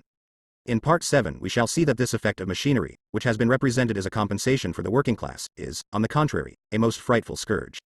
For the present I will only say this. Workers who have been thrown out of work in a given branch of industry can no doubt look for employment in another branch. If they find it, and thus renew the bond between them and the means of subsistence, this takes place only through the agency of a 568 the production of relative surplus value new, additional capital which is seeking investment, and in no way through the agency of the capital that was already functioning previously and was then converted into machinery. And even if they do find employment, what a miserable prospect they face. Crippled as they are by the division of labor, these poor devils are worth so little outside their old trade that they cannot find admission into any industries except a few inferior and therefore oversupplied and underpaid branches. 36. Furthermore, every branch of industry attracts each year a new stream of men, who furnish a contingent from which to fill up vacancies and to draw a supply for expansion. As soon as machinery has set free a part of the workers employed in a given branch of industry, the reserve men are also diverted into new channels of employment, and become absorbed in other branches. Meanwhile, the original victims, during the period of transition, for the most part starve and perish. It is an undoubted fact that machinery is not as such responsible for setting free the worker from the means of subsistence. It cheapens and increases production in the branch it seizes on, and at first leaves unaltered the quantity of the means of subsistence produced in other branches. Hence, after the introduction of machinery, society possesses as much of the necessaries of life as before, if not more, for the workers who have been displaced, not to mention the enormous share of the annual product wasted by non-workers. And this is the point relied on by our economic apologists. The contradictions and antagonisms inseparable from the capitalist application of machinery do not exist, they say, because they do not arise out of machinery as such, but out of its capitalist application. Therefore, since machinery in itself shortens the hours of labor, but when employed by capital it lengthens them, since in itself it lightens labor, but when employed by 36. A disciple of Ricardo, in reply to the insipid nonsense uttered by J.B. Say, remarks on this point, where division of labor is well developed, the skill of the laborer is available only in that particular branch in which it has been acquired. He himself is a sort of machine. It does not therefore help matters one jot, to repeat in parrot fashion, that things have a tendency to find their level. On looking around us we cannot but see, that they are unable to find their level for a long time, and that when they do find it, the level is always lower than at the commencement of the process. An inquiry into those principles respecting the nature of demand, etc. London, 1821, page 72. This passage is an attack on the view expressed by Say in Traité d'économie et politique, volume 1, 4th eden, page .60, that the workers derived an advantage, as consumers, from the introduction of machines. Machinery in large-scale industry 569 Capital. It heightens its intensity, since in itself it is a victory of man over the forces of nature, but in the hands of capital it makes man the slave of those forces, since in itself it increases the wealth of the producers, but in the hands of capital it makes them into paupers. The bourgeois economist simply states that the contemplation of machinery in itself demonstrates with exactitude that all these evident contradictions are a mere semblance, present in everyday reality, but not existing in themselves, and therefore having no theoretical existence either. Thus he manages to avoid racking his brains any more, and in addition implies that his opponent is guilty of the stupidity of contending, not against the capitalist application of machinery, but against machinery itself. No doubt the bourgeois economist is far from denying that temporary inconveniences may result from the capitalist use of machinery. But where is the medal without its reverse side? Any other utilization of machinery than the capitalist one is to him impossible. Exploitation of the worker by the machine is therefore identical for him with exploitation of the machine by the worker. Therefore, whoever reveals their real situation with the capitalist employment of machinery does not want machinery to be employed at all, and is an enemy of social progress. 37. This is exactly the reasoning of Bill Sikes, the celebrated cutthroat. Gentlemen of the jury, no doubt the throat of this commercial traveler has been cut. But that is not my fault, it is the fault of the knife. Must we, for such a temporary inconvenience, abolish the use of the knife? Only consider, where would agriculture and trade be without the knife? Is it not as salutary in surgery as it is skilled in anatomy? And a willing assistant at the festive table? If you abolish the knife, you hurl us back into the depths of barbarism. 38-37. McCullough, amongst others, is a past master at this kind of pretentious cretinism. If, he says, with the affected naivete of an 8-year-old, if it be advantageous, to develop the skill of the workman more and more, so that he is capable of producing, with the same or with a less quantity of labor, a constantly increasing quantity of commodities, it must also be advantageous that he should avail himself of the help of such machinery as will assist him most effectively in the attainment of this result. McCool-Yoke, Principles of Political Economy, London, 1830, page 182-38. The inventor of the spinning machine has ruined India, a fact that is however of little concern to us. Etier, de la Propriété, page 275. This purported speech by Bill Sikes is a parody by Marx of Dickens' Oliver Twist. The Bill Sikes of the novel was not much given to ratiocination. 570. The production of relative surplus value. Although machinery necessarily throws men out of work in those industries into which it is introduced, it may, despite this, bring about an increase in employment in other industries. This effect of machinery, however, has nothing in common with the so-called theory of compensation. Since every article produced by a machine is cheaper than a similar article produced by hand, we deduce the following absolute law. If the total quantity of the article produced by machinery is equal to the total quantity of the article previously produced by handicraft or by manufacture, and now made by machinery, then total labor expended is diminished. The increase in the labor required to produce the instruments of labor themselves, the machinery, coal, etc. must be less than the reduction in labor achieved by the employment of machinery. Otherwise, the product of the machine would be as dear as, or dearer than, the product of the manual labor. But as a matter of fact, the total quantity of the article produced by machinery with a diminished number of workers, instead of remaining equal to the total quantity of the handmade article that has been displaced, exceeds this by far. Suppose that 400,000 yards of cloth have been produced on power looms by fewer weavers than could weave 100,000 yards by hand. The quadrupled product contains 4 times as much raw material. Hence the production of raw material must be quadrupled. But as regards the instruments of labor consumed, such as buildings, coal, machinery and so on, it is different. The limit of the possible increase in the amount of additional labor required to produce them varies with the difference between the quantity of the machine-made article and the quantity of the same article that the same number of workers could make by hand. Hence, as the use of machinery extends in a given industry, the immediate effect is to increase production in the other industries that provide the first with means of production. How far employment is thereby found for an increased number of workers depends, given the length of the working day and the intensity of TR** here confuses the spinning machine with the power loom, a fact that is however of idle concern to us.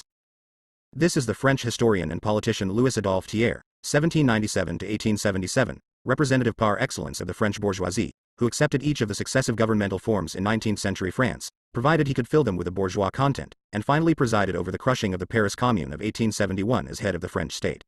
Machinery and large-scale industry 571 labor, on the composition of the capital employed, i.e. on the ratio of its constant to its variable component. This ratio, in its turn, varies considerably with the extent to which machinery has already penetrated, or is engaged in penetrating, those trades. The number of men condemned to work in coal and metal mines has been enormously swollen by the progress of machine production in England, although the growth in numbers has been slowed down during the last few decades by the introduction of new machinery into the mining industries. 39 Along with the machine, a new type of worker springs to life, the machine maker. We have already learnt that machinery is seizing control even of this branch of production on an ever-increasing scale. 40 As to raw materials, 41 There can be no doubt that the rapid advance of cotton spinning not only promoted as if in a hothouse the growing of cotton in the United States, and with it the African slave trade, but also made slave breeding the chief business of the so-called border slave states. In 790, when the first census of slaves was taken in the United States, their number was 697,000. In 1861 it had nearly reached 4 millions. On the other hand, it is no less certain that the blossoming of the English woolen factories, together with the 39. According to the census of 1861, Volume 2, London, 1863, the number of people employed in coal mines in England and Wales amounted to 246,613, of whom 73,546 were under 20, and 173,067 over 20. In the first category there were 835 between 5 and 10 years old, 30,701 between 10 and 15, and 42,010 between 15 and 19. The number of people employed in iron, copper, lead, tin and other mines was 319,222, 40. In England and Wales in 1861 the total number of people employed in the production of machinery was 60,807. This includes the manufacturers and their assistants, etc., as well as all the agents and business people connected with this industry, but it excludes the makers of small machines, such as sewing machines, etc., and those who produce the operative parts of machines, such as spindles. The total number of civil engineers was 3,329, 41. Since iron is one of the most important raw materials, let me say here that in 1861, in England and Wales, there were 125,771 people working in iron foundries, of whom 123,430 were male and 2,341 female. Of the males, 30,810 were under 20 years old, and 92,620 over. This is the first mention of the concept of the organic composition of capital, which plays such an important part in capita, later on. See below, page 762, for a fuller definition. The states on the border between the South and North of the United States, where slavery coexisted with free labor until the American Civil War: Delaware, Maryland, Virginia, North Carolina, Kentucky, Tennessee, Missouri and Arkansas. 572 The production of relative surplus value progressive transformation of arable land into sheep pasture, brought about the conversion of agricultural laborers into supernumeraries and drove them in their masses from the land. Ireland, having during the last 20 years reduced its population by nearly one-half, is at this moment undergoing the process of still further reducing the number of its inhabitants to a level which will correspond exactly with the requirements of its landlords and the English woolen manufacturers. When machinery penetrates into any of the preliminary or intermediate stages through which an object of labor has to pass on its way to its final form, there is an increased yield of material in those stages, and simultaneously an increased demand for labor in the handicrafts or manufactures supplied by the machines. Spinning by machinery, for example, supplied yams so cheaply and so abundantly that the handloom weavers were at first able to work full-time without increased outlay. Their earnings accordingly rose. 42 This produced a flow of people into the cotton weaving trade, until at length the 800,000 weavers called into existence by the jenny, the throstle and the mule were overwhelmed by the power loom. So also, Owing to the abundance of clothing materials produced by machinery, the number of tailors, seamstresses and needlewomen went on increasing until the appearance of the sewing machine.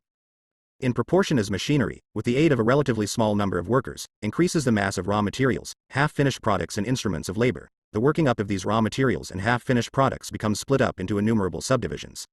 There is thus an increase in the number of the branches of social production.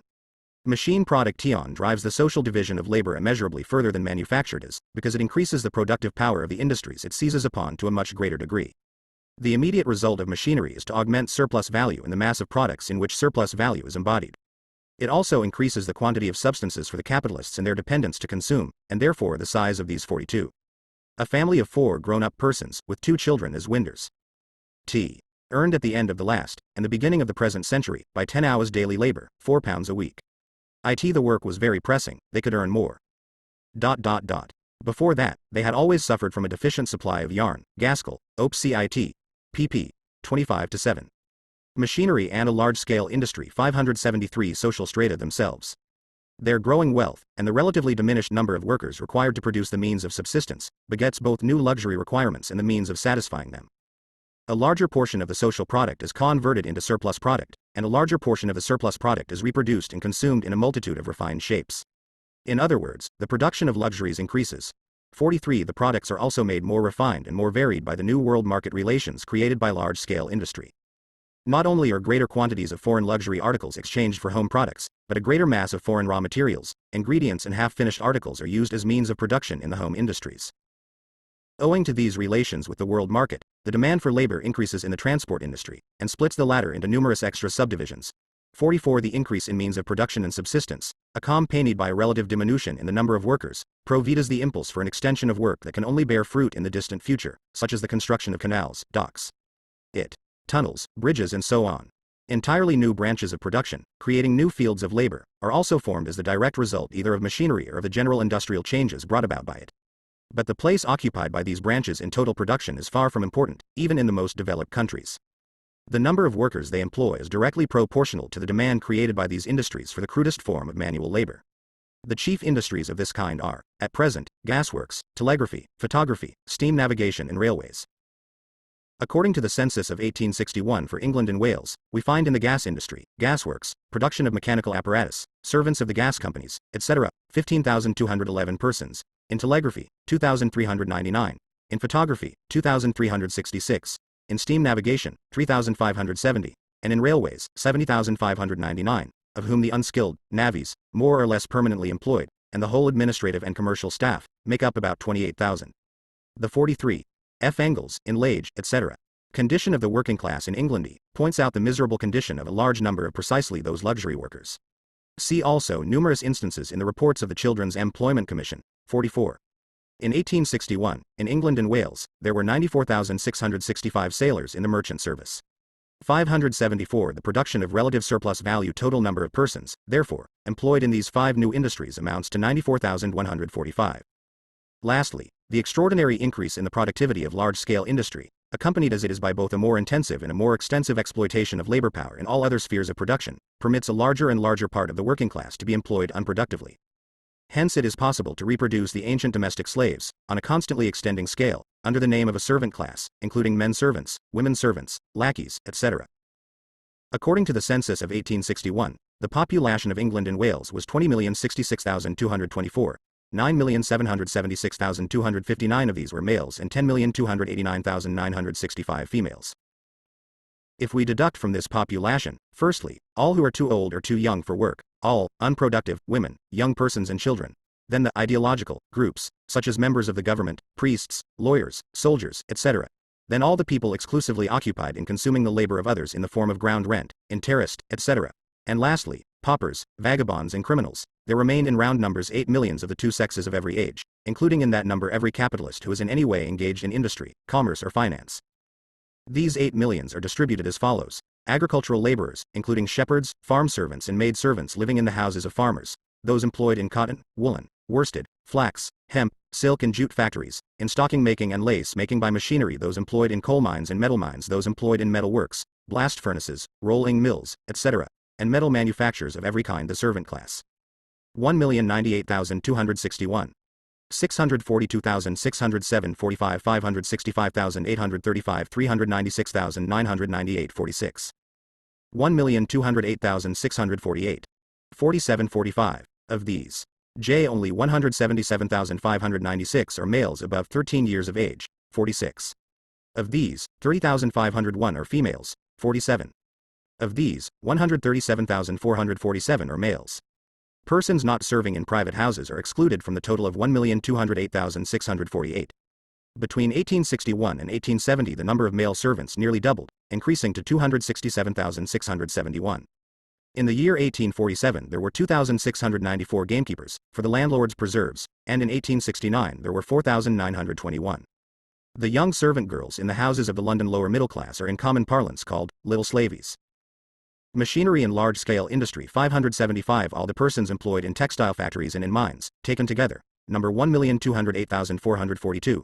Those employed in textile factories and metal industries, taken together, number 1,039,605. In both cases less than the number of modern domestic slaves. What an elevating consequence of the capitalist exploitation of machinery. 7. Repulsion and attraction of workers through the development of machine production.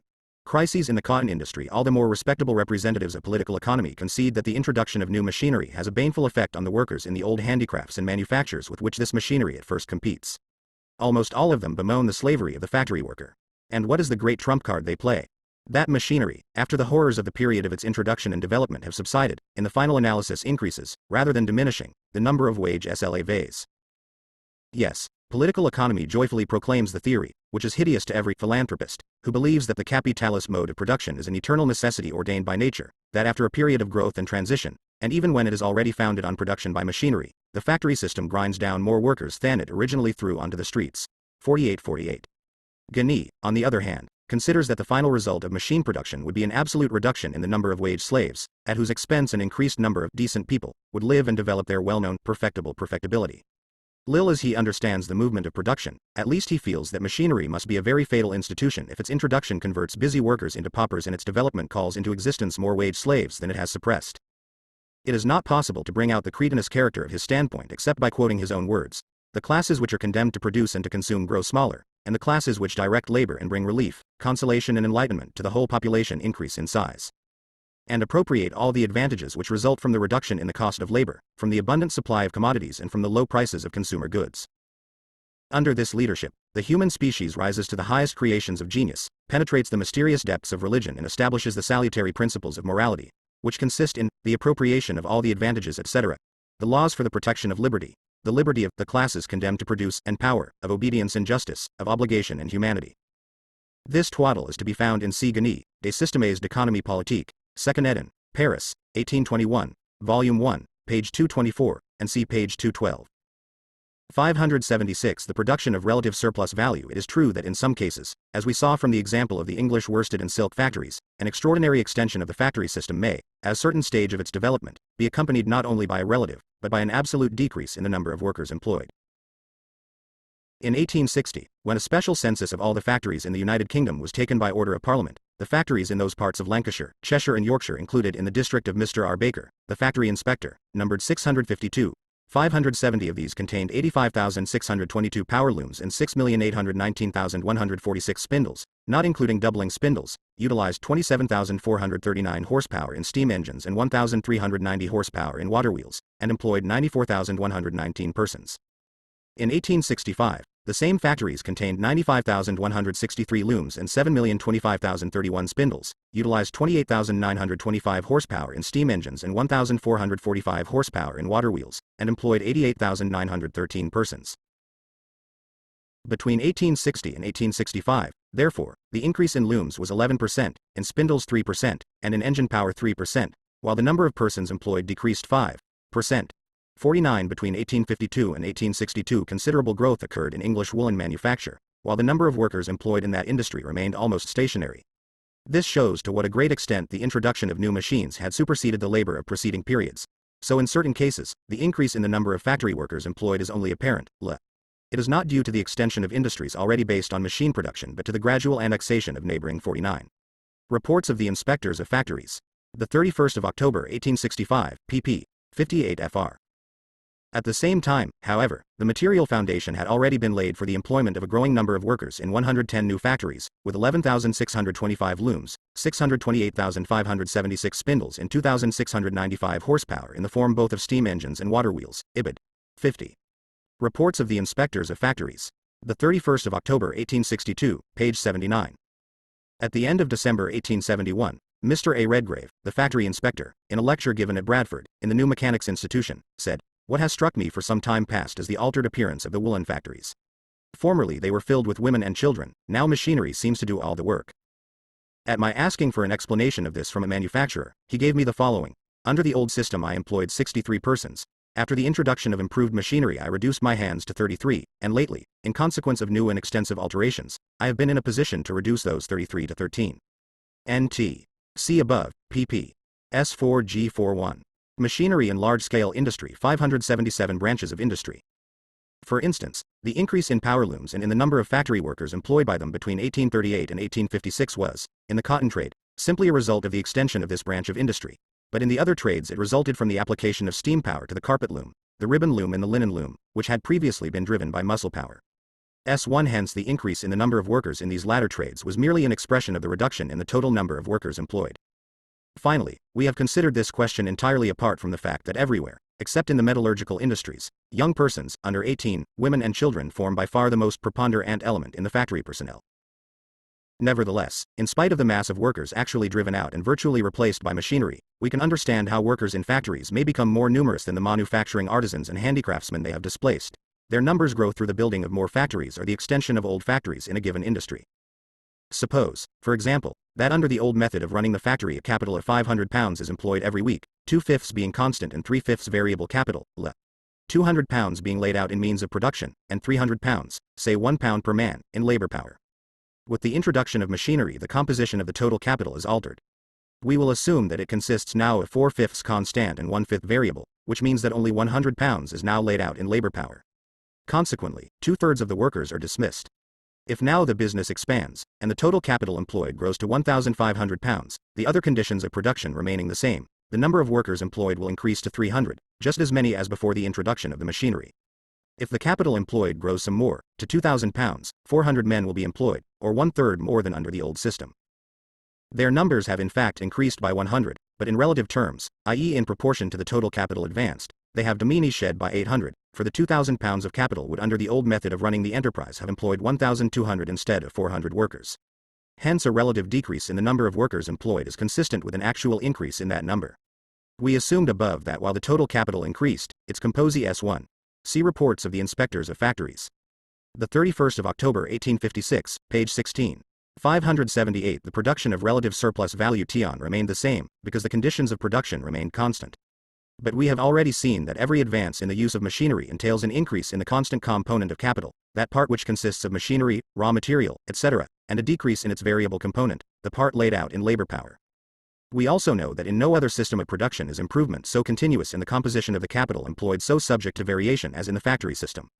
This constant variation is however equally constantly interrupted by periods of rest, during which there is a merely quantitative extension of factories on the existing technical basis. During such periods the number of workers employed increases. Thus in 1835 the total number of workers in the cotton, woolen, worsted, flax and silk factories of the United Kingdom was only 354,684, while in 1861 the number of power loom weavers alone, of both sexes and all ages, from 8 years old upwards, was 230,654. Admittedly, this growth appears less significant when we consider that in 1838 the hand loom weavers with their families, employed by the weavers themselves, still numbered 800,000.52 not to mention those thrown out of work in Asia and on the European continent. In the few remarks I have still to make on this point, I shall refer in part to relations of a purely practical nature, the existence of which has not yet been revealed by our theoretical presentation. As long as machine production expands in a given branch of industry at the expense of the old handicrafts or of manufacture, the result is as certain as is the result of an encounter between an army with breech-loading rifles and one with bows and arrows. This first period, during which machinery conquers its field of operations, is of decisive importance, owing to the extraordinary profits it helps to produce. These profits not only form a source of accelerated accumulation, they also attract into the favored sphere of production a large part of the additional social capital that is constantly being created, and is always seeking out new areas of investment. The special advantages of this initial 52. The sufferings of the hand loom weavers were the subject of an inquiry by a royal commission, but although their distress was acknowledged and lamented, the amelioration of their condition was left, and probably necessarily so, to the chances and changes of time, which it may now be hoped, 20 years later, have nearly obliterated those miseries, and not improbably by the present great extension of the power loom, reports of the inspectors of factories. The 31st of October 1856, page 15. Machinery and large-scale industry 579 period of furious activity are felt in every branch of production when it is newly penetrated by machinery. However, as soon as the factory system has attained a reasonable space to exist in, and reached a definite degree of maturity, and in particular as soon as the technical basis peculiar to it, machinery, is itself produced by machinery, as soon as coal mining and iron mining, the metallurgical industries, and the means of transport have been revolutionized, in short, as soon as the general conditions of production appropriate to large-scale industry have been established, this mode of production acquires an elasticity, a capacity for sudden extension by leaps and bounds, which comes up against no barriers but those presented by the availability of raw materials and the extent of sales outlets. On the one hand, the immediate effect of machinery is to increase the supply of raw material. Thus, for example, the invention of the cotton gin increased the production of cotton. S3 on the other hand, the cheapness of the articles produced by machinery and the revolution in the means of transport and communication provide the weapons for the conquest of foreign markets. By ruining handicraft production of finished articles in other countries, machinery forcibly converts them into fields for the production of its raw material. Thus India was compelled to produce cotton, wool, hemp, jute and indigo for Great Britain. 54 By constantly turning workers into supernumeraries, large-scale industry, in all countries where it has taken root, spurs on rapid increases in emigration and the colonization of foreign lands, which are thereby converted into settlements for growing the raw material of the mother country, just as Australia, for example, was converted into a colony for growing wool. 55 A new and international division of labor. 53. Other ways in which machinery affects the production of raw material will be mentioned in Volume 3, 54. Export of cotton from India to Great Britain. 34,540,143 lb in 1846, 204,141,168 lb in 1860, 445,947,600 lb in 1865. Export of wool from India to Great Britain, 4,570,581 lb in 1846, 20,214,173 lb in 1860, 20,679,111 lb in 1865. 55. Export of wool from the Cape of Good Hope to Great Britain, 2,958,457 lb in 1846, 16,574,345 lb in 1860, 29,920,623 jb in 1865.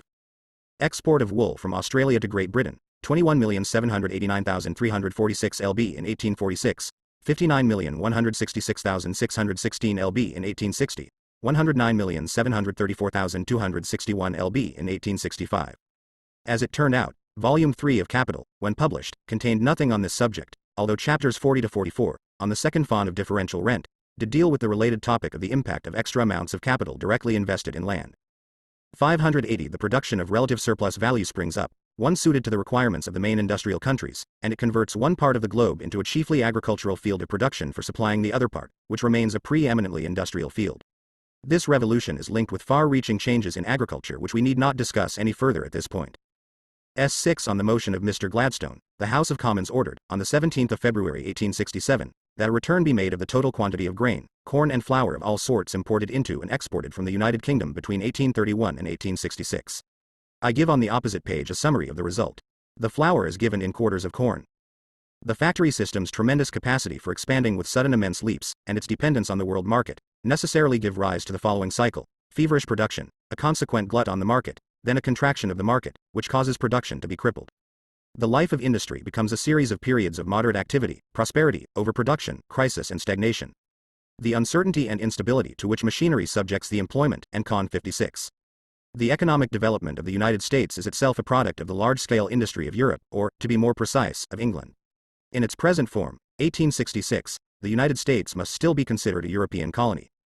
Added by Engels to the fourth German edition. Since then it has developed into a country whose industry holds second place in the world, without on that account entirely losing its colonial character. Export of cotton from the United States to Great Britain 1846, 401,949,393 pounds. 1,852 to 765,630,543 lb 1859, 961,707,264 pounds. 1,860 to 1,115,890,608 lb. Export of corn from the United States to Great Britain 1850 16,202,312 3,669,653 3,174,801 388,749 3,819,441,054 s. 473,161 2,039 811,621 822,972. Wheat, CWT barley, CWT oats, CWT rye, CWT flour, CWT buckwheat, CWT maize, CWT beer or big, kinds of barley, CWT peas, CWT beans, CWT. 1862 41,033,503 6,624,804 426,994 7,108 7,207,113 19,571 11,694,818 7,675 1,024,722 2,037,137 Total exports of corn. 34,365,801 oot. 74,083,350 hundredweight. 0, 0, 0, 0. Меньше, чем L1 JTJJ, X, FQZ меньше, чем RNO. L1J less than. L1JCZ. O, 0, 0, 0, 0. V, I. 0, 0.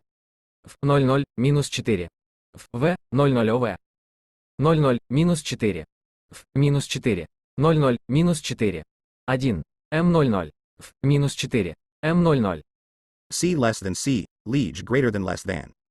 J меньше, чем, больше, чем ZZ меньше, чем. Machinery in large-scale industry 581. MR. V. Запятая апостроф двойной апостроф. Минус 4. FO00. В. Точка. M0, O. ФОМНВ, М00НВ, В, лесфофо. Точка. 00В, 00. М00. Точка. N0, NFO0, 00 MNMFOM лес 00. Точка. RNO0. Е. 00, минус 4. N лес. Минус 4. NV, FO NOMOV. М, минус 4. 0, R, OM. Минус 4. 0.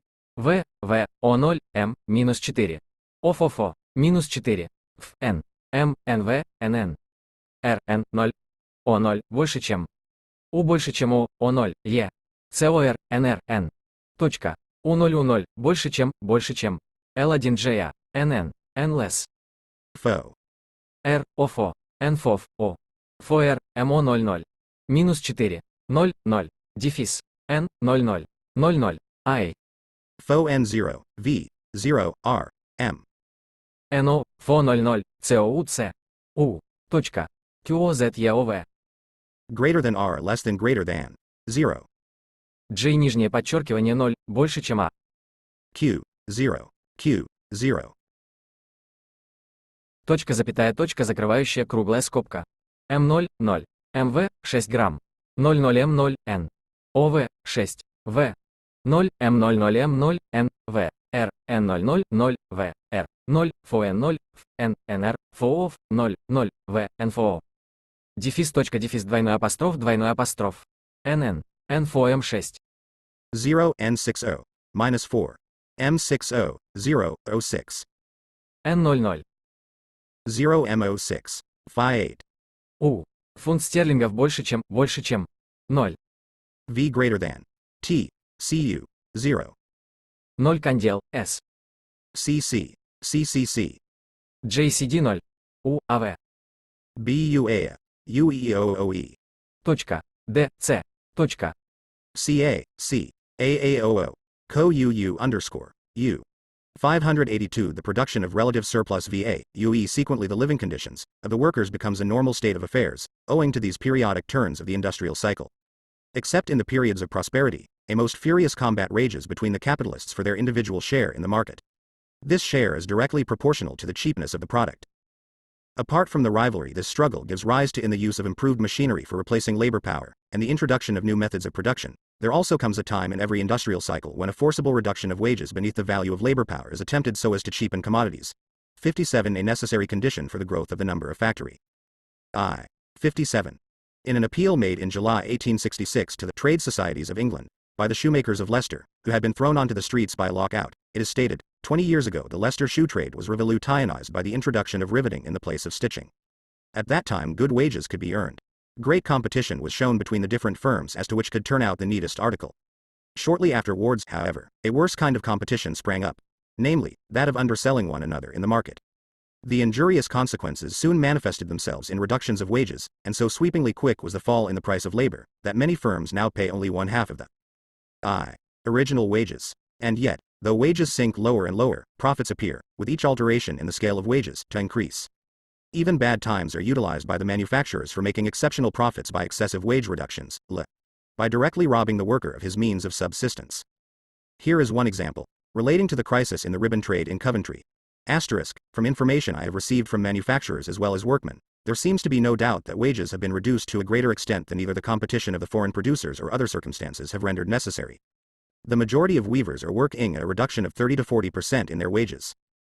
A piece of ribbon for making which the weaver got 6s, or 7s, 5 years back, now only brings them 3s, 3d, or 3s, 6d. Other work is now priced at 2s, and 2s, 3d, which was formerly priced at 4s, and 4s, 3d. The reduction in wage seems to have been carried to a greater extent than is necessary for increasing the demand.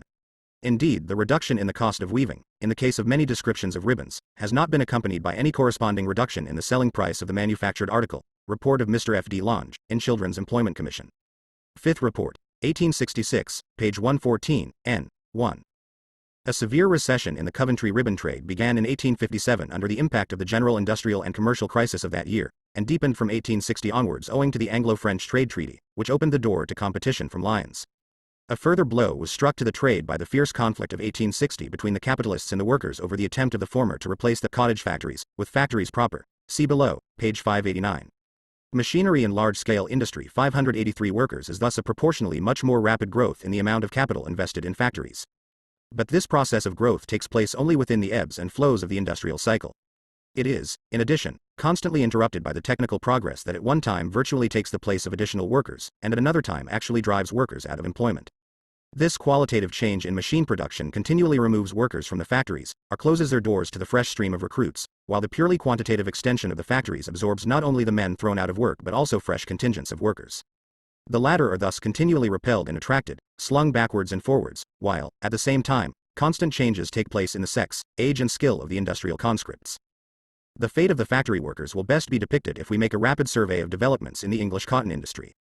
From 1770 until 1815, the cotton trade underwent only 5 years of depression or stagnation. During this period of 45 years, the English manufacturers had a monopoly of machinery and a monopoly of the world market. From 1815 to 1821, depression. 1822 and 1823, prosperity. 1824, repeal of the combination laws, great extension of factories everywhere. 1825, crisis. 1826, great misery and riots among the factory workers. 1827, slight improvement. 1828, great increase in power looms, and in exports. 1829, exports, especially to India, surpass all former years. 1830, glutted markets, great distress. 1831 to 1833, continued Dupree's Scion, the monopoly of the trade with India and China withdrawn from the East India Company. 1834, great increase of factories and machinery, shortage of hands. The new Poor Law furthers the migration of agricultural laborers into the factory districts. The country districts swept clear of children. White slave trade. 1835, great prosperity, simultaneous starvation of the handloom weavers. 1836, great prosperity. 1837 and 1838, depression and crisis. 1839, revival. 1840, Great Depression, riots, the military called out to intervene. 1841 and 1842, frightful suffering among the factory workers. 1842, the manufacturers locked their hands out of the factories in order to enforce the repeal of the Corn Laws. Workers stream in their thousands into the towns of Lancashire and Yorkshire, are driven back by the military, and their leaders brought to trial at Lancaster. 1842, Great Misery. 1844, Revival. 1845, Great Prosperity. 1846, continued improvement at first. 584, the production of relative surplus value, then reaction. Repeal of the Corn Laws. 1847, crisis, general reduction of wages by 10 and more % in honor of the big loaf. * 1848, continued depression. Manchester under military protection. 1849, revival. 1850, prosperity. 1851, falling prices, low wages, frequent strikes. 1852, the situation begins to improve, strikes continue. The manufacturers threaten to import workers from abroad. 1853, increasing exports. Strike for 3 months, and great misery at Preston. 1854, prosperity, glutted markets. 1855, news of bankruptcies streams in from the United States, Canada and the markets of the Far East. 1856, great prosperity. 1857, crisis. 1858, improvement. 1859, great prosperity, increase in factories. 1860, zenith of the English cotton trade, the Indian, Australian and other markets so glutted with goods that even in 1863 they had not absorbed the whole lot. The French Treaty of Commerce, enormous growth of factories and machinery. 1861, prosperity continues for a time, reaction, the American Civil War, cotton famine. 1862 to 1863, complete collapse. The history of the cotton famine is too typical for us not to dwell on it for a moment. From indications as to conditions in the world market in 1860 and 1861, we see that the cotton famine came in the nick of time for the manufacturers, and was to some extent advantageous to them, a fact acknowledged in the reports of the Manchester Chamber of Commerce, proclaimed in Parliament by Palmerston and Derby, and confirmed by events. 58 Of course, among the 2,887 cotton mills in the United Kingdom in 1861 there were many small ones. According to the report of the factory inspector, Mr. A. Redgrave, 392 out of the 2,109 mills included in his district, or 19%, employed less than 10 horsepower each.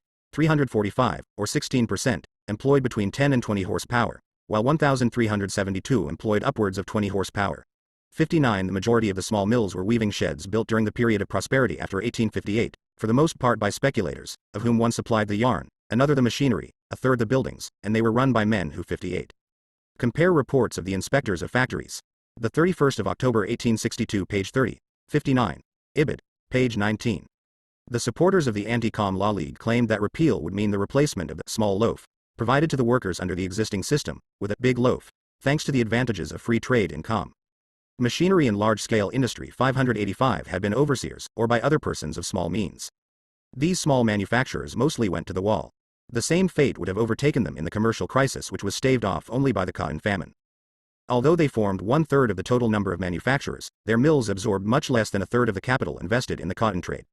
As to the extent of the stoppage, it appears from authentic estimates that in October 1862, 60.3% of the spindles and 58% of the looms were at a standstill.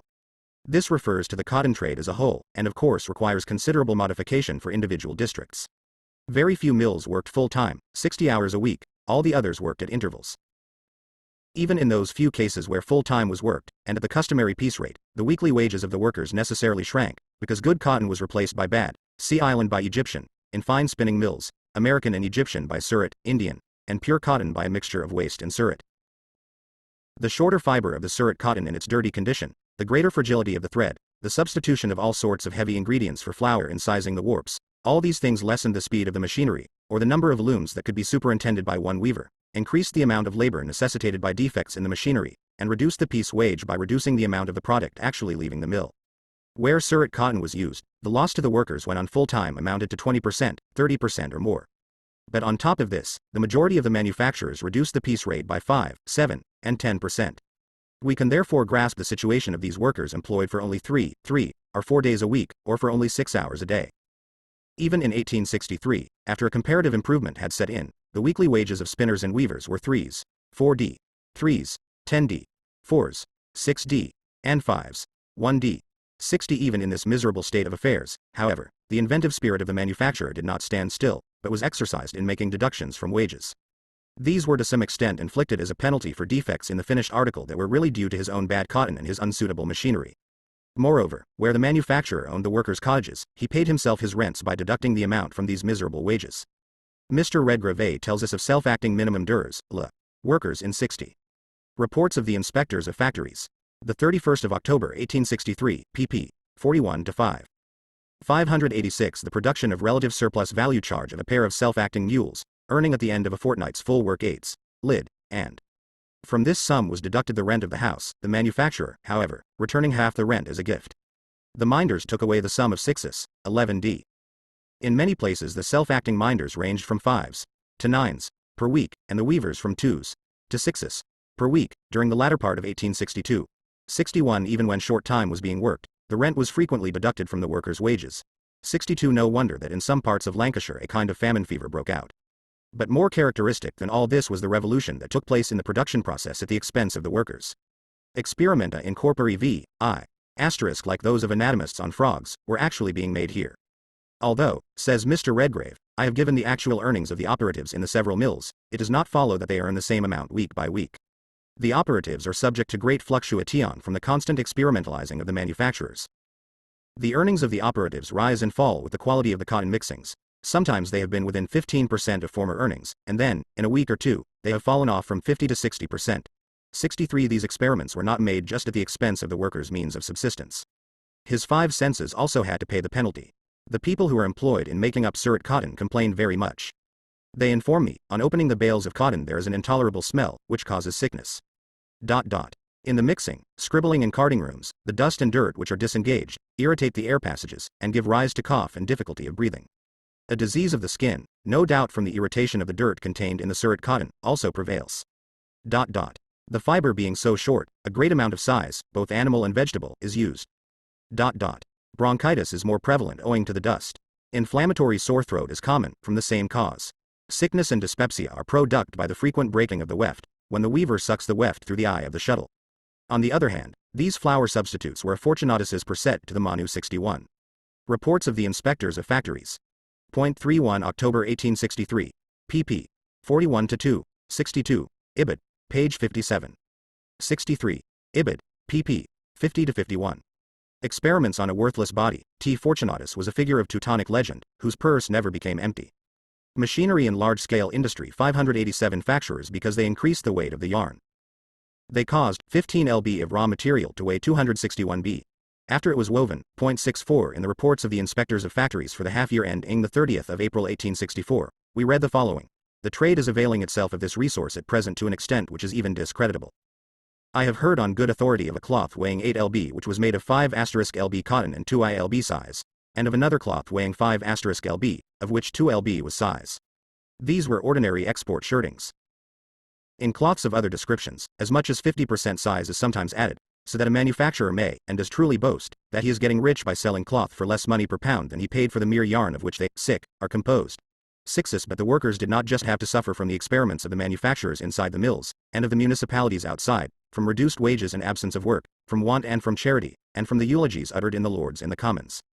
Unfortunate females, in consequence of the cotton famine, were at its commencement thrown out of employment, and have thereby become outcasts of society. And now, though trade has revived, and work is plentiful, continue members of that unfortunate class, and are likely to continue so. There are also in the borough more youthful prostitutes than I have known for the last 25 years. 66 We find, then, in the first 45 years of the English cotton industry, from 1770 to 1815, only 5 years of crisis and stagnation, but this was the period of monopoly. The second period from 1815 to 1863 counts, during its 48 years, only 20 years of revival and prosperity against 28 of depression and stagnation. Between 1815 and 1830 competition with the continent of Europe and with the United States sets in. After 1833, the extension of the Asiatic markets is enforced by destruction of the human race. After the repeal of the Corn Laws, from 1846 to 1863, there are 8 years of moderate 64. Ibid. pp. 62-3, 65. Reports of the Inspectors of Factories. 30 April, 1864, page 27, 66. From a jetter by Mr. Harris, Chief Constabulary of Boyton, in Reports of the Inspectors of Factories. The 31st of October, 1865, pp. 61-2. This is a reference to the opium trade with China, enforced by a series of measures, beginning with the appointment in 1833 of a British representative in Canton, and culminating in the Opium War of 1839 to 1842, after which the Chinese market was opened to British trade by the Treaty of Nanking. 588 The production of relative surplus value activity and prosperity against 9 years of depression and stagnation. The situation of the adult male workers, even during the years of prosperity, may be judged from the appended note. 6. 7. 8. The revolutionary impact of large-scale industry on manufacture, handicrafts and domestic industry, a overthrow of cooperation based on handicrafts and on the division of labor. We have seen how machinery does away with cooperation based on handicrafts, and with manufacture based on the handicraft division of labor. An example of the first sort is the reaping machine. It replaces cooperation between reapers. A striking example of the second kind is the needle-making machine. According to Adam Smith, 10 men in his time, using the system of the division of labor, made 48,000 sewing needles every day. 67. In a proclamation issued in 1863 by some cotton workers, for the pure pose of forming an emigration society, we find the following. That a large emigration of factory workers is now absolutely essential to raise them from their present prostrate condition, few will deny. But to show that a continuous stream of emigration is at all times demanded, without which it is impossible for them to maintain their position in ordinary times, we beg to call attention to the subjoined facts. In 1814, the official value of cotton goods exported was £17,665,378, whilst the real marketable value was £20,070,824. In 1858, the official value of cotton goods exported was £182,221,681, but the real or marketable value was only £43,001,322, being a tenfold quantity sold for little more than double the former price. To produce results so disadvantageous to the country generally, and to the factory workers in particular, several causes have co-operated, which, had circumstances permitted, we should have brought more prominently under your notice. Suffice it for the present to say that the most obvious one is the constant redundancy of labor, without which a trade so ruinous in its effects never could have been carried on, and which requires a constantly extending market to save it from annihilation. Our cotton mills may be brought to a stand by the periodical stagnations of trade, which, under present arrangements, are as inevitable as death itself.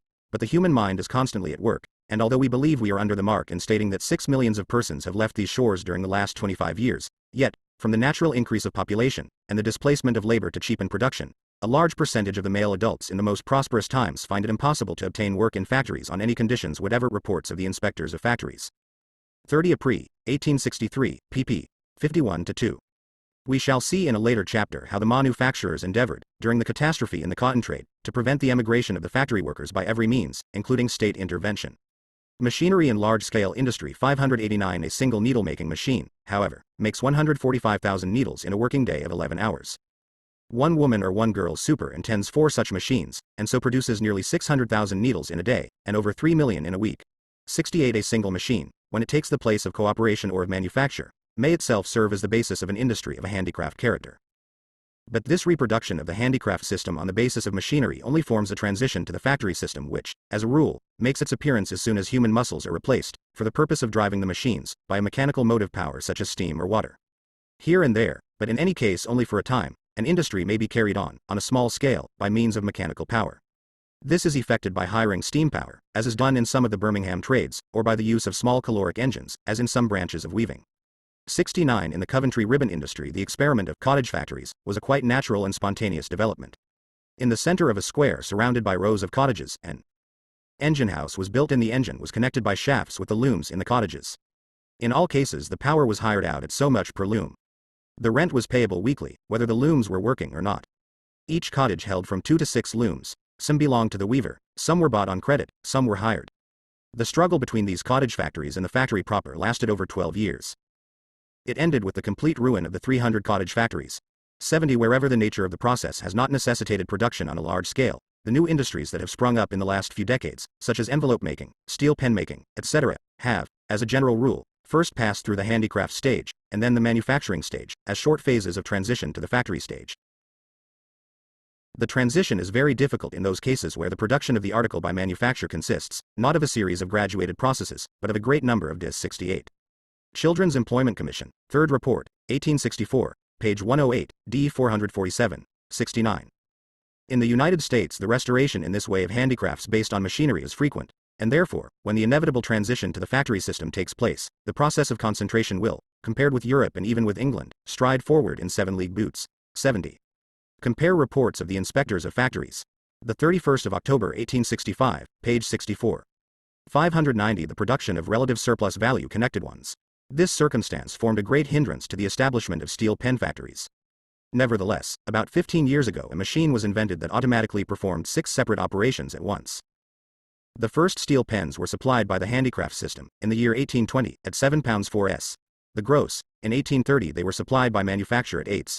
And today the factory system supplies them at a wholesale price of from 2d to 6d, the gross, 71. b. The impact of the factory system on manufacture and domestic industries. With the development of the factory system and the revolution in agriculture that accompanies it, production in all the other branches of industry not only expands, but also alters its character. The principle of machine production, namely the division of the production process into its constituent phases, and the solution of the problems arising from this by the application of mechanics, chemistry and the whole range of the natural sciences, now plays the determining role everywhere. Hence machinery penetrates into manufacture for one specialized process after another. The solid crystallization of a hierarchy of specialized processes, which arose from the old division of labor, ceases to exist. it is dissolved, and makes way for constant changes. Quite apart from this, a fundamental transformation takes place in the composition of the collective laborer, or, in other words, the combined working personnel. In contrast with the period of manufacture, the division of labor is now based, wherever possible, on the employment of women, of children of all ages and of unskilled workers, in short, of cheap labor, as the Englishman typically describes it. This is true not only for all large-scale production, whether machinery is employed or not, but also for the so-called domestic industries, whether carried on in the private dwellings of the workers or in small workshops. This modern domestic industry has nothing except the name in 71. Mr. Jewett erected the first large-scale steel pen factory in Birmingham. As early as 1851 it was producing over 180 million pens a year, and consuming 120 tons of steel. Birmingham has the monopoly of this industry in the United Kingdom, and at present produces thousands of millions of steel pens. According to the census of 1861, the NWNBER of persons employed was 1,428, of whom 1,268 were female workers, enrolled from 5 years of age upwards. Machinery in large-scale industry 591 common with old-fashioned domestic industry, the existence of which presupposes independent urban handicrafts, independent peasant farming and, above all, a dwelling house for the worker and his family. That kind of industry has now been converted into an external department of the factory, the manufacturing workshop, or the warehouse. Besides the factory worker, the workers engaged in manufacture, and the handicraftsman, whom it concentrates in large masses at one spot, and directly commands, capital also sets another army in motion, by means of invisible threads. The outworkers in the domestic industries, who live in the large towns as well as being scattered over the countryside. An example: the shirt factory of Messrs. Tilley at Londonderry, which employs 1,000 workers in the factory itself, and 9,000 outworkers spread over the country districts. 7. 2. The exploitation of cheap and immature labor power is carried out in a more shameless manner in modern manufacture than in the factory proper. This is because the technical foundation of the factory system, namely the substitution of machines for muscular power, and the light character of the labor, is almost entirely absent in manufacture, and at the same time women and excessively young children are subjected quite unscrupulously to the influence of poisonous substances. In the so-called domestic industries this exploitation is still more shameless than in modern manufacture, because the workers' power of resistance declines with their dispersal, because a whole series of plundering parasites insinuate themselves between the actual employer and the worker he employs, because a domestic industry has always to compete either with the factory system, or with manufacturing in the same branch of production, because poverty robs the worker of the conditions most essential to his labor, of space, light and ventilation, because employment becomes more and more irregular, and, finally, because in these last places of refuge for the masses made redundant by large-scale industry and agriculture, competition for work necessarily attains its maximum. Economical use of the means of production, first systematically carried out in the factory system and coinciding there, from the very beginning, with the most reckless squandering of labor power, and the theft of the normal requirements for the labor function, now, in a given branch of industry, turns 72. Children's Employment Commission, Second Report, 1864, page LXVIII, N. 415. 592. The production of relative surplus value uppermost its antagonistic and murderous side, and the less the social productivity of labor and the technical basis for the combination of labor processes are developed in that branch, the more does the murderous side of this economy emerge. See Modern Manufacture. I shall now illustrate the principles laid down above with a few examples. As a matter of fact, the reader is already familiar with the whole mass of instances given in the chapter on the working day. In the hardware manufactures of Birmingham and the neighborhood, there are employed, mostly in very heavy work, 30,000 children and young persons, besides 10,000 women. They are to be found in a range of unhealthy jobs, in brass foundries, button factories, and enameling, galvanizing and lacquering works. 73. Owing to the excessive labor performed by their workers, both adult and non-adult, certain London firms where newspapers and books are printed have gained for themselves the honorable name of slaughterhouses. 74. Similar excesses occur in bookbinding, where the victims are chiefly women, girls and children.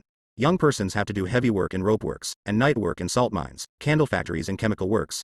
Young people are worked to death at turning the looms in silk weaving, when it is not carried on by machinery. 7s. One of the most shameful, dirtiest and worst paid jobs, a kind of labor on which women and young girls are by preference employed, is the sorting of rags. It is well known that Great Britain, apart from its own immense store of rags, is the emporium for the rag trade of the whole world.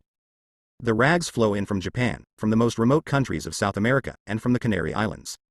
But the chief sources of supply are Germany, France, Russia, Italy, Egypt, Turkey, Belgium and Holland. They are used for manure, for making bed flocks, for shoddy, and they serve as the raw material of paper. The rag sorters are carriers for the spread of smallpox and other infectious diseases. 73. And now children are even employed at fihe grinding in Sheffield. 74. Children's Employment Commission, 5th Report, 1866, page .3, D24, page 6, N. 55, 56, page 7, N. 59, 60, 75, Ibid, pp. 114, 115, N.6, 7. The commissioner rightly says that though as a rule machines take the place of men, here young persons literally replace machines. Machinery and large-scale industry 593 and they themselves are the first victims. 76 A classic example of overwork, of hard and unsuitable labor, and of its brutalizing effects on the worker from his childhood upwards, is afforded not only by coal mining and mining in general, but also by tile and brick making, in which industry the recently invented match and airy is, in England, used only here and there. Between May and September the work lasts from 5 in the morning till 8 in the evening, and where the drying is done in the open air, it often lasts from 4 in the morning till 9 in the evening. Work from 5 in the morning till 7 in the evening is considered reduced and moderate. Boys and girls of 6 and even 4 years of age are employed. They work for the same number of hours as the adults, often longer. The work is hard and the summer heat increases the exhaustion. In a brick field at Moxley, for example, a young woman, 24 years old, was in the habit of making 2,000 bricks a day, with the assistance of 2 little girls who carried the clay for her and stacked the bricks. Every day these girls carried 10 tons up the slippery sides of the clay pits, from a depth of 30 feet, and then for a distance of 210 feet. It is almost impossible as things are for a child to pass through the ordeal of a brickfield without great moral degradation. The low language, which they are accustomed to hear from their tenderest years, the filthy, indecent, and shameless habits, amidst which, unknowing, and half wild, they grow up, make them in after life lawless, abandoned, dissolute. A frightful source of demoralization is the mode of living. Each molder, who is always a skilled laborer, and the chief of a group, supplies his 7 subordinates with board and lodging in his cottage. Whether members of his family or not, the men, boys and girls all sleep in the cottage, which contains generally 2, exceptionally 3 rooms, all on the ground floor, and badly ventilated. These people are so exhausted after the day's hard work, that neither the rules of health, of cleanliness, nor of decency are in the least observed. Many of these cottages are models of untidiness, dirt, and dust. The greatest evil of the system that employs young girls on this sort of work, consists in this, that, as a rule, it chains them fast from childhood for the whole of their afterlife to the most abandoned rabble. They become rough, foul-mouthed boys, before nature has taught them that they are women. Clothed in a few dirty rags, 76. See the report on the rag trade, with numerous examples, in Public Health, 8th Report, London, 1866, pp. 1. Q6, 208. 594 The production of relative surplus value the legs naked far above the knees, hair and face besmeared with dirt, they learn to treat all feelings of decency and shame with contempt. During mealtimes they lie at full length in the fields, or watch the boys bathing in a neighboring canal. Their heavy day's work at length completed, they put on better clothes, and accompany the men to the public houses. That excessive drunkenness is prevalent from childhood upwards among the whole of this class, is only natural. The worst is that the brickmakers despair of themselves. You might as well, said one of the better kind to a chaplain of the Southall Fields, try to raise and improve the devil as a brickie, sir. 77 There is a rich collection of official material to be found in the 4th and 6th Public Health Reports, 1862 and 1864, on the way in which capital economizes on the requirements for labor in modern manufacture, in which I include all workshops on a large scale, except factories proper. The descriptions of the workshops, more especially those of the London printers and tailors, surpass the most loathsome fantasies of the novelists. The effect on the health of the workers is self-evident. Dr. Simon, the chief medical officer of the Privy Council and the official editor of the Public Health Reports, says among other things, in my 4th report, 1861, published 1862, I showed how it is practically impossible for the workpeople to insist upon that which is their first sanitary right, viz. The right that, no matter what the work for which their employer brings them together, the labor, so far as it depends upon him, should be freed from all avoidably unwholesome conditions. I pointed out that while the workpeople are practically incapable of doing themselves this sanitary justice, they are unable to obtain any effective support from the paid administrations of the sanitary policy. The life of myriads of workmen and workwomen is now uselessly tortured and shortened by the never-ending physical suffering that their mere occupation begets. 78 In illustration of the way in which the workrooms influence the state of health, Dr. Simon gives the following table of mortality. 79-77. Children's Employment Commission, 5th Report, 1866, pp. XVII, D 86-97, and pp. 130-33, n. 39-71. See also the 3rd Report, 1864, pp.48, 56, 78. Public Health, 6th Report, London, 1864, pp. 29, 31, 79. Ibid. Page 30. Dr. Simon remarks that mortality among the London tailors and printers between the ages of 2s and 3s is in fact much greater than it appears, because employers in London obtain from the country a great number of young people up to 30 years of age, as apprentices, and improvers. Machinery and large-scale industry 595 Number of persons industries compared death rate per 100,000 of all ages employed as regards health. Men in the respective industries between the industries. Stated ages: age 25, 35, 35, 45, 45, 55 958,265. Agriculture in England and Wales 743. ADS 1145 22,301 men. London tailors 958. 1,262 2,093 12. 379 women 13,803. London printers 894. 1,747 2,367. D. Modem domestic industry. I now come to so-called domestic industry.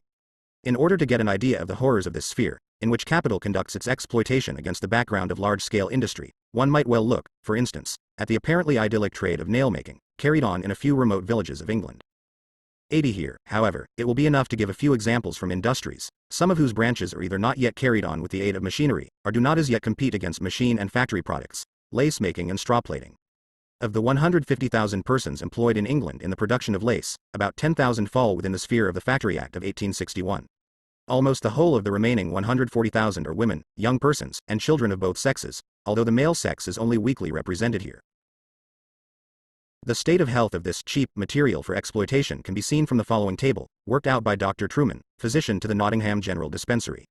Out of 686 female patients who were lacemakers, who come to perfect their skill in their trade. These figure in the census as Londoners, and they swell out the NWNBER of heads on which the London death rate is calculated, without adding proportionally to the number of deaths there.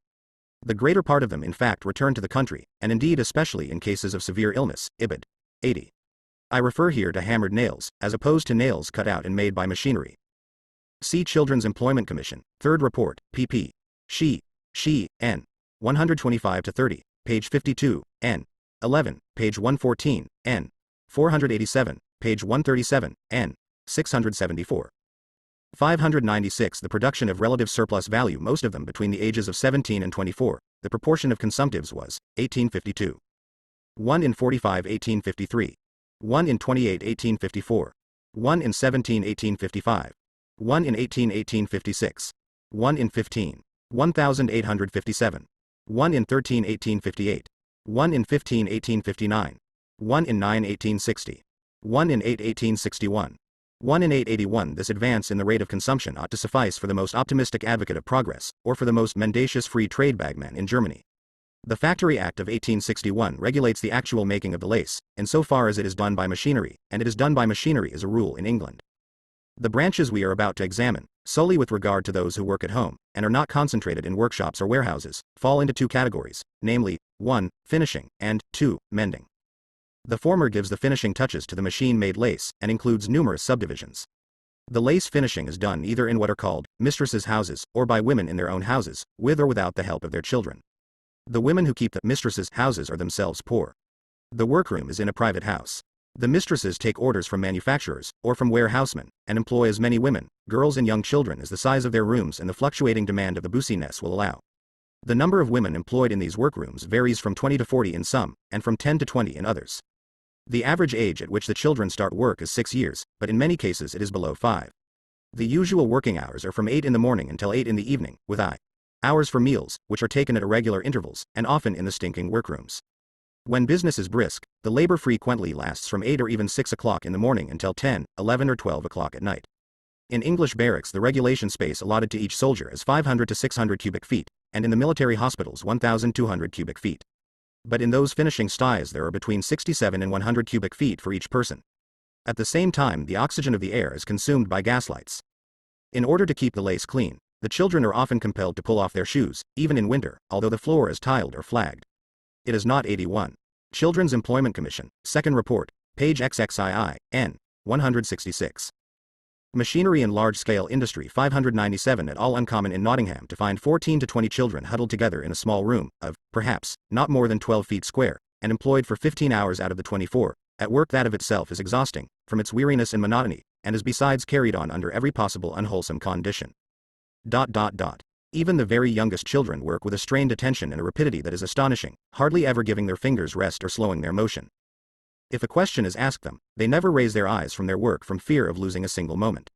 The long cane is increasingly used as a stimulant by the mistresses as the working hours drag towards their close. The children gradually tire and become as restless as birds towards the end of their long detention at an occupation that is monotonous, eye-straining, and exhausting from the uniformity in the posture of the body. Their work is like slavery, 82 When women and their children work at home, which nowadays means in a hired room, often in a garret, their situation is, if that is possible, still worse. This sort of work is given out within a radius of 80 miles from Nottingham. On leaving the warehouse at 9 or 10 o'clock at night, the children are often given a bundle of lace to take home with them and finish. The Pharisee of a capitalist, represented by one of his paid lackeys, accompanies this action, of course, with the unctuous phrase, "That's for mother," yet he knows very well that the poor children must sit up and help. 83 Pillow lace making is chiefly carried on in England in two agricultural districts. 1. The Honiton Lace District, extending from 20 to 30 miles along the south coast of Devonshire, and including a few places in North Devon. The other comprising a great part of the counties of Buckingham, Bedford and Northampton, and also the adjoining portions of Oxford's Higher and Huntingdonshire. The cottages of the agricultural labourers are the places where the work is usually carried on. Many manufacturers employ upwards of 3,000 of these lace makers, who are chiefly children and young persons, and always female. The conditions we have just described for the lace finishing trade also prevail here, except that instead of the mistresses' houses we find what are called lace schools kept by poor women in their cottages. From their 5th year and often earlier, until their 12th or 15th. 82. Children's Employment Commission, Second Report, 1864, pp. She, XX, XXI. 83. Ibid. pp. XXI, XXII. 598 The production of relative surplus value year. The children work in these schools. During the first year the very young ones work from 4 to 8 hours, and later on, from 6 in the morning till 8 and 10 o'clock at night. These rooms are generally the living rooms of small cottages, with the fireplace stopped up to prevent draught, and sometimes even in winter, the animal heat of the inmates being thought sufficient. In other cases, they are small pantry-like rooms without any fireplaces. The crowding in these rooms and the foulness of air produced by it are sometimes extreme. Added to this is the injurious effect of drains, privies, decomposing substances, and other filth usual in the purlieus of the smaller cottages. With regard to space, in one lace school 18 girls and a mistress, 33 cubic feet to each person. In another, where the smell was unbearable, 18 persons and 24% cubic feet per head. In this industry are to be found employed children of 2 and 2 years. 84 Where lace making ends in the counties of Buckingham and Bedford, straw plaiting begins, and extends over a large part of Hertfordshire and the westerly and northerly parts of Essex. In 1861, there were 40,043 persons employed in straw plaiting and straw hat making. Of these, 3,815 were males of all ages, the rest females, of whom 14,913, including about 7,000 children, were under 20 years of age.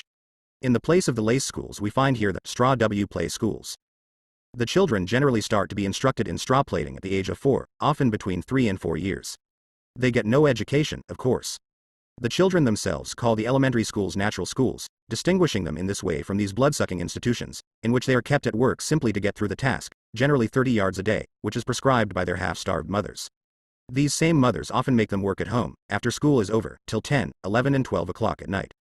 The straw cuts their mouths, with which they constantly moisten it, and their fingers. Dr. Ballard gives it as the general opinion of the whole body of medical officers in London that 300 cubic feet is the minimum space proper for each person in a bedroom or workroom. But in the straw play schools space is more sparingly allotted than in the lace schools, 12 17, 18, and below 22 cubic feet for each person. The smaller of these numbers, says one of the commissioners, Mr. White, represents less space than the half of what a child would occupy if packed in a box measuring 3 feet and 84. Children's Employment Commission, Second Report, 1864, pp. XXIXXXX. Machinery and large-scale industry 599 each direction. Thus do the children enjoy life till the age of 12 or 14. The wretched half-starved parents think of nothing but getting as much as possible out of their children. The latter, as soon as they are grown up, do not care a farthing, and naturally so, for their parents, and leave them. It is no wonder that ignorance and vice abound in a population so brought up.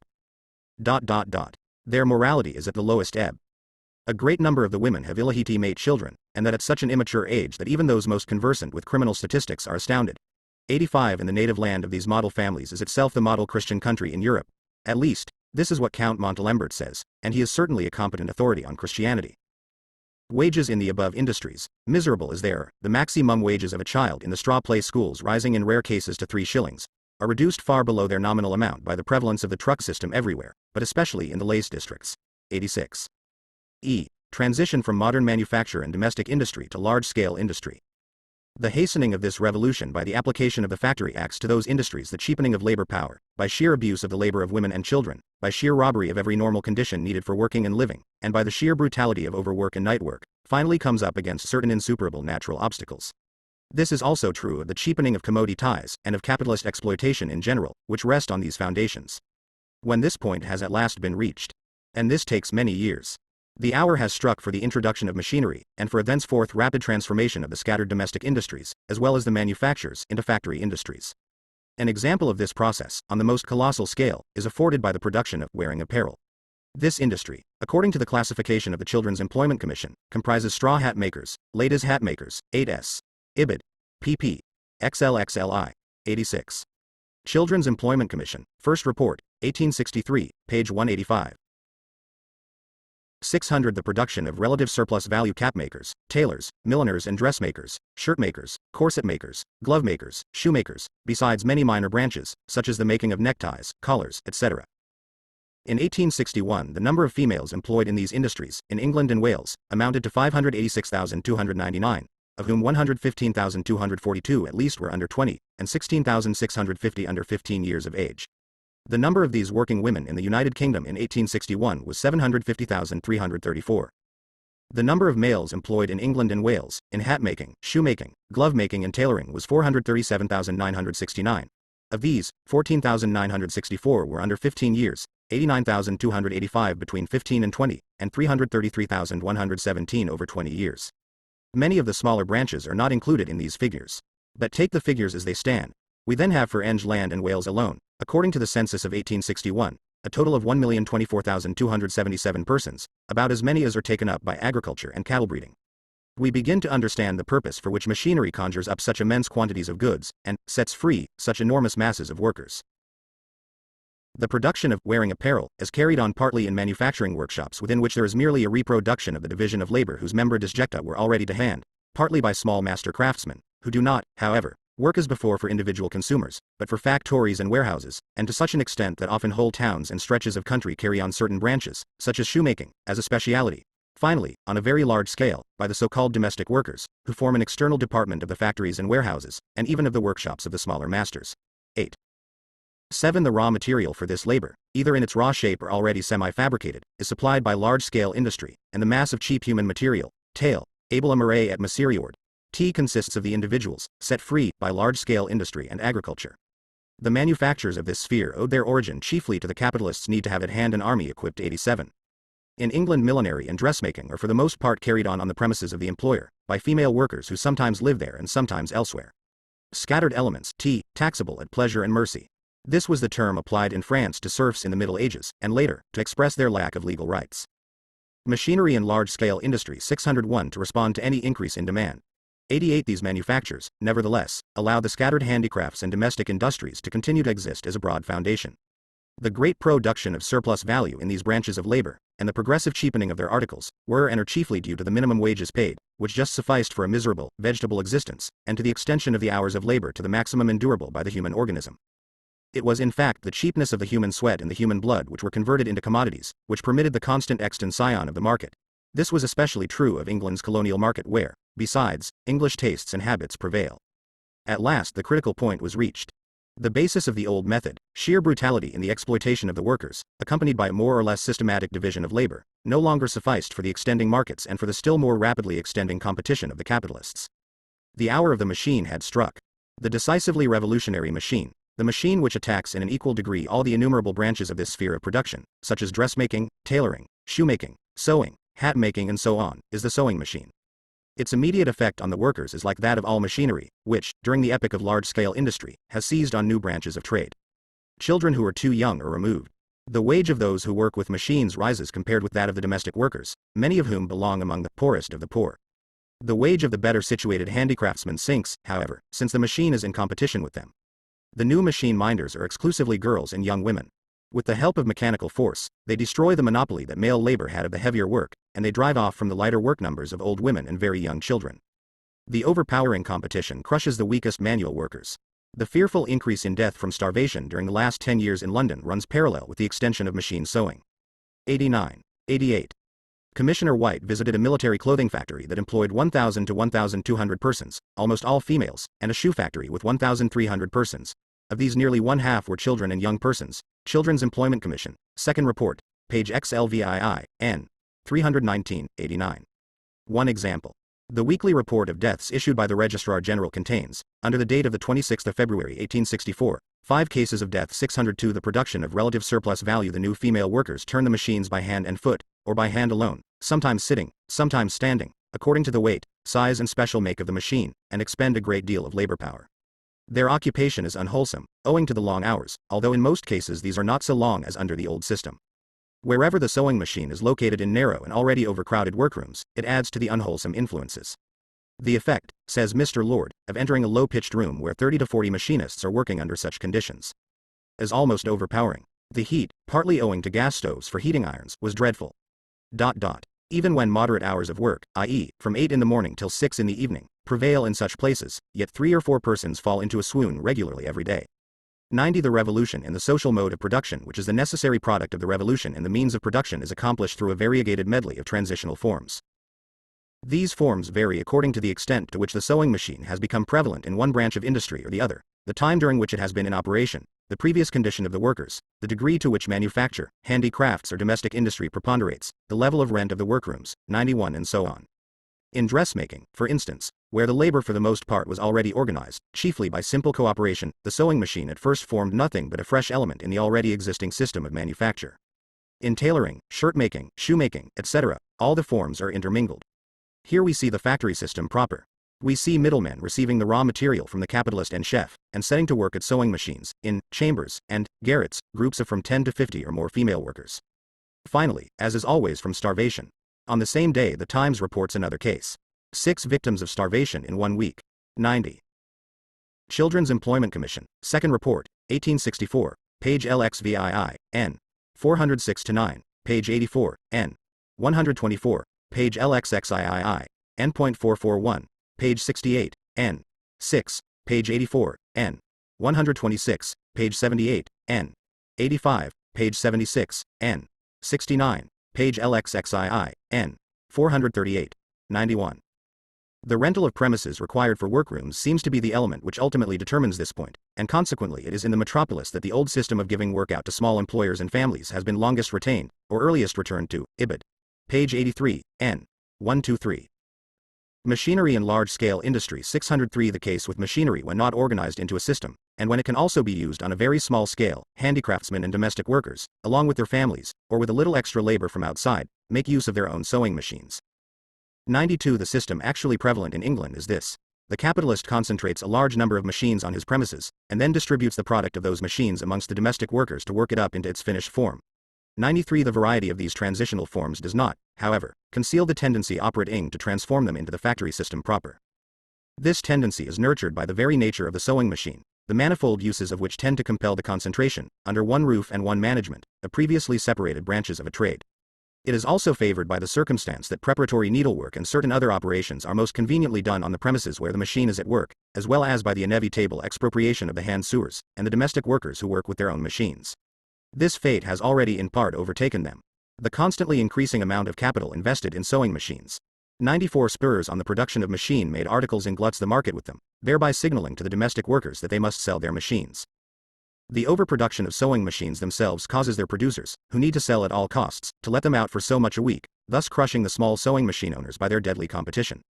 95 Constant changes in the construction of the machines, and their ever-increasing cheapness, cause the older makes to depreciate daily and compel their sale in great numbers, at absurd prices, to large capitalists, who are now the only people who can employ them at a profit.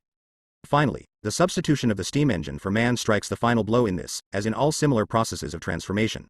Initially, the use of steam power meets with certain technical difficulties, such as unsteadiness in the machines, difficulty in controlling their speed, rapid wear and tear. 92.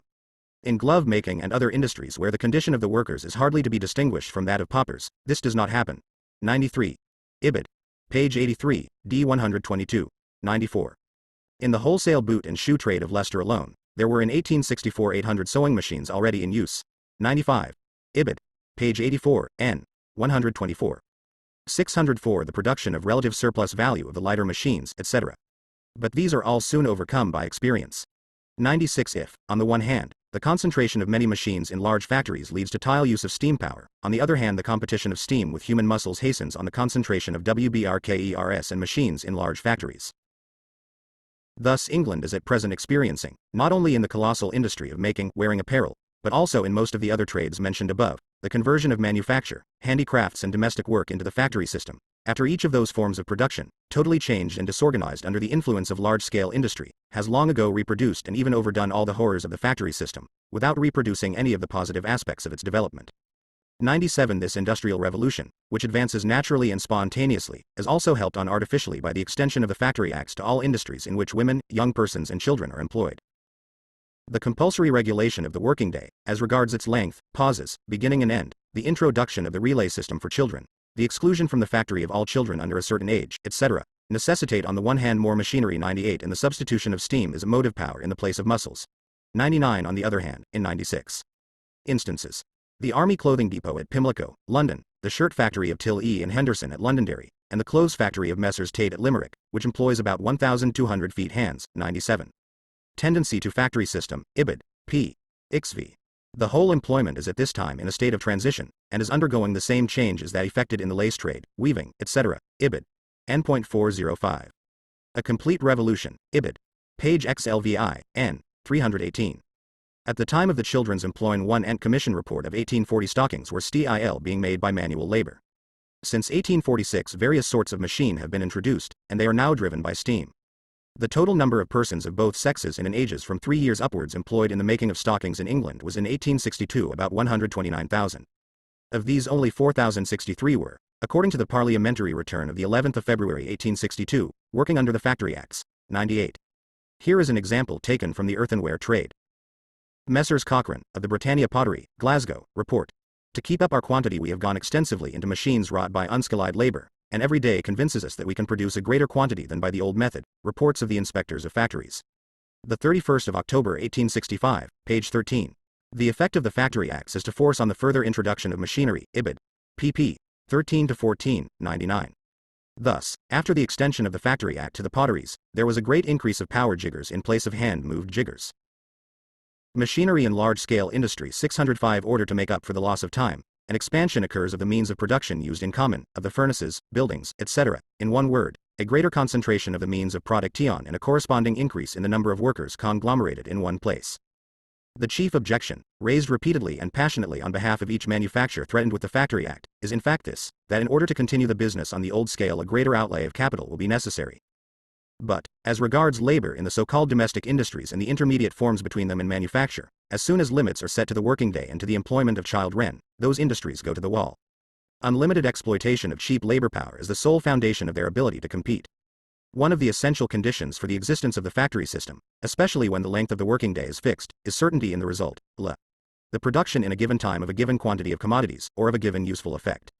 The statutory pauses in the working day, moreover, imply the assumption that periodic and sudden cessations in the work do no harm to the article undergoing the process of production. This certainty in the result, and this possibility of interrupting the work, are of course more easily attained in the purely mechanical industries than in those in which chemical and physical processes play a part, as, for instance, in the earthenware trade, in bleaching, dyeing, baking, and in most of the metallurgical industries. Wherever there is a working day whose length is not restricted, wherever there is night work and unrestricted waste of human life, there the slightest obstacle presented by the nature of the work to a change for the better is soon looked on as an eternal, natural barrier, inherent in production. No poison kills vermin with more certainty than the Factory Act removes such natural barriers. No one made a greater outcry over impossibilities than the gentlemen who are involved in the manufacture of earthenware. In 1864, however, they were brought under the Act, and within 16 months every impossibility had vanished. The improved method, called forth by the Act, of making slip by pressure instead of by evaporation, the newly constructed stoves for drying the ware in its green state, etc., are each events of great importance in the pottery art, and mark an advance which the preceding century could not rival. It has even considerably reduced the temperature of the stoves. 606 The production of relative surplus value themselves with a considerable saving of fuel, and with a readier effect on the ware. 1. In spite of every prophecy, the cost price of earthenware did not rise, but the quantity produced did, and to such an extent that the export for the 12 months ending December 1865 exceeded in value by £138,628 the average of the preceding 3 years. In the manufacture of matches it was thought to be an indispensable requirement that boys, even while bolting their dinner, should go on dipping the matches in melted phosphorus, whose poisonous vapor rose into their faces. The Factory Act, 1864, made the saving of time a necessity, and so forced into existence a dipping machine, whose vapor could not come into contact with the workers. 2. Similarly, at the present time, in those branches of lace manufacture not yet subject to the Factory Act, it is maintained that meal times cannot be regular owing to the different periods required by the various kinds of lace for drying, periods which vary from 3 minutes to up to an hour and more. To this the Children's Employment Commissioners answer, the circumstances of this case are precisely analogous to that of the paper stainers, dealt with in our first report. Some of the principal manufacturers in the trade urged that, in consequence of the nature of the materials used, and their various processes, they would be unable, without serious loss, to stop for meal times at any given moment. But it was seen from the evidence that, by due care and previous arrangement, the apprehended difficulty could be got over, and accordingly by Clause 6 of Section 6 of the Factory Acts Extension Act passed during this session of Parliament, an interval of 18 months is given to them, from the passing of the Act, before they are required to conform to the meal hours specified by the Factory Acts. 3. The Act had hardly received the sanction of Parliament when the manufacturers also discovered this. The inconveniences we expected to arise from the introduction of the Factory Acts into our branch of manufacture, I'm happy to say, have not arisen. We do not find the production at all interfered with, in short we produce more in the same time. 4. It is evident that the British Parliament, which no one will re-eye reports of the inspectors of factories. Point 31 October 1865, pp. 96 and 127. 2. The introduction of this and other machinery into matchmaking had the effect, in one department alone, that 230 young persons were replaced by 32 boys and girls of 14 to 17 years of age. This saving in labor was carried still further in 1865 by the employment of steam power. 3. Children's Employment Commission, Second Report, 1864, page X.N. So. 4. Reports of the Inspectors of Factories. The 31st of October 1865, page 22. Machinery in large-scale industry 607 approach with being excessively endowed with genius, has been led by experience to the conclusion that a simple compulsory law is sufficient to enact away all the so-called impediments opposed by the nature of the process to the restriction and regulation of the working day. Hence, on the introduction of the Factory Act into a given industry, a period varying from 6 to 18 months is fixed within which it is incumbent on the manufacturers to remove all technical impediments to the working of the Act. Mirabeau's impossible one ne me douze jages ce bet de mo 1 foot asterisk is particularly applicable to modern technology. But though the Factory Acts thus artificially ripen the material elements necessary for the conversion of the manufacturing system into the factory system, yet at the same time, because they make it necessary to lay out a greater amount of capital, they hasten the decline of the small masters and the concentration of capital. Apart from the purely technical impediments, which can be removed by technical means, the irregular habits of the workers themselves obstruct the regulation of the hours of labor. This is especially the case where piece wages predominate, and where loss of time in one part of the day or week can be made good by subsequent overtime or by night work, a process which brutalizes the adult worker and ruins his wife and children. 6. Although but it must be borne in mind that those improvements, though carried out fully in some establishments, are by no means general, and are not capable of being brought into use in many of the old manufactories without an expenditure of capital beyond the means of many of the present occupiers. I cannot but rejoice, writes Sub-Inspector May, that notwithstanding the temporary disorganization which inevitably follows the introduction of such a measure, as the Factory Acts Extension Act, and is, indeed, directly indicative of the evils which it was intended to remedy, etc. Reports of the Inspectors of Factories. The 31st of October 1865, pp. 96 to 7, 6. With blast furnaces, for instance, work towards the end of the week being generally much increased in duration, in consequence of the habit of the men of idling on Mondays and occasionally during a part of the whole of Tuesdays also, Children's Employment Commission, Third Report, page V, no 15. The little masters general have very irregular hours. They lose 2 or 3 days, and then work alley night to make it up. They always employ their own children, if they have any, ibid. Page V, 0, 19. The want of regularity in coming to work, encouraged by the possibility and practice of making up for this by working longer hours, ibid. Page XVIII, no 115. In Birmingham, an enormous amount of time is lost. Idling part of the time and slaving the rest, ibid. Page She, no 61. Impossible. Never use that ridiculous word to me. T. 608 The production of relative surplus value absence of regularity in the expenditure of labor power is a natural and crudely spontaneous reaction against the tedium of monotonous drudgery. It also originates, and to a much greater degree, from the anarchy in production itself, an anarchy that in its turn presupposes unbridled exploitation of labor power by the capitalist. Alongside the general and periodic changes in the industrial cycle, and the special fluctuations in the markets to which each industry is subject, we may also reckon what is called the season, dependent either on the periodicity of favorable seasons of the year for navigation, or on fashion, and the sudden placing of large orders that have to be executed in the shortest possible time. The habit of giving such orders becomes more frequent with the extension of railways and telegraphs. The extension of the railway system throughout the country has tended very much to encourage giving short notice. Purchasers now come up from Glasgow, Manchester, and Edinburgh once every fortnight or so to the wholesale city warehouses which we supply, and give small orders requiring immediate execution, instead of buying from stock as they used to do. Years ago we were always able to work in the slack times so as to meet the demand of the next season, but now no one can say beforehand what will be in demand then. In factories and places of manufacture which are not yet subject to the Factory Acts, the most fearful overwork prevails periodically during what is called the season, as a result of sudden orders. In the outside departments of factory, workshop and warehouse, the so-called domestic workers, whose employment is at best irregular, are entirely dependent for their raw material and their orders on the caprice of the capitalist, who, in this industry, is not hampered by any regard for depreciation of his buildings and machinery, and risks nothing by a stoppage of work but the skin of the worker himself. Here then he sets himself systematically to work to form an industrial reserve force that shall be ready at a moment's notice. During one part of the year he decimates this force by the most inhuman toil, during the other part he lets it starve for lack of work. Employers avail themselves of the habitual irregularity in work at home, when any extra work is wanted at a push, so that work goes on till 11 and 12 p.m., or 27. Children's Employment Commission, 4th Report, page XXXII, N.202. The extension of the railway system is said to have contributed greatly to this custom of giving sudden orders, and the consequent hurry, neglect of mealtimes, and late hours of the workpeople, Ibid. Page XXXI, number 202. Machinery and large-scale industry 609a. M. Or as the usual phrase is, all hours, and in places where the stench is enough to knock you down. You go to the door, perhaps, and open it, but shudder to go further. 8. They are curious men, said one of the witnesses, a shoemaker, speaking of the masters, and think it does a boy no harm to work too hard for half the year. IFHE is nearly idle for the other half. 9. Like the technical impediments, these usages which have grown with the growth of trade, or business customs, were also proclaimed by interested capitalists, and still are proclaimed, to be natural barriers, inherent in production. This was a favorite cry of the cotton lords at the time when they were first threatened with the Factory Acts. Although their industry depends, more than any other, on the world market, and therefore on shipping, experience showed they were lying. Since then, every pretended obstruction to business has been treated by the factory inspectors as a mere sham. 10. The thoroughly conscientious investigations of the Children's Employment Commission prove that the effect of the regulation of the hours of work, in some industries, was to spread the mass of labor previously employed more evenly over the whole year. 11. That this regulation was the first rational bridle on the murderous, meaningless caprices of fashion. 12. Cap rices which fit in very badly with the system under which large-scale industry operates. That the development of ocean navigation 8. Children's Employment Commission, 4th Report, page XXXV, N. 235, 237. 9. Ibid. Page 127, N. 56, 10.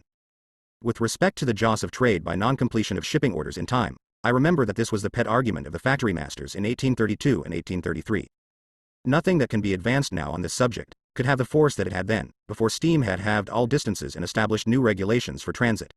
It quite failed at that time of proof when put to the test, and again it will certainly fail should it have to be tried. Reports of the Inspectors of Factories. The 31st of October 1862, pp. 54-5, 11. Children's Employment Commission, 3rd Report, page XVIII, N. 118, 12. John B. Hers remarked as long ago as 1699, the uncertainty of fashions does increase necessitous poor. It has two great mischiefs in it. First, the journeymen are miserable in winter for want of work, the mercers and master weavers not daring to lay out their stocks to keep the journeymen employed before the spring comes, and they know what the fashion will then be. 2 NDLY.